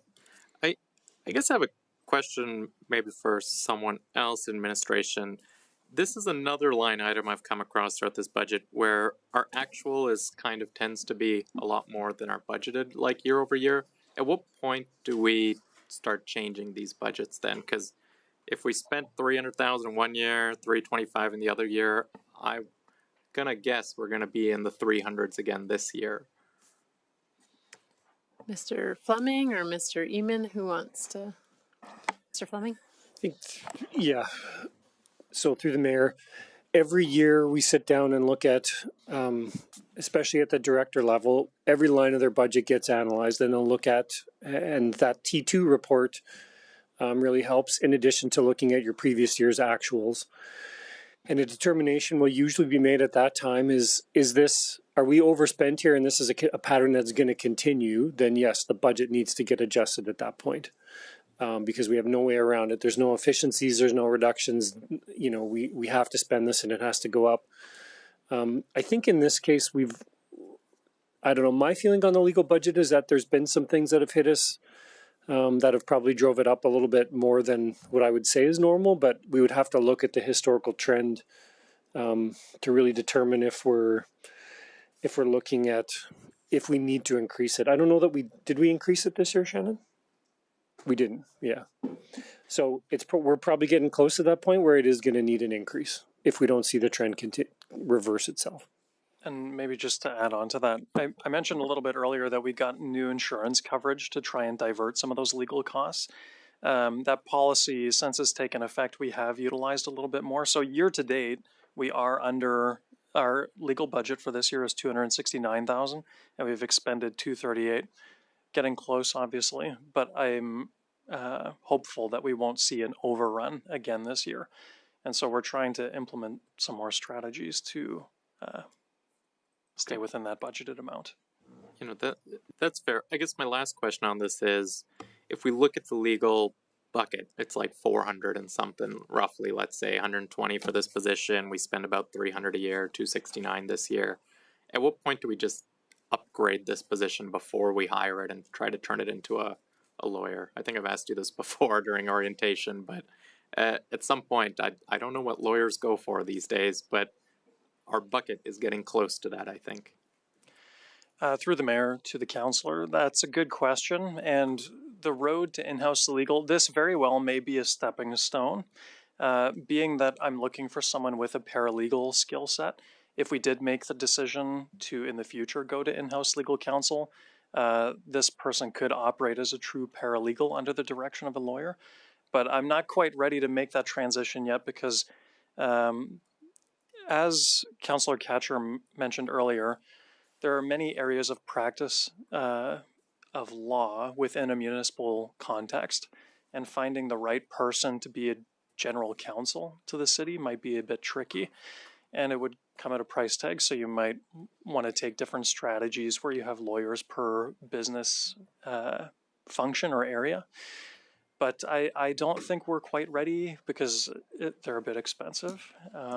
Although obviously the sticker price is high, we're not quite there yet, but we may be in the future. Okay, thank you very much. Councillor Blizzard. Hello, Andrew. Thanks for your presentation. Going by this position again, I know you mentioned paralegal skill set. Are there people that have a special skill set like this, what you're looking for? Or is this you're going to just take some applications and ask, you know, or is there like an actual background where people do more documents and... Through the mayor to Councillor Blizzard, yes, absolutely. There is formal training to become a paralegal, and there are people who work in offices where procurement or contract law is their common area of practice, so they would have those skills. And this job title, and as well as the description to which we built this budget recommendation, is based off of a position that another municipality hired in this past year. Mm-hmm. Because they had the same need we do, a similar size municipality, and they are having success with that position, and it's meeting their needs. And so we're hoping to replicate that success here in Fort Saskatchewan. So yeah, there are people with those skill sets, and they were able to find them, and I hope we can too. And Councillor Rendau had asked you about some of the current expenses that we're getting legal advice for.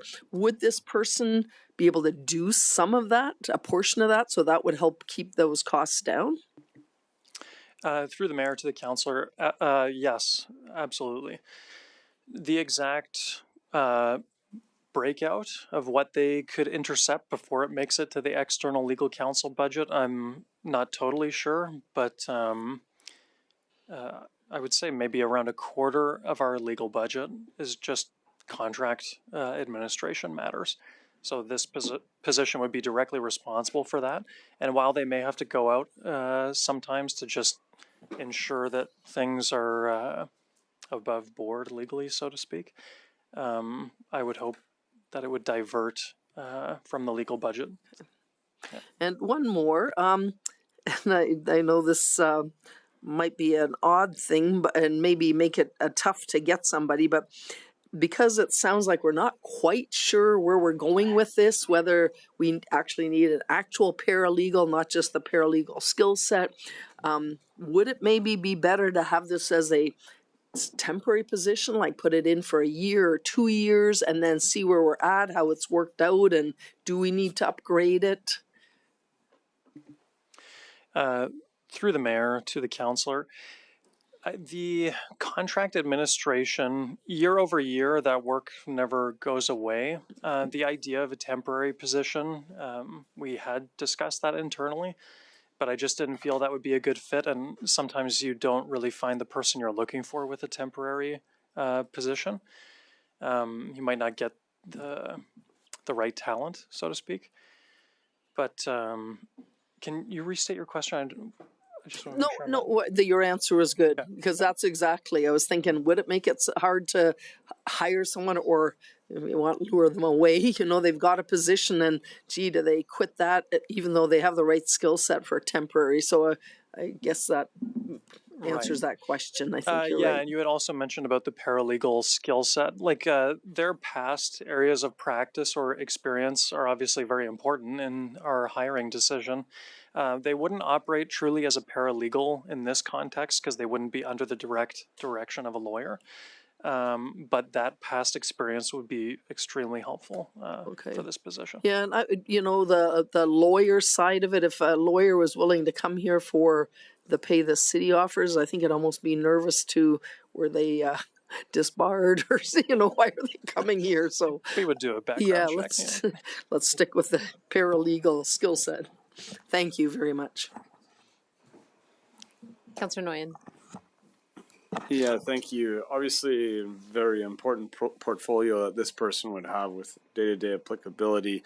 Given that quite a bit of the work has to do with contracts and really the escalation volume of contracts that the city is entering, my question is, do we have, I mean, like a standard form contract for all of the different scopes of contracts that the city enters right now? And that should be an efficiency that is already implemented, and if it's not, why? I guess, I mean, like for a roadway section, right, where this is our contract for, and it really doesn't need to be reviewed except numbers and terms, dates, and things like that, right? Through the mayor to Councillor Nguyen, absolutely, we have standard form contracts. Contracts are always negotiated, so certain terms may be a discussion point before it's executed. But yeah, we do have standard contracts for the key services that we're often utilizing. And there are efficiencies in having templates, absolutely, but they're a starting point, and then the work kind of starts from then. Oftentimes, parties aren't prepared to execute the contract as it's circulated, unless, of course, they're responding to a proposal where it says you will sign as attached unless you propose amendments. But oftentimes those are just our jumping off point. Right. Okay. And how much of this position, maybe like a percentage wise, is contracts? Because in your presentation, I know under the PBB programs that it addresses, how much is contract review? Is that the bulk of what you envision this position will be addressing to alleviate the scope of work, I think? Yeah, through the mayor to the councillor, that is where the need is for sure. So I did some estimations on where their PBB allocations would lay, and you can see that in the programs we manage document. But I would estimate that about 35% of their time would be just contract administration, and then 25 would kind of be in that generalized legislative and legal support, because sometimes leading up to something or after leading up to an agreement or after, it might be kind of different context. So general legal support. And then they'd be involved in policy and bylaw development to a lesser degree. Risk management program would take a bit of their time, but yeah, contracts. Thank you for that. And lastly, given that we've heard a couple times today, there's been some positions adopted in the city over time that haven't been fitting, haven't worked out, and the level of interest of council in this position, which should be the case, this would, I guess, usually be a council inquiry, but would you be planning as of right now, if this budgetary proposal goes through, to bring back a report on the 2026 impact, or in 1 year from the hiring date, I guess, of this position, to just be able to show council the effectiveness and the efficiency perhaps that was garnered by that position versus what we're paying in legal fees right now? Yeah, through the mayor to Councillor Nguyen, I don't think 2026 will be the time where we craft the job description, we put it out for hiring, we hire, we onboard. I wouldn't expect to realize any savings really for the legal budget in 2026. Yeah. So next budget cycle, 2027, I don't think I'll have much for council. The budget cycle after, doing the 2028 budget, I think I would have more concrete numbers. I'd say, okay, we've had a full calendar year. Where are we standing now? I think anything before that would be a bit premature. Okay. Thank you. Not seeing any. That is the end for you, Mr. Kaiser. We'll move on to 4.2, Senior Leadership and Elected Officials. Sandy Bujaya presenting.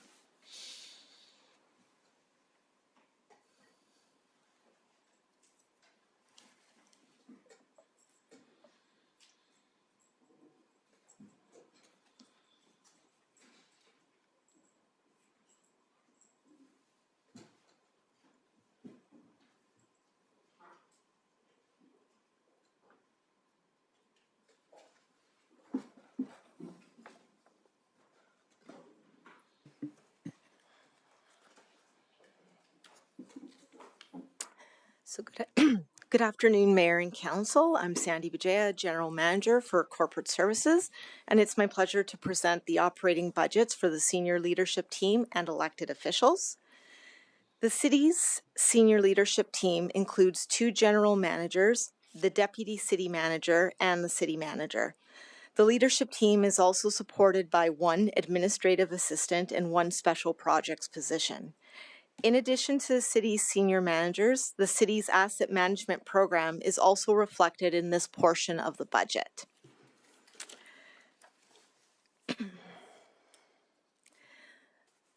The senior leadership team is primarily responsible for guiding and aligning efforts across departments while ensuring council's strategic goals and direction are integrated into the city's operation and future planning.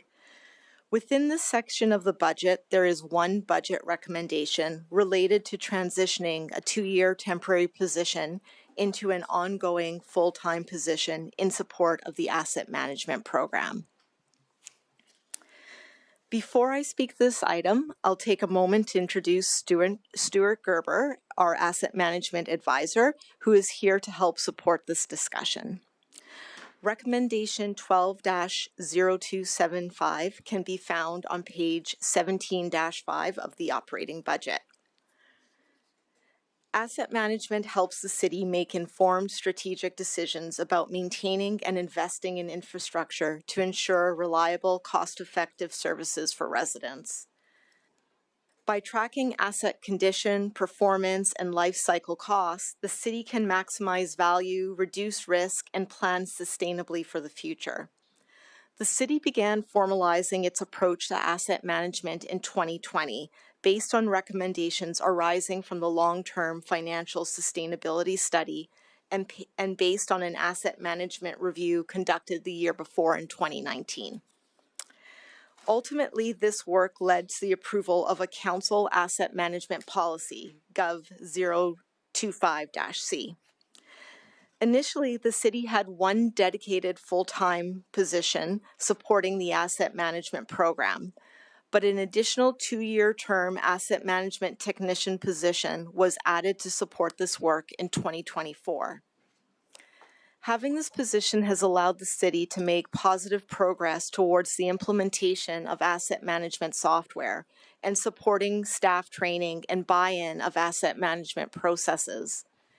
If approved, this role would continue to support the city's asset repository, would continue ongoing training for staff related to the 4 asset management modules, and would help with developing improved processes for various business operations across the organization. We normally pause for questions here, but I'll present the elected officials and then we can do questions at the end if that's okay with the rest of council.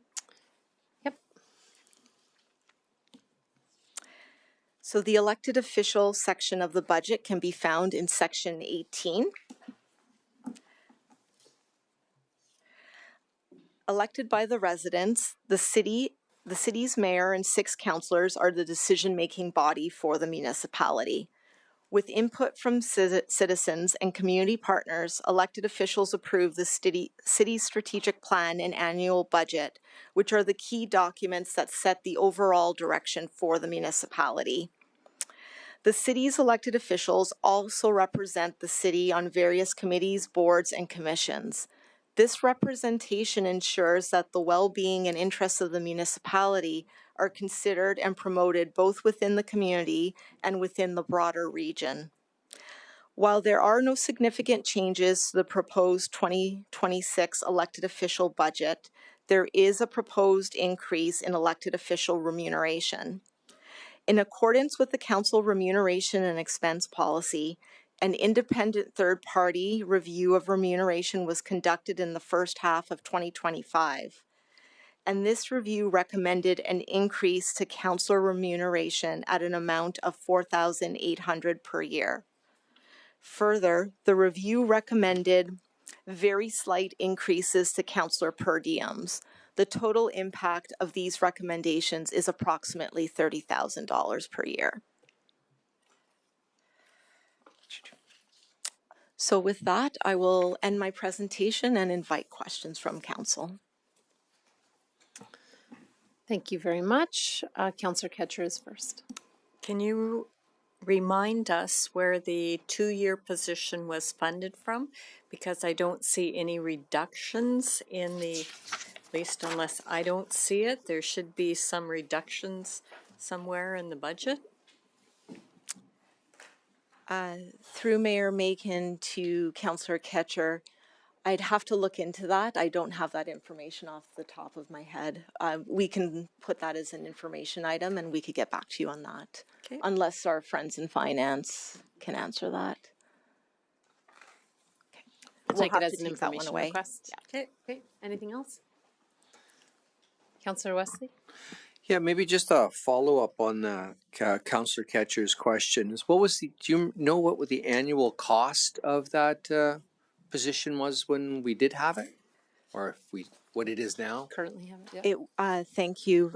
Through the mayor to Councillor Wesley, the annual cost would be very similar to what's projected in the 2026 budget. I don't have the exact figure, but it would be within that range by $2,000-3,000. Okay. And what would the pardon me, I'm wrong. There would be a further reduction of benefits, so it might be a little bit less than what you see in the 2026 budget. We can provide that too. Okay, that would be awesome. And just what would the qualifications of somebody in this position have? Do you want to speak to that? All right, Stuart, I wanted to hear you speak, you know. You're good. Yep. Just making sure I'm on. Through the mayor to Councillor Wesley, really an understanding of municipal organizations, the types of assets, some background in geographic information systems, because a lot of our assets, both surface, subsurface, are spatially accounted for. But a lot of this is more data analysis, data organization, but requiring a person that's very structured and organized to implement it. Familiarity with Citywide too. Just your mic on. Sorry.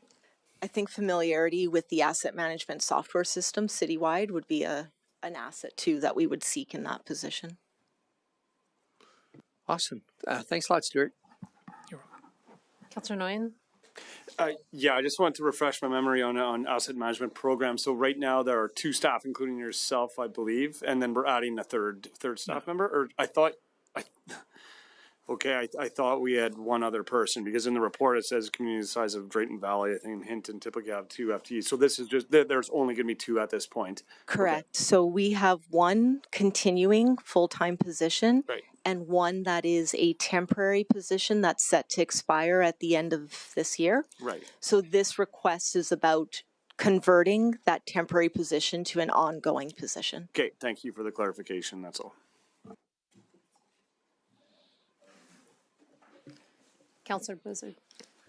This isn't your position already, because that just seems... Through the mayor to Councillor Blizzard, no, this isn't my position already. This is for the temporary position to become full-time. Okay, you're not the temporary. I didn't think so, but I just wanted to confirm that. Thank you. Not seeing any more questions. Thank you both very much. Moving on to 4.3, Community Grants and Partnerships. Jennifer Hoyer presenting.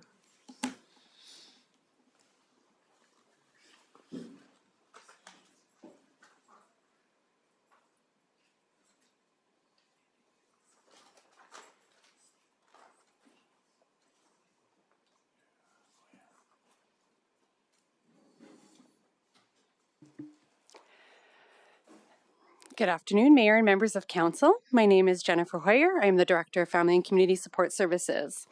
I will be presenting the proposed 2026 budget for community grants and programs. Please refer to Section 19 of your budget document.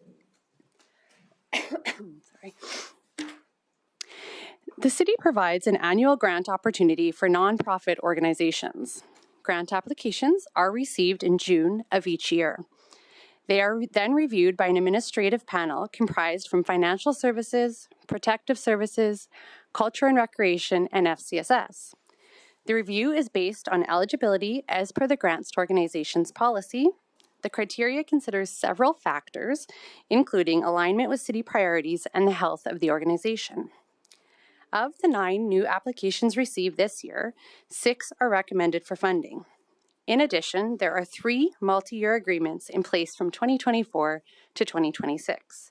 The 3 applications not recommended did not meet eligibility criteria. The amount recommended for 2026 includes the 3 multi-year agreements as well as the new funding applications and totals $457,000.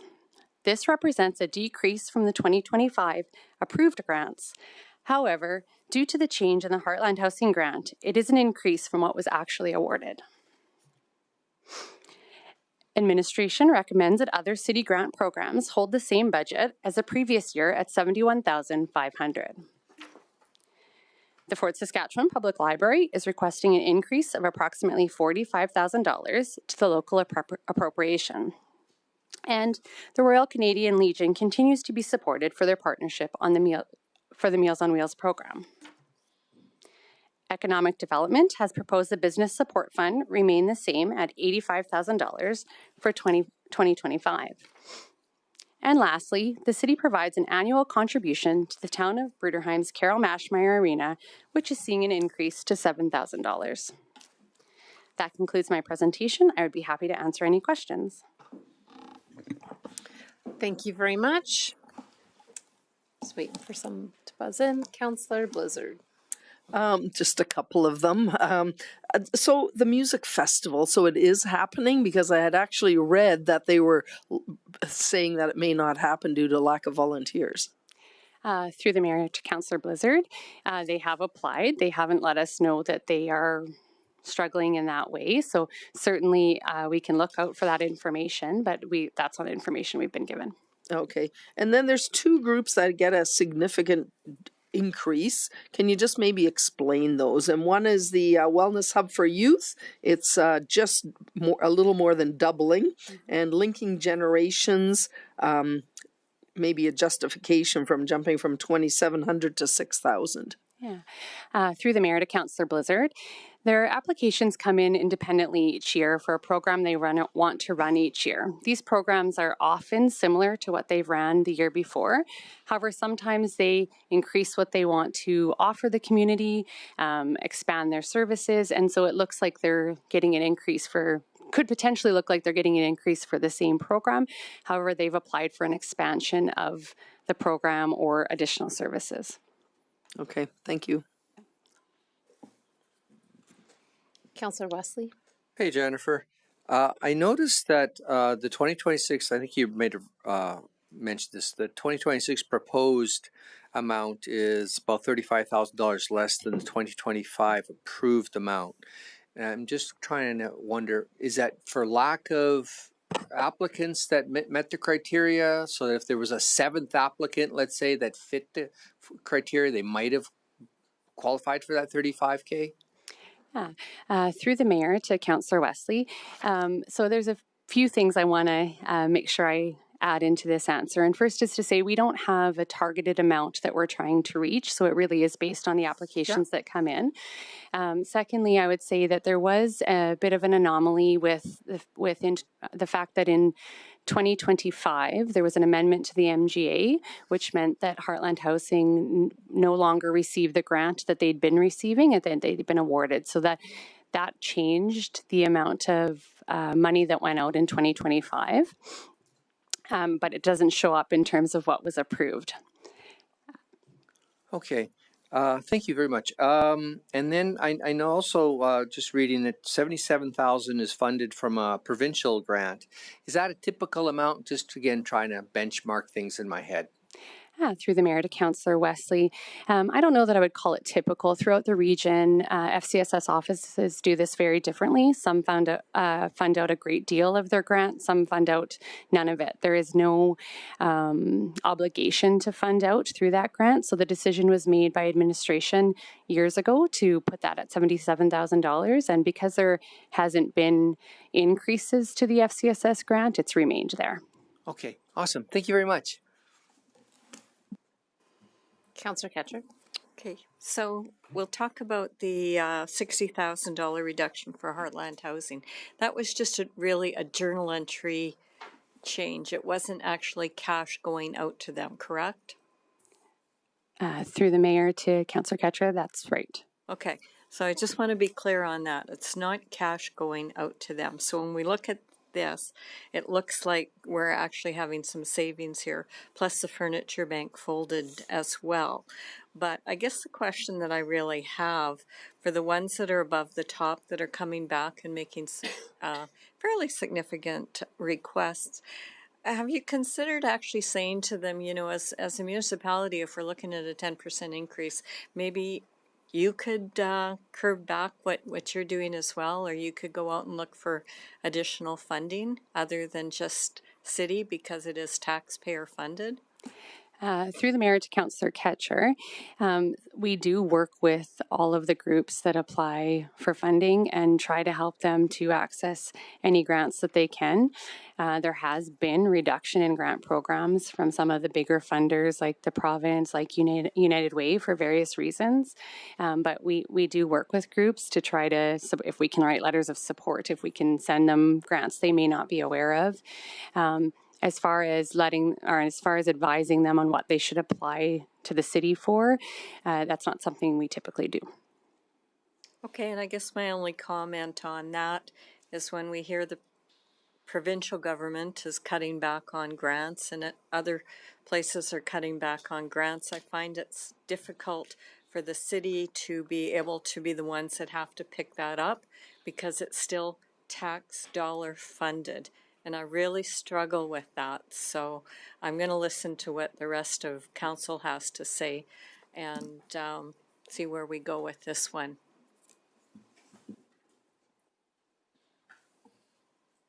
Sorry, I hit the wrong button.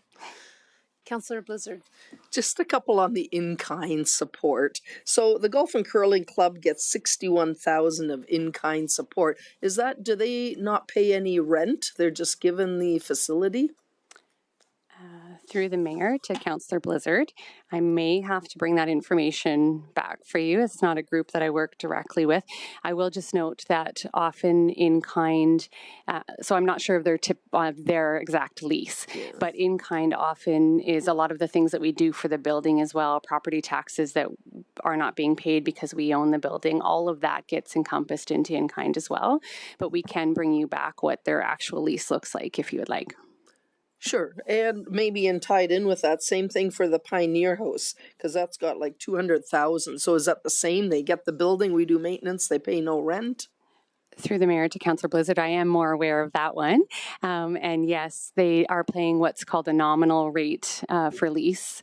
So it isn't bringing in a great deal of revenue for the city, and there are costs to the building because we own the building. Okay, thank you. Yeah.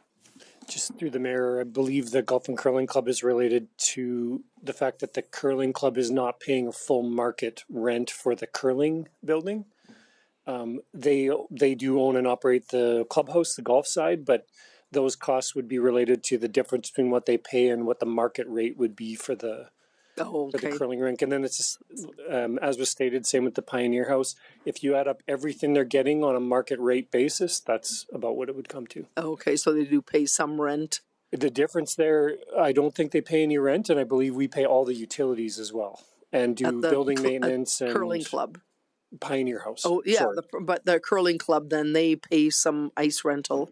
They do pay a facility lease. They have a lease on the facility that's seasonal, but it's just not at a market rate. Okay. Yeah.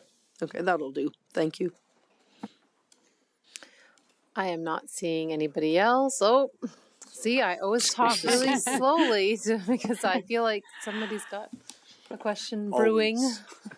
Councillor Nguyen. Just thinking further on how many of these organizations have multiple grant funding streams, and yeah, given what we're seeing in this year, I don't want to ask a question about any specific organization, but maybe you can just give us context of how many of the organizations that you're seeing come through the granting program are recipients of grant funding sources from either industry partners or different levels of government that really weigh into what they are able to do, and maybe just a high level overview of that would be good for council to hear. Absolutely. Through the mayor to Councillor Nguyen, I just flip back to ensure that I'm encompassing all of them. I'm not sure there would really be anyone outside of Fort Lyons Transportation that doesn't have additional grants coming in. Your bigger organizations, your more sort of foundational nonprofits are going to have anywhere from 10 grants that they're operating under, and then the smaller ones are going to have less, right? But they are managing many grant applications and many grant funding requirements each year. Yeah, I appreciate that answer. It's a great answer, and it gives us context that it's not these organizations don't exclusively exist as funding recipients of the city as well, right? So their operations would continue in a certain capacity, even if we pulled funding from. Let's not say those words, but yeah, it's important work, and it helps a lot of these organizations achieve the success that they're mandated to do, right? So thank you. I think we're good. Thank you very much. Thank you. Not seeing anyone wave their hand for a break quite yet. We can go to 4.4, Utilities and Sustainability. Sadie Miller. Utilities.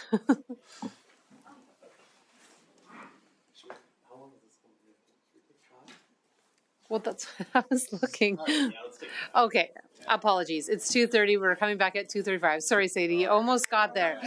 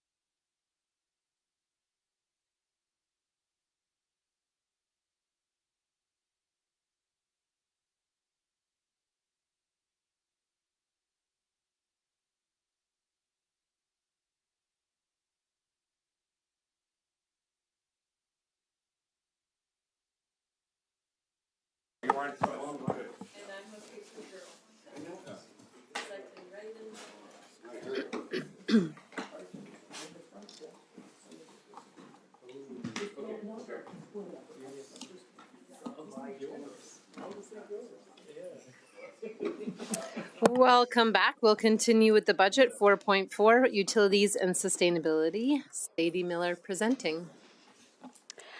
Good afternoon, Mayor and members of Council. My name is Sadie Miller, Utilities and Sustainability Director, and I am presenting the proposed 2026 Utilities and Sustainability Operating Budget, which can be found on page 20-1 of your budget document.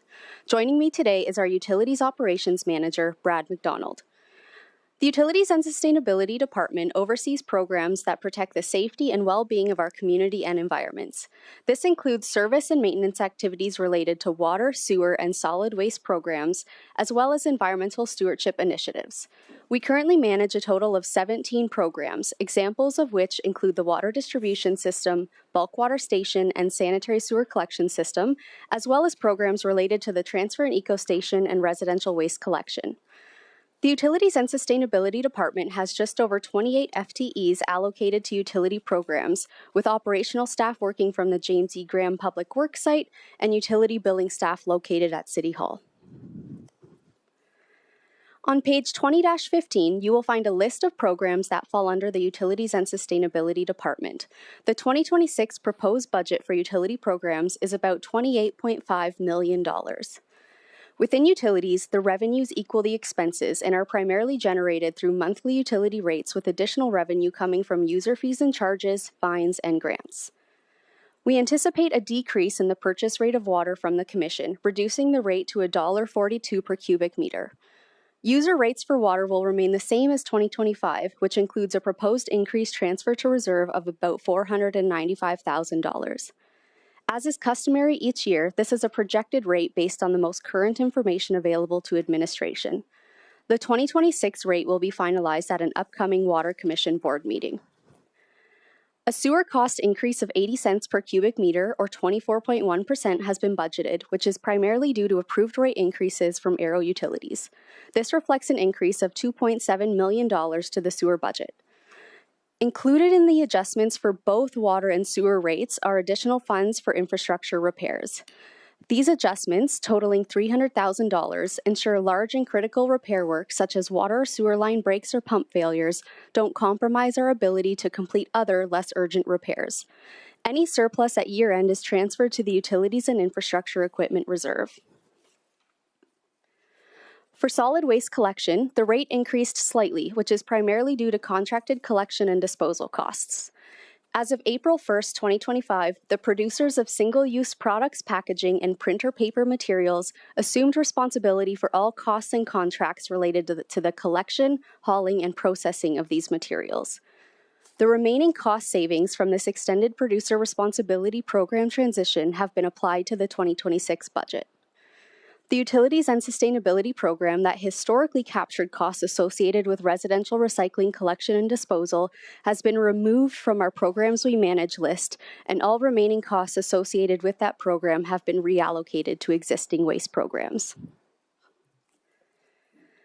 For 2026, the Utilities and Sustainability Department is presenting 3 budget recommendations for Council consideration.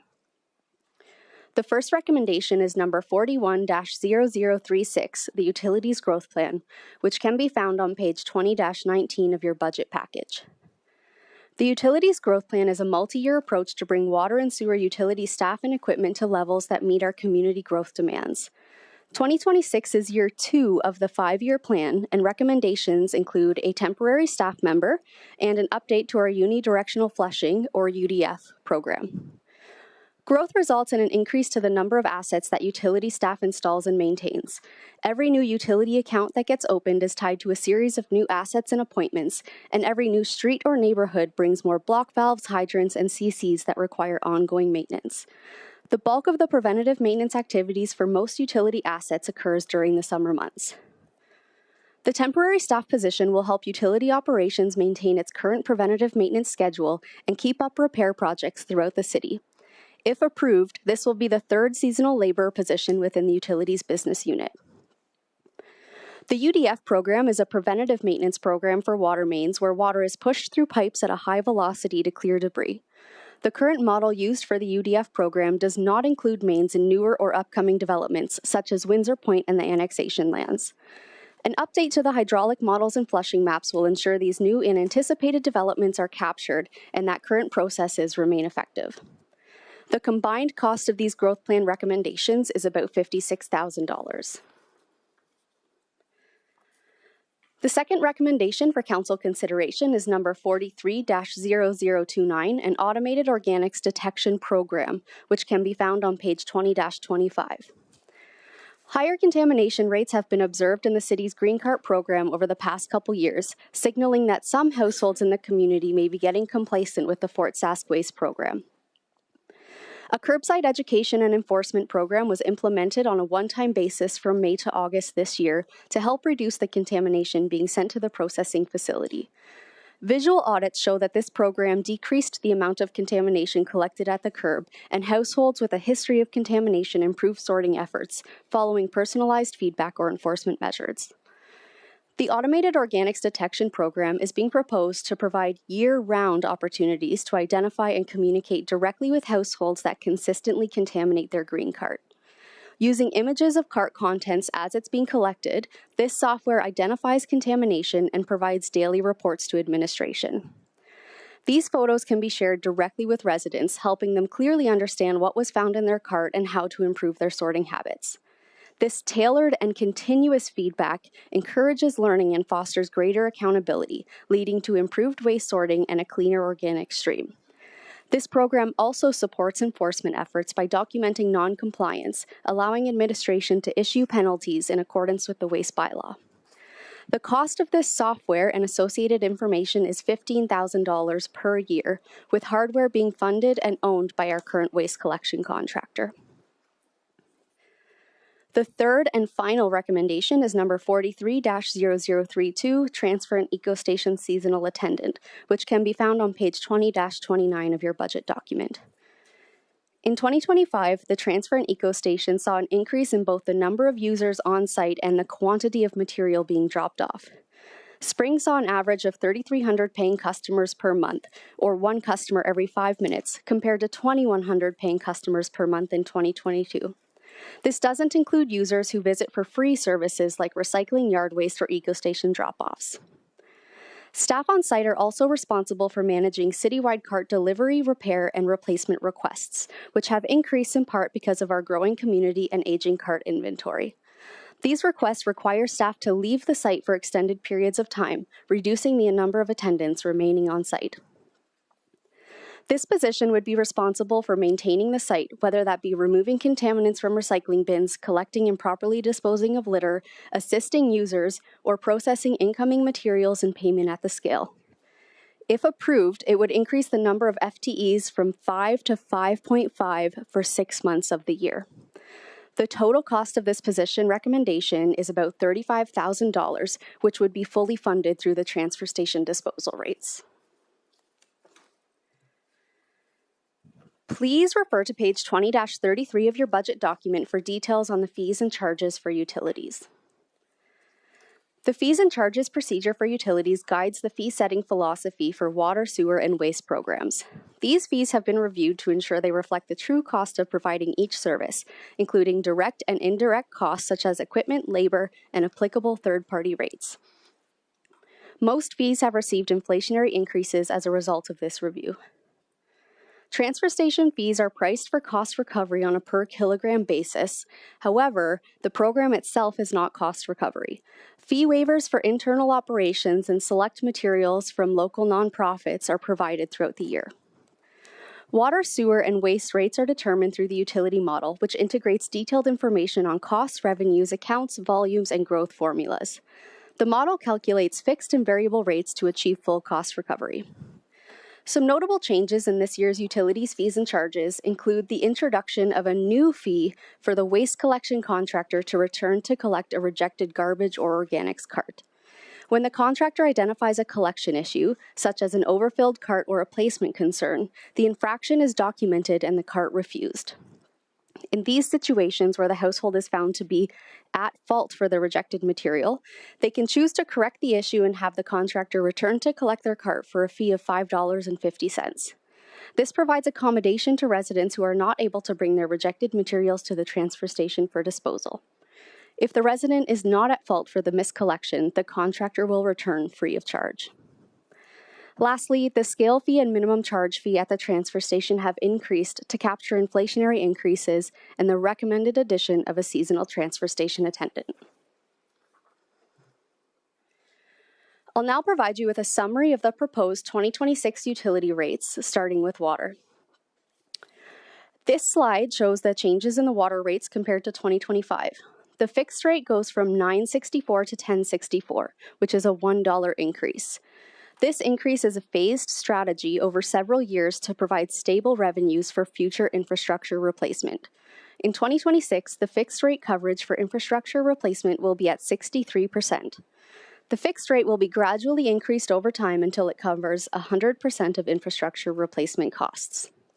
The variable or consumption rate for water has remained the same at $2.86 per cubic meter. This slide shows the sewer rates for 2026. Like the water rates, we have increased the fixed rate by $1 to $9.60. Our variable or consumption rate has increased 80 cents to $4.12 per cubic meter, primarily due to the Sewer Commission's proposed rate increase. For curbside waste services or households that subscribe to our CART program, the 2026 fee is $22.37, which is a 7-cent increase compared to 2025. This increase is primarily due to contracted inflation on collection and disposal costs. The front load or multi-family service rate has increased to $13.42. This table shows the impact of the new rates on an average utility bill. For the purposes of this projection, we assume a monthly water consumption of 14 cubic meters. The impact on the average monthly utility bill is an increase of $13.31 or 10.47% overall. That concludes my formal presentation. I'd be happy to answer any questions. Thank you. I guess I'll ask the first question. I'm not really sure that I understand the organics camera. So the organics bin tips and it's videoing it as it tips. That's what I thought I heard. But then I was confused by then how do you reject it if it's already been tipped? To the mayor, so that is the one limitation of this program. By the time we know it's contaminated, the materials are already in the truck. It doesn't prevent contamination from going to the facility, but it does give administration the information required to communicate with that resident or enforce if that's what we choose to do, depending on the severity of the contamination. So sorry. Maybe I misunderstood your presentation, though, because I thought you said that if the contamination was their fault, they could pay a fee to have them come back, but it's been tipped, it's gone. To the mayor, I understand your confusion now. Two separate things entirely. Okay, yeah. Thank you. So the organics detection program is cameras mounted to the physical organics collection truck. And there are multiple cameras, one looking directly inside that cart as it's being tipped to identify contaminants, and others looking at the street and house view just to ensure that we have the proper property and cart tie. So that is one program. Every day, our administration will get an email of the carts that were deemed contaminated by this software. We would get an address along with a photo of the contamination. The intent would be to monitor those addresses and any repeat offenders. Administration has this on record. We have the photos and we can reach out and either educate or enforce. Okay. So then you're talking about actually going there for like the next cart and saying, we're not going to pick up this cart today. To the mayor, so that $5.50 added fee is, I'll describe it as, I guess, a customer service initiative. Our clerical staff speak to a lot of individuals on a daily basis, and there are some folks who do struggle. We do know that there is an impact to these households when their cart is rejected. For whatever reason, it might be too close to a parked car. It might be overfilling with garbage bags, anything. We do get a photo evidence from the contractor, basically justifying the rejection of that material. I see what you mean now. Yeah, so this is an opportunity for them to correct the mistake. We're not going to go back and collect when the error is still there, but it gives our staff an opportunity to provide that education for the resident to correct it and to still get their waste picked up so that they're not backlogged in 2 weeks. Okay, thank you very much. Sorry. Councillor Harris. Sadie, relative to our goal is to reduce the amount of solid waste we've got going to landfill and increase our recyclables and organics and whatnot. But I see, and we've had it in for quite a while, an extra cart, black cart that people can get, and I guess it's typically a smaller cart, is that correct? Through the mayor to Councillor Harris, it's our full-size cart. So the 240-liter cart is what's distributed as a second cart. Okay, so they can have 2 carts then? That's correct. Can they have more than 2 carts? No, 2 is the max. Okay, how many people or how many residences in the community have multiple carts? And obviously some people with big families obviously generate more garbage than others.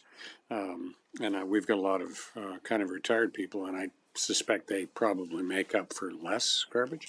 But how many extra carts have we got out on an ongoing basis in the community? Through the mayor to Councillor Harris, I don't have the most up-to-date number, but I did check in the spring and we were at about 5% of accounts that had additional second carts. So my napkin math is not great without a calculator. That's okay. That gives us a sense that there are people that are making use of that. Now, the offset to that is, how do we convince people that perhaps waste diversion, waste reduction, the whole recycling thing with the blue bags that we've got now with the producer responsibility thing, what can we do to get them to look at potentially reducing solid waste?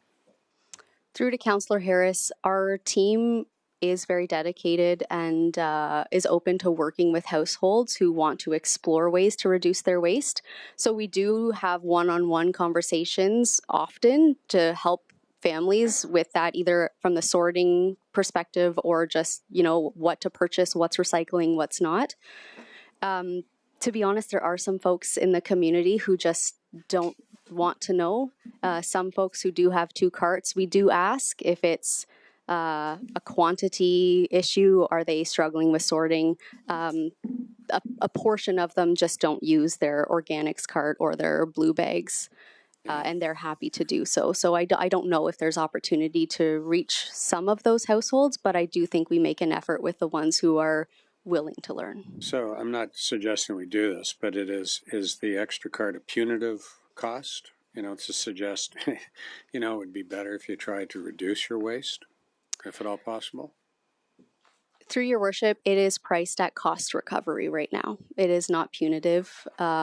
We do have an admin fee that covers the cost of delivery and just the input of the data to track the cart to that household. But no, we do not have a punitive fee for that. It is just cost recovery. Yeah, and I maybe used the wrong term. I didn't mean that it's a punishment. It's just a question of how do we incent people to get away from throwing stuff away. And some people, as you say, never will. They'd rather throw it out than think about doing something positive with it. So thanks. Councillor Wesley. Hi, Sadie. I am looking at page 20-10 and the curbside service rate breakdown. And there's a big drop in the collection and disposal starting in 2023. Can you give me any context or color as to what caused that drop? Through the mayor to Councillor Wesley, the 2023 to 2024 drop was an improved contract. We went out to RFP and got improved collection and hauling rates, which saw a decrease in that rate. And then it decreased further in 2025 due to the province's extended producer responsibility regulation. So the bulk of the benefit to the city was applied in 2025, and that's why we saw, I believe it was almost a $6 per month decrease in their rates. Okay, awesome. Just in the next page, I'm just looking at bouncing around the sewer rates.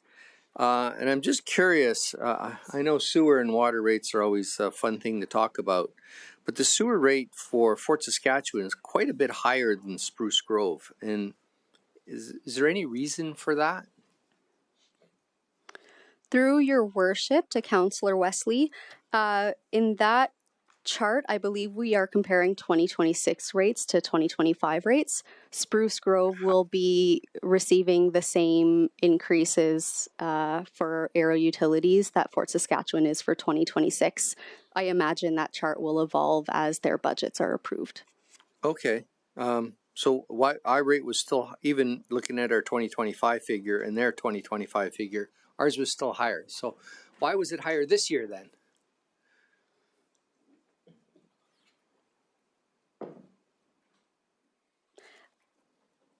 Through your worship, is this Miss Andruko? Do you have the analysis on that? I do believe Spruce Grove doesn't implement fixed fees, but okay, that is correct. They use 100% variable fee for their water and sewer.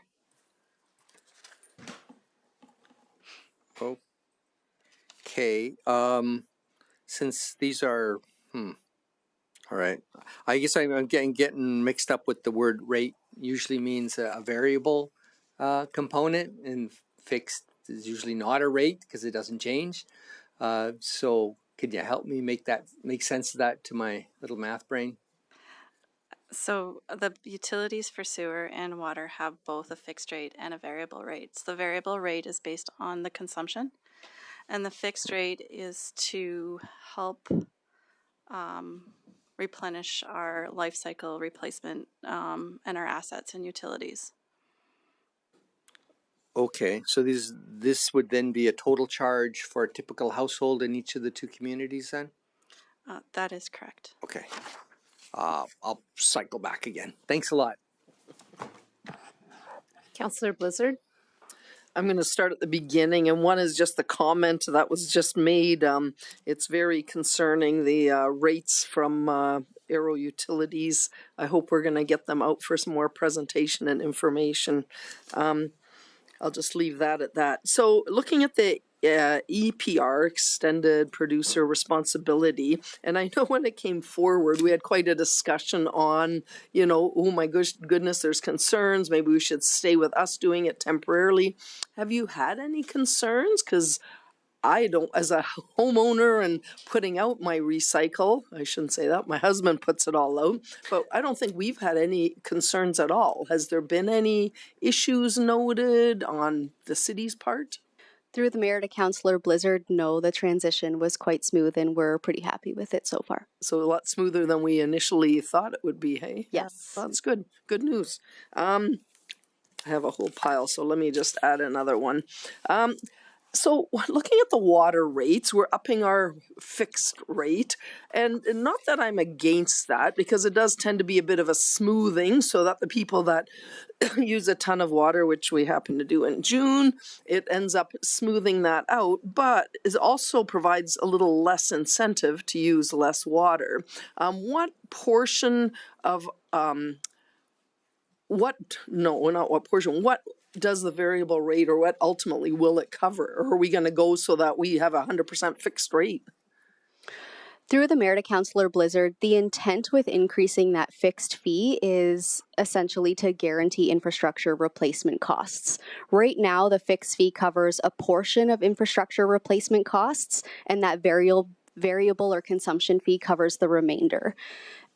It's just a pricing methodology where we're prioritizing, I guess, infrastructure replacement, and we want to make sure that we have the money in the bank when we need to replace that infrastructure. So when we do get to 100% fixed fee coverage, that variable rate will just be kind of the operating costs.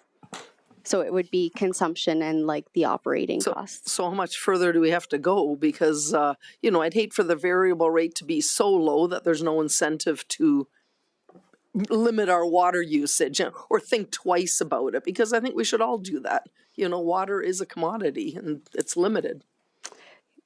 Through the mayor, that is the one downside of the fixed fee covering 100% of infrastructure replacement costs. It does kind of take a hit on that water conservation mentality. It's a pricing methodology, yeah. Sorry. Okay, I'm taking over the mayor's chair. She had to take a phone call, so I will sit here. I'll keep going with one more question, and then I'll carry on. Yeah, I guess, I mean, I just want to point that out, you know, that we need to make sure that the variable is enough. Nobody's going to not use water, so I don't think we need to be concerned about somebody turning off the water and, you know, nobody using it. It is a cost that will always come in anyway. So to me, there's nothing wrong with the variable rate covering some of our infrastructure too, because I don't see that being an issue. And one more, and then I'll let someone else have a turn. The water meter reading and maintenance at almost $300,000, and it was only, I was looking at it, it's only, I think 50,000 of that is a position. So what are the rest of the costs? Oop, I can't get into her computer. Do I say through the mayor? To Councillor Blizzard. I'm the deputy mayor, so yeah. To Councillor Blizzard, that includes all of the water meter installs and replacement programs and any costs associated with that. So staff, equipment, utility billing time that they take to book those appointments, things like that. Okay, and is that high, 250,000-ish? I'm assuming you have it in there. It just seemed like a high cost to me, I guess. Yeah, the program-based budgeting does attribute a lot of kind of ancillary costs to that program. So it might not be direct costs of providing that service, but any percentage of time that even our clerical staff at JAG maybe do like handling that program, a portion of their salary will get attributed to the program. So that's kind of direct and indirect costs just lumped together. Okay, thank you. And next is Councillor Nguyen. Let me see if I can do this correctly. There we go. First, just want to circle back to the garbage cameras, if I call them that. It's the organics cameras. Because we've seen contamination, these are being taken to, I think, Morinville, perhaps, for disposal, to mitigate the trucks that are going with contamination. If the cameras are only picking them after they get dumped, or those trucks that are seeing the contamination in real time going somewhere else, so we can avoid reflection of contaminated organics at the end site. Through the mayor to Councillor Nguyen, in the summer we explained to council that we had to pre-sort our organics materials before they went to the processing facility, and that pre-sorting is still happening right now. It is. Yep. Okay, so using the cameras isn't changing the operating procedure that you're conducting, so it's solely for resident awareness. We believe it will change processes over time, right, but we haven't been able to see that consistently clean load that will allow us to direct haul to Rose Ridge Waste Management. Right, but it's a move in the right direction. I get it, and it looks like you've done a good negotiation with the compost gurus here, if you will, as they are owning the hardware, right? And that was in the report. I would like to next flag utility rates and subsequent reserve contributions in this report as a whole for discussion by council. We're seeing right now utility rates increasing or decreasing depending on which one you want to look at, and this is no different than a property tax increase. It's another variance to rates that are going to be applied in 2026 that our residents are going to be paying. So for that reason, I am looking to have a discussion on the rates as proposed in the budget for 2026, and which do affect the reserve contribution calculation. So I've included that as part of the discussion. Does anyone have issues with this flag? I'm borderline. I don't care. You're okay. Okay.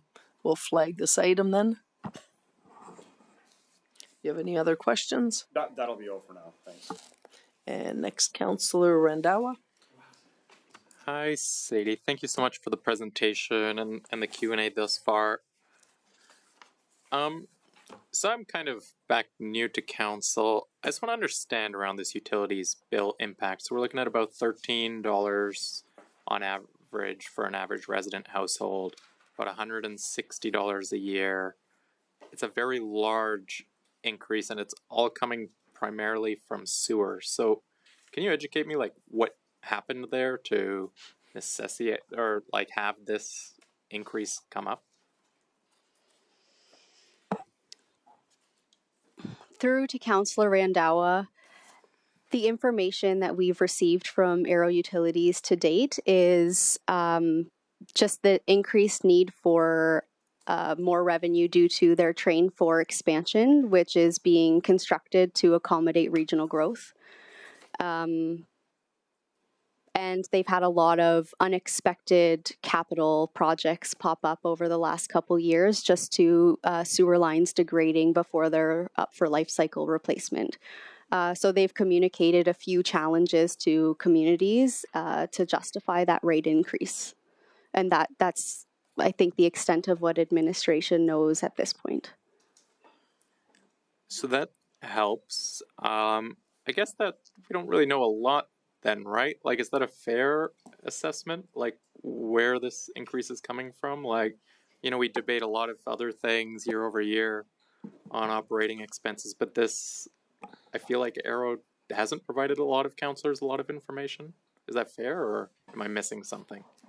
Through to Councillor Randawa, they do post publicly available annual reports, the most recent being 2024, and that annual report does detail kind of their major costs, how their costs and, I guess, capital commitments convert to a rate is information that we're not always privy to. I think I skirted your question there a bit, but... No, it's okay. And, like, I know we have a new representative on the committee, and I think Councillor Ketchel will do great work, but I just want to understand, like, they kind of just give us a rate for the next year, and it's a take it or leave it type thing, and we can't really leave it? Through to Councillor Randawa, yes. With the sewer and water commissions, it is a flow-through rate. Okay. A question to Mr. Fleming then. What is our options there? Is it just like working through our council representative to understand more, or we just continue to just pass on large increases to our residents? Yeah, I mean, the Aero Utilities is a separate corporate incorporated entity, right? They make decisions. The municipalities appoint the board of directors, and unless we want to take our services somewhere else, which is really not possible, then we do take it for what it is. Certainly we can work through our member there, or if the municipality wants to advocate sort of separately from that to Aero Utilities, that's probably another option. Okay. I'll pause for now, but thank you so much. Thank you. And next, Councillor Wesley. Hey, thanks. Hi again. Just looking at the temporary laborer position, and I'm just curious, do we go to connect with Nate for co-op students or anything like that? I seem to vaguely kind of recall that there was a government GOA subsidy for hiring Nate grads in their water program or something like that. Through to Councillor Wesley, yes, we primarily rely on either current NATE students or recent NATE graduates to fill those positions. Okay, awesome. And do we get subsidized for that at all from the GOA? Whether there was a work subsidy or anything like that? There are grant programs available if it is an individual who is coming from school and returning to school. So we apply for those grants every year, and if it works out and we find candidates who meet that requirement, we definitely take advantage of it. Sometimes we don't, and we miss out on that grant because we hire a recent grad or something, but we always attempt to access those grants. Okay, thank you. And not to beat this poor $15,000 camera thing too hard, but I noticed in the submission here that the city of Leduc implemented the system and reported a 15% decrease in organics. Organics contamination, let me clarify that, as a result. Is there cost savings to us from if we achieved a similar reduction? Through your worship, yes, there are long-term cost savings at the processing level. The previous council was told about potential pre-processing surcharges or contamination surcharges being applied to Fort Saskatchewan if our contamination persisted. We have not been charged any of those surcharges because of the efforts we've made to date to remove that contamination. But the more non-organic material that goes to the processing facility, the higher their costs, the more equipment time it takes to remove it, the less marketable their material is because it can contain, microplastics. So over time, it will increase their processing costs, but the direct and immediate benefit to disadvantage to Fort Saskatchewan rather would be surcharges if they were applied. Okay, so it's not so much that we'll save a particular dollar amount, but whether we'll avoid potential penalties in the future? That is correct, yes. Any idea how much dollars we're looking at on that? Ooh, I do have that information from the summer, but the number is escaping me right now. I can get that information to you if you would like to submit it as an information request. Sure, if I could submit that as such. Thank you. You're good. Yeah. Thank you, Councillor Harris. Further that, is the technology owned and provided by the contractor? Or is it our technology that gets applied to their trucks and ultimately we're responsible for it? Because I can see that being problematic. Yeah, through to Councillor Harris, it is a company. Their name is Prairie Robotics. It wasn't mentioned in the budget recommendation, but it is a third-party company who specializes in this program specifically. And this is the same company and program that Leduc has used for a few years and is becoming more popular throughout the region. Okay, so the company comes in and works with a contractor to retrofit their rolling stacks to include this. And our contractor right now has how many trucks that they typically cycle through? Because obviously we're picking up solid waste on a daily basis through the normal week. How many trucks would they have to augment with this type of technology? Through to Councillor Harris, we only have one primary organics truck in the city that will be outfitted with this camera, but our current contractor, Integrity Waste, is installing these cameras on most or all of their organics trucks throughout the region. So any spare trucks that might visit Fort Saskatchewan are likely to have the camera. But I'm not sure how that works in terms of information sharing. If it's a different set of hardware that Fort Saskatchewan isn't directly tied to, that's something I would need to look into. Well, that's good clarification because I haven't really paid too much attention to the trucks. The truck shows up and typically they go away and then they come back and it's the same truck. Now, it might be the same truck doing different things now, notwithstanding the fact that we do have a different pickup for recyclables as opposed to solid waste, unless it's the same. But anyways. That's good background information. Thanks, Sadie. Okay, I'm going to go next. I have a couple more little things. One is tied in with this. I think that's an awesome thing, this green bin monitoring. The only downside would be that it's going right into their truck. It would be nice if they had something to put it in and up, or, hey, you're getting it right back in your bin and you're keeping it because you can't contaminate it too much. But otherwise, I think that's a good thing. Now, if they do find... they get one, and we talked about it earlier. There was a tire in, someone decided that would be their way of, who knows, getting at the city, put a tire in there.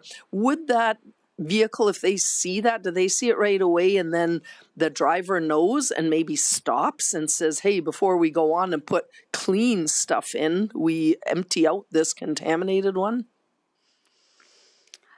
Through to Councillor Blizzard, they can't enter the truck mid-collection just for safety reasons. To dump it, I guess, to take it somewhere where now this is where our bad contamination goes.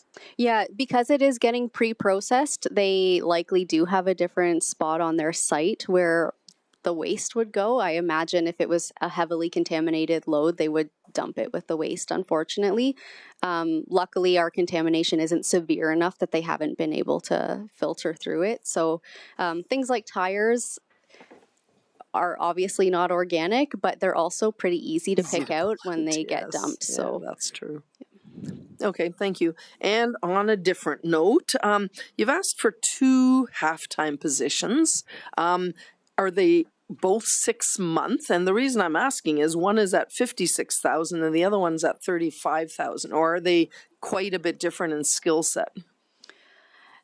Through to Councillor Blizzard, the utilities laborer is a 4-month term from May to August, and the transfer station attendant is a 6-month term to capture our spring and fall rushes. And yet it's the utilities that's higher. It's the 56,000 for 4 months. Through your worship, I will need to dig into that a little bit. Maybe you can come back with some info on that. Yes. Maybe they're different, but yeah, maybe can I just request info back on that? Yeah. What's that? And okay, and I'm good with that now because we will be coming back with flagged items. So on to Councillor Nguyen. Yeah, thank you. My question has to do with the flag that I created. Was often, for context, often if we have, say, a lowered rate or a cost savings, there's an efficiency that has been gained, like water rates have been done or have been shown to do right now in the proposed budget by the Water Commission. What was the discussion and logic to not lower or like pass on that rate savings that the city is going to do so that we can increase reserve contributions or perhaps offset increase of Arrow Utilities rates this year because of a reduction of water rates? You probably get where my logic is coming from, but sometimes we see this in budget requests, funding, and different allocation of probably not rates, but of different variable and fixed costs that the city incurs through different departments. So was there any discussion about proposing options to council of things that can do, and if not, why? And because there are a lot of moving parts right now in both wastewater and water, and they're changing unpredictably in a certain capacity. So I think it would be good for council to see some different perhaps recommendations if that was your position. So maybe make a few comments around that. Through to Councillor Nguyen, the decision was made to have no change in the water consumption rate due to our lack of confidence in the proposed water rate. There's a lot of outstanding information that the Water Commission is waiting for, which could heavily influence that rate. So we did err on the side of caution, and we wanted to put that money into reserve in case that water rate did increase for any reason. The other reason was that reserve itself. A lot of the allocated funds are for neighborhood rehab programs and only neighborhood rehab programs. There's no money that's calculated in the optimal balance for any potential projects in the future. So that money is recommended to go into the reserves to fund any future projects, and as well just offer a bit of a buffer because we are reviewing the reserve policy around the utilities infrastructure reserve next year. It does calculate optimal balance at historical value of infrastructure, which could change that perspective a little bit.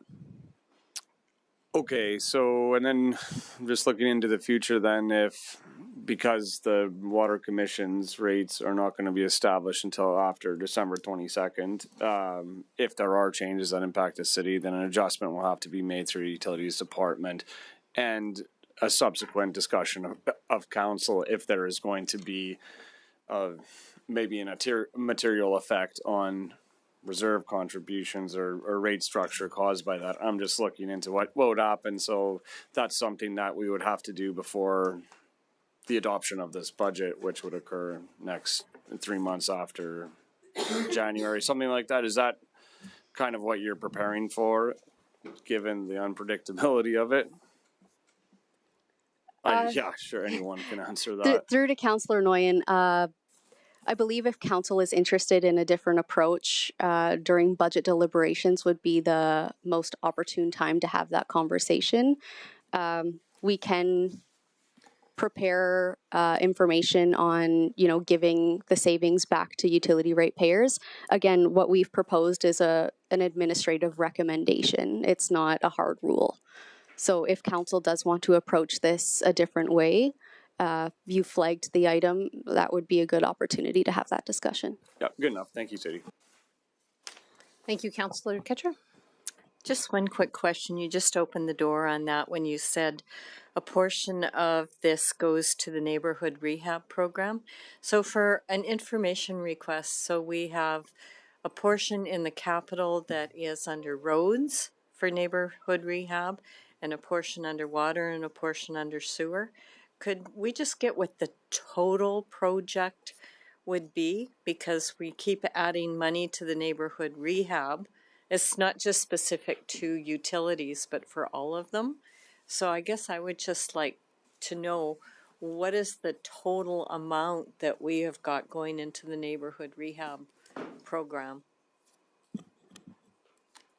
Just for 1 year. You don't have to answer that. Ms. Bouger will get that. Just through the mayor, the amount that we show in the capital budget for the spend is the total amount of the program. So it just has funding that comes in, some through taxes, some through utilities. Okay. So I think it's 5.6 million-ish. Yeah. Okay, I'm good then. I just, when you said that, I was thinking there was, on top of the 5 million, there was out of water and sewer. Yeah, the 5.6 million is a combination of taxes and utilities. Yeah. Okay. No, I'm good. No question then. Thank you. Thank you. Not seeing anybody else buzzing in. Looks like you are done, Ms. Miller. And last for the day, 4.5, Financial Reserves and Life Cycle Requests. Jeremy Eamon presenting.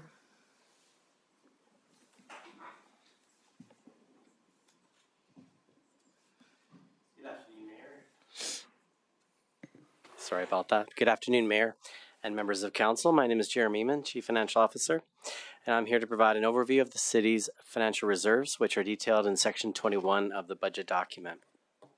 In addition, I'll be presenting an operating budget recommendation for the reserves contribution increase.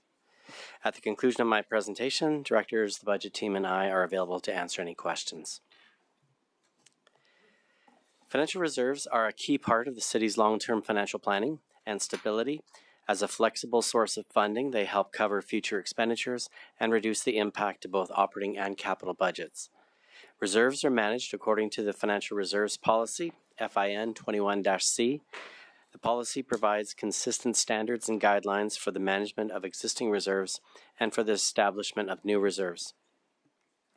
The policy also establishes optimal balances for certain reserves to ensure sustainability of the funds to meet future needs. Optimal balances are reviewed and calculated each year as part of the annual budget process and are therefore subject to change as the city grows, budgets are set, and assets are acquired. Reserve transactions within the proposed 2026 operating budget include ongoing contributions from operations, interest allocations, and reserve withdrawals. Regular reserve contributions ensure that the reserves have adequate funding available to meet future requirements, stabilize fluctuations in operating and capital activities, and provide contingency funding in the event of an emergency or unforeseen event. Certain reserves are interest-bearing and are therefore allocated a portion of interest based on their average balances and return on investments. Reserve withdrawals are approved by Council and provide funding for operating programs and capital projects needed for service delivery. Reserves fall into two reporting categories based on restrictions placed on the use of their funds. Internally restricted reserves are those limited in use by the city's internal policies, and externally restricted reserves are those with allowable uses determined by an authority other than the city. This chart, which I have on screen, is included in the budget document on page 21-4, compares the 2026 forecast uncommitted ending balances by reserve category to their respective optimal balances. As presented in the reserve summary on page 21-6, the city is forecasting 2026 uncommitted financial reserve balances of $61.4 million, which includes $50.6 million in internally restricted reserves and $10.8 million in externally restricted reserves. For those internally restricted reserves with optimal balances, the total optimal balances is calculated to be approximately $57 million. As the chart indicates, the stabilization and contingency reserves, which include the financial stabilization and contingency reserve and the snow removal reserve, sit below their optimal balances. Both reserves are funded through surplus distributions and do not receive any annual contributions. The next category, projects reserves, are shown above their combined optimal balances. They include the municipal and utilities operating projects reserves, future facilities operating reserve, capital projects reserve, and the land purchases reserve.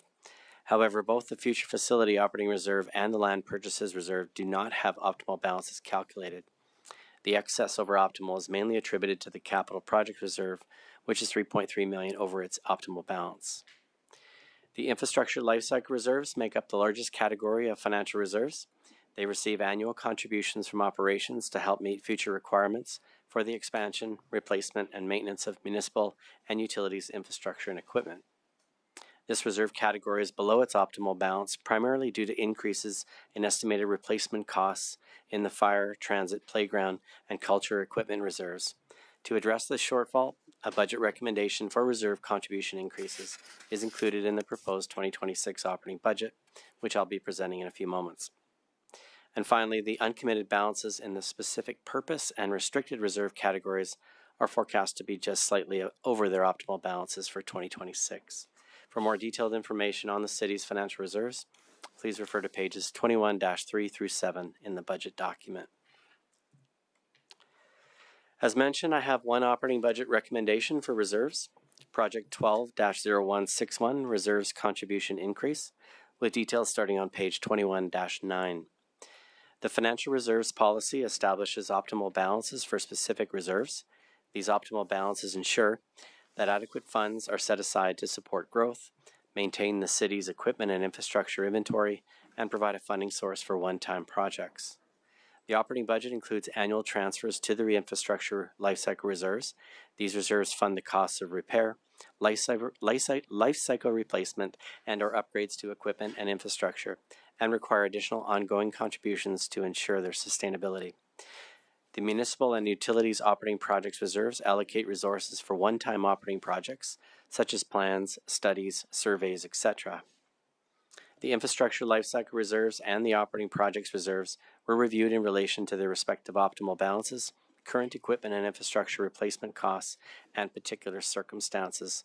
Based on the review, administration is recommending an increase to the annual reserve contributions of approximately $1.1 million in total, including approximately $482,000 from operations, funded through property taxes primarily, and approximately $660,000 from the utility rates. Further details of the proposed reserve contribution increases are included in the budget recommendation. And with that, that concludes my presentation of the financial reserves. Directors and I are happy to answer any questions at this time. Yes, it looks like anyone you may need to answer a question is here right now. So ask away. Councillor Blizzard. I thought that was just the cheering section coming in. Tired of sitting in the Lang room. Yeah, the reserve contribution, I totally understand why we want reserves and why we need contributions. I've told my kids that when you own a house, if you want to make sure you have money to replace that roof instead of waiting and panicking because you need 15,000, if you put money aside, we're ready for it. So I totally understand that. But on page 21-12, on the water contribution summary, it looks like we're actually over contributing already by like 250,000. And now we're going to increase it by 500,000 on top of that. So what's the justification there? Through to the mayor, Councillor Blizzard.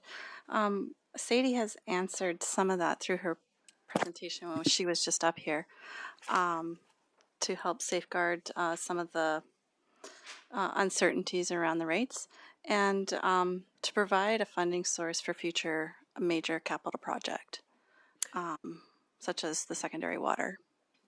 Except we've made no decision on that. So maybe our CAO can comment on this. We are still looking at it and working with the Water Commission. So I get it if we have a decision that we're looking at doing a secondary water line, but why would we do this now when that's down the road?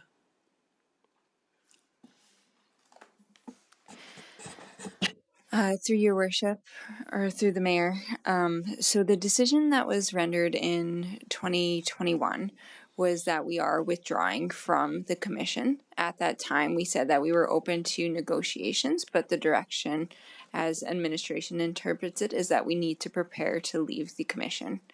The water line that is necessary to exit the commission costs $25 million. The optimal balance for this reserve does not consider future capital investments. So our practice in recent years has been to use savings and to allocate it to the reserves to prepare for future major investments. Our intent is in 2026, we are going to do a better review of the optimal balance for this reserve to account for future projects, but also we believe that the optimal balance may not be ideal as it's using historical infrastructure amounts as opposed to projected infrastructure investment amounts for replacement projects. So we recognize that the optimal balance for this reserve needs some work. We recognize that there's major projects coming up. So our recommendation is to put the savings into the reserve to prepare for those items. Yeah, I'm still not sold on it because we have been saying that, while we're looking at it, we're also still open to staying in the commission if things change enough. So, yeah, I'll leave it for now. Councillor Ketcher. Okay, so as I look at these reserves, it talks about some have over contributions in them at this point in time, and we're trying to get the other ones up to optimal balances. I guess the question that I have is, we've already been told at our last council meeting through the triennial report, we're expecting a minimum $5 million surplus. So why wouldn't we just take, and I know there's a policy that says put it to financial stabilization and whichever one, but wouldn't we be better off to try and top up some of these reserves if our other ones are already at optimal balance or close to? Through Mayor Macon to Councillor Ketcher, yes. When we come back in the spring, around the time with the property tax bylaw, we bring back the proposed spring budget with amendments and adjustments and recommendations for where that surplus from 2025 can be allocated. And that's one of the things that we do rather than just recommend according to policy to transfer it all to the financial stabilization and contingency reserve. We do have the flexibility to recommend to other reserves that are below their optimal balance to bring those up as well. But again, that is a council decision, and we can come back with a recommendation that looks at that. Right, and I guess my point being, when we're talking about this right now, you're asking for over $1 million $142,000, which does have an impact on rates and taxes. So why wouldn't we have that discussion now as opposed to waiting till April? Because once we get to April, then it's pretty much fixed. Through the mayor to Councillor Ketcher, in particular, our infrastructure lifecycle reserves are considerably below their optimal balance at this point. And even with the surplus, it still wouldn't make much of a difference. We do review our replacement costs each year, and what we found is that the amount that we're contributing each year is not catching pace with the rate of inflation and the increase in those costs. And so that's why the majority of the increase here is to those types of reserves. And when we look at the amount that they're short, we don't recommend the full top up in that 1 year. We actually spread that over a number of years to so it's not so much of a hit. But my comment being, so we have an optimal amount that we want, but every year we come in and we take a whole bunch out, so we never can, like, you almost have to top it up exactly what you're taking out to sit at that optimal balance. So I think we need to relook at the model that we're actually using. So that's something, I really believe we need to take a relook at this, because if you have $1 in there and you say, well, I want $1 in there, but now you've asked for 80 cents to come out of there because you want to pay for this. Now I have to turn around and put 80 cents back in. It doesn't make sense to me. And through the mayor to Councillor Ketcher, we are going to bring back the financial reserve policy next year with a review, and that's one of the things we'll take back. And it's hard in the calculation of optimal balances.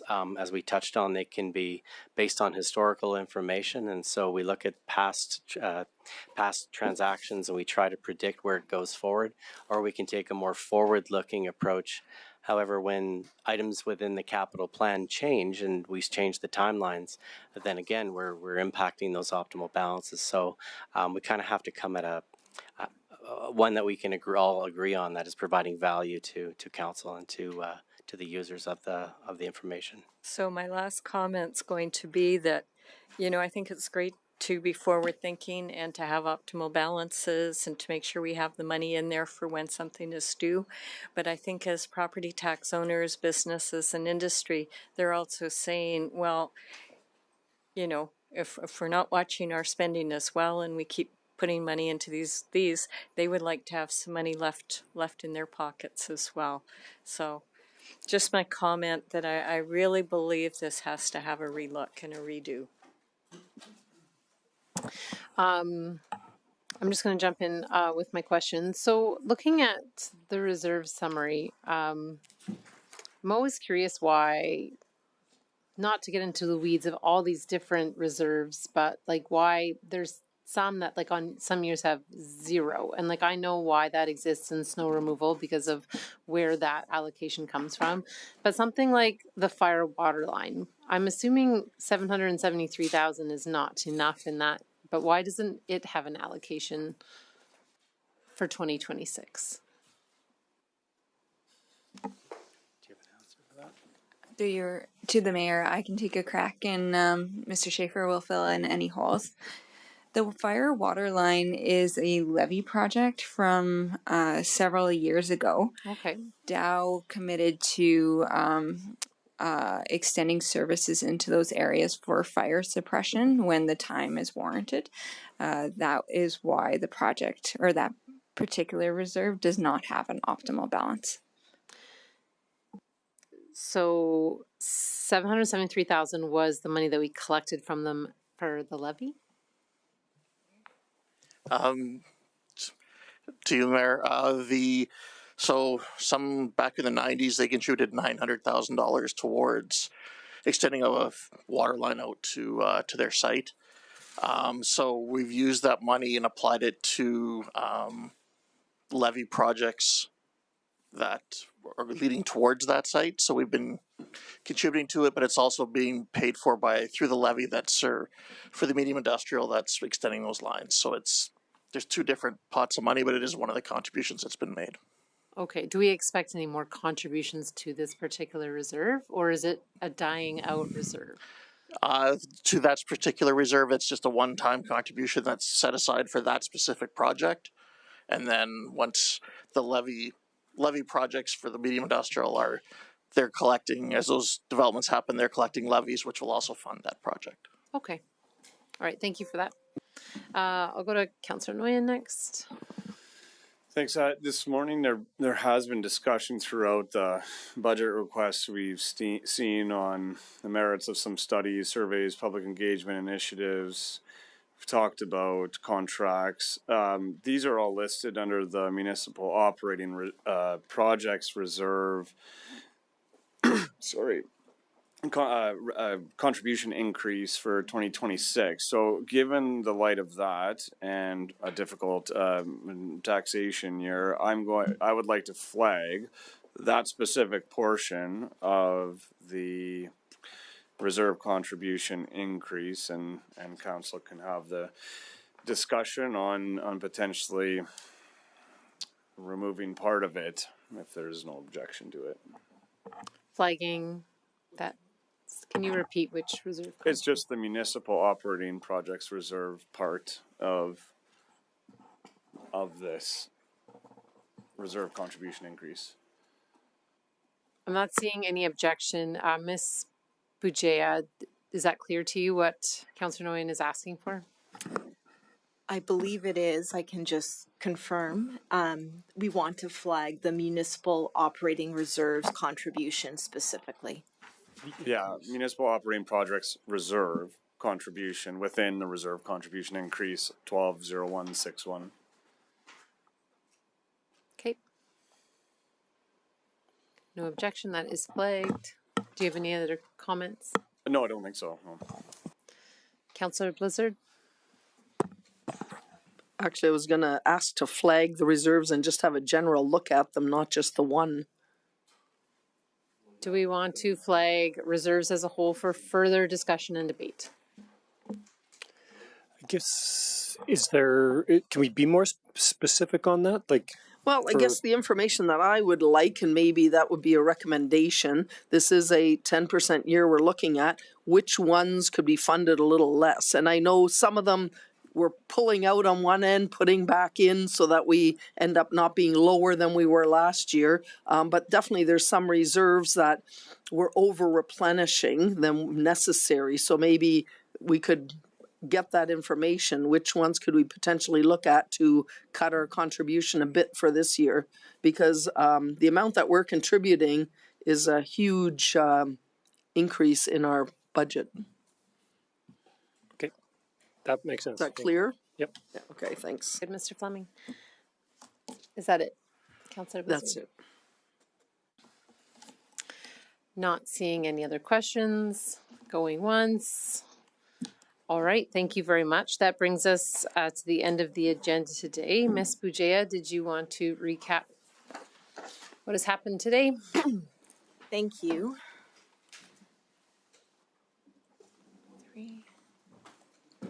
So I'll start with the flagged items from today. The first one was the corporate communications operating budget be flagged for further discussion regarding significant adjustments, notes 4 and 5. Then we have that budget recommendation 12-0295, strategic plan engagement, be flagged to discuss the merits of a public engagement initiative for a council-led plan. Next, we have that utilities, rates, and reserves contributions be flagged for further discussion. And then I just captured this one, so it might be a bit rough, that the municipal operating reserves contribution be flagged within the reserve contribution increase budget recommendation, as well as including options for reducing reserve contributions. We might just finesse the wording a little bit there. In terms of information requests, we have please provide the amounts of the library board operating reserves.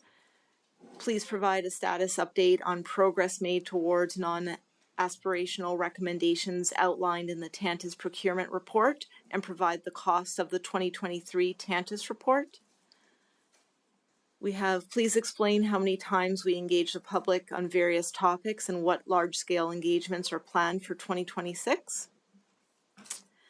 Please provide details on the funding source for the 2-year asset management technician temporary position, as well as the cost of the 2024 position.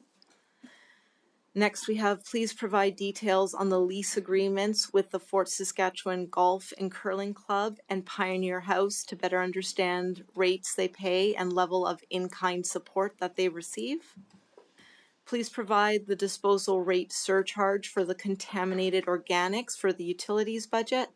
And please provide more information on the cost difference for the 2 temporary positions within the utilities budget. Thank you. And I guess just lastly, loaded question, are we anticipating to be done on Friday? We have a significant amount of flags and information. Would it make sense to try to determine a 5th budget day in case? Because on Friday, we're going to be cutting it pretty close to get something in the following week.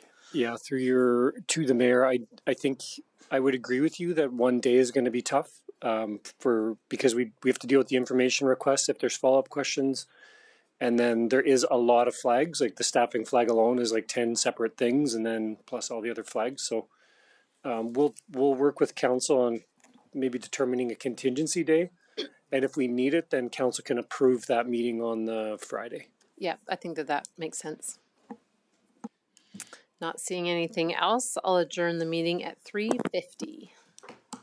Thanks, everybody.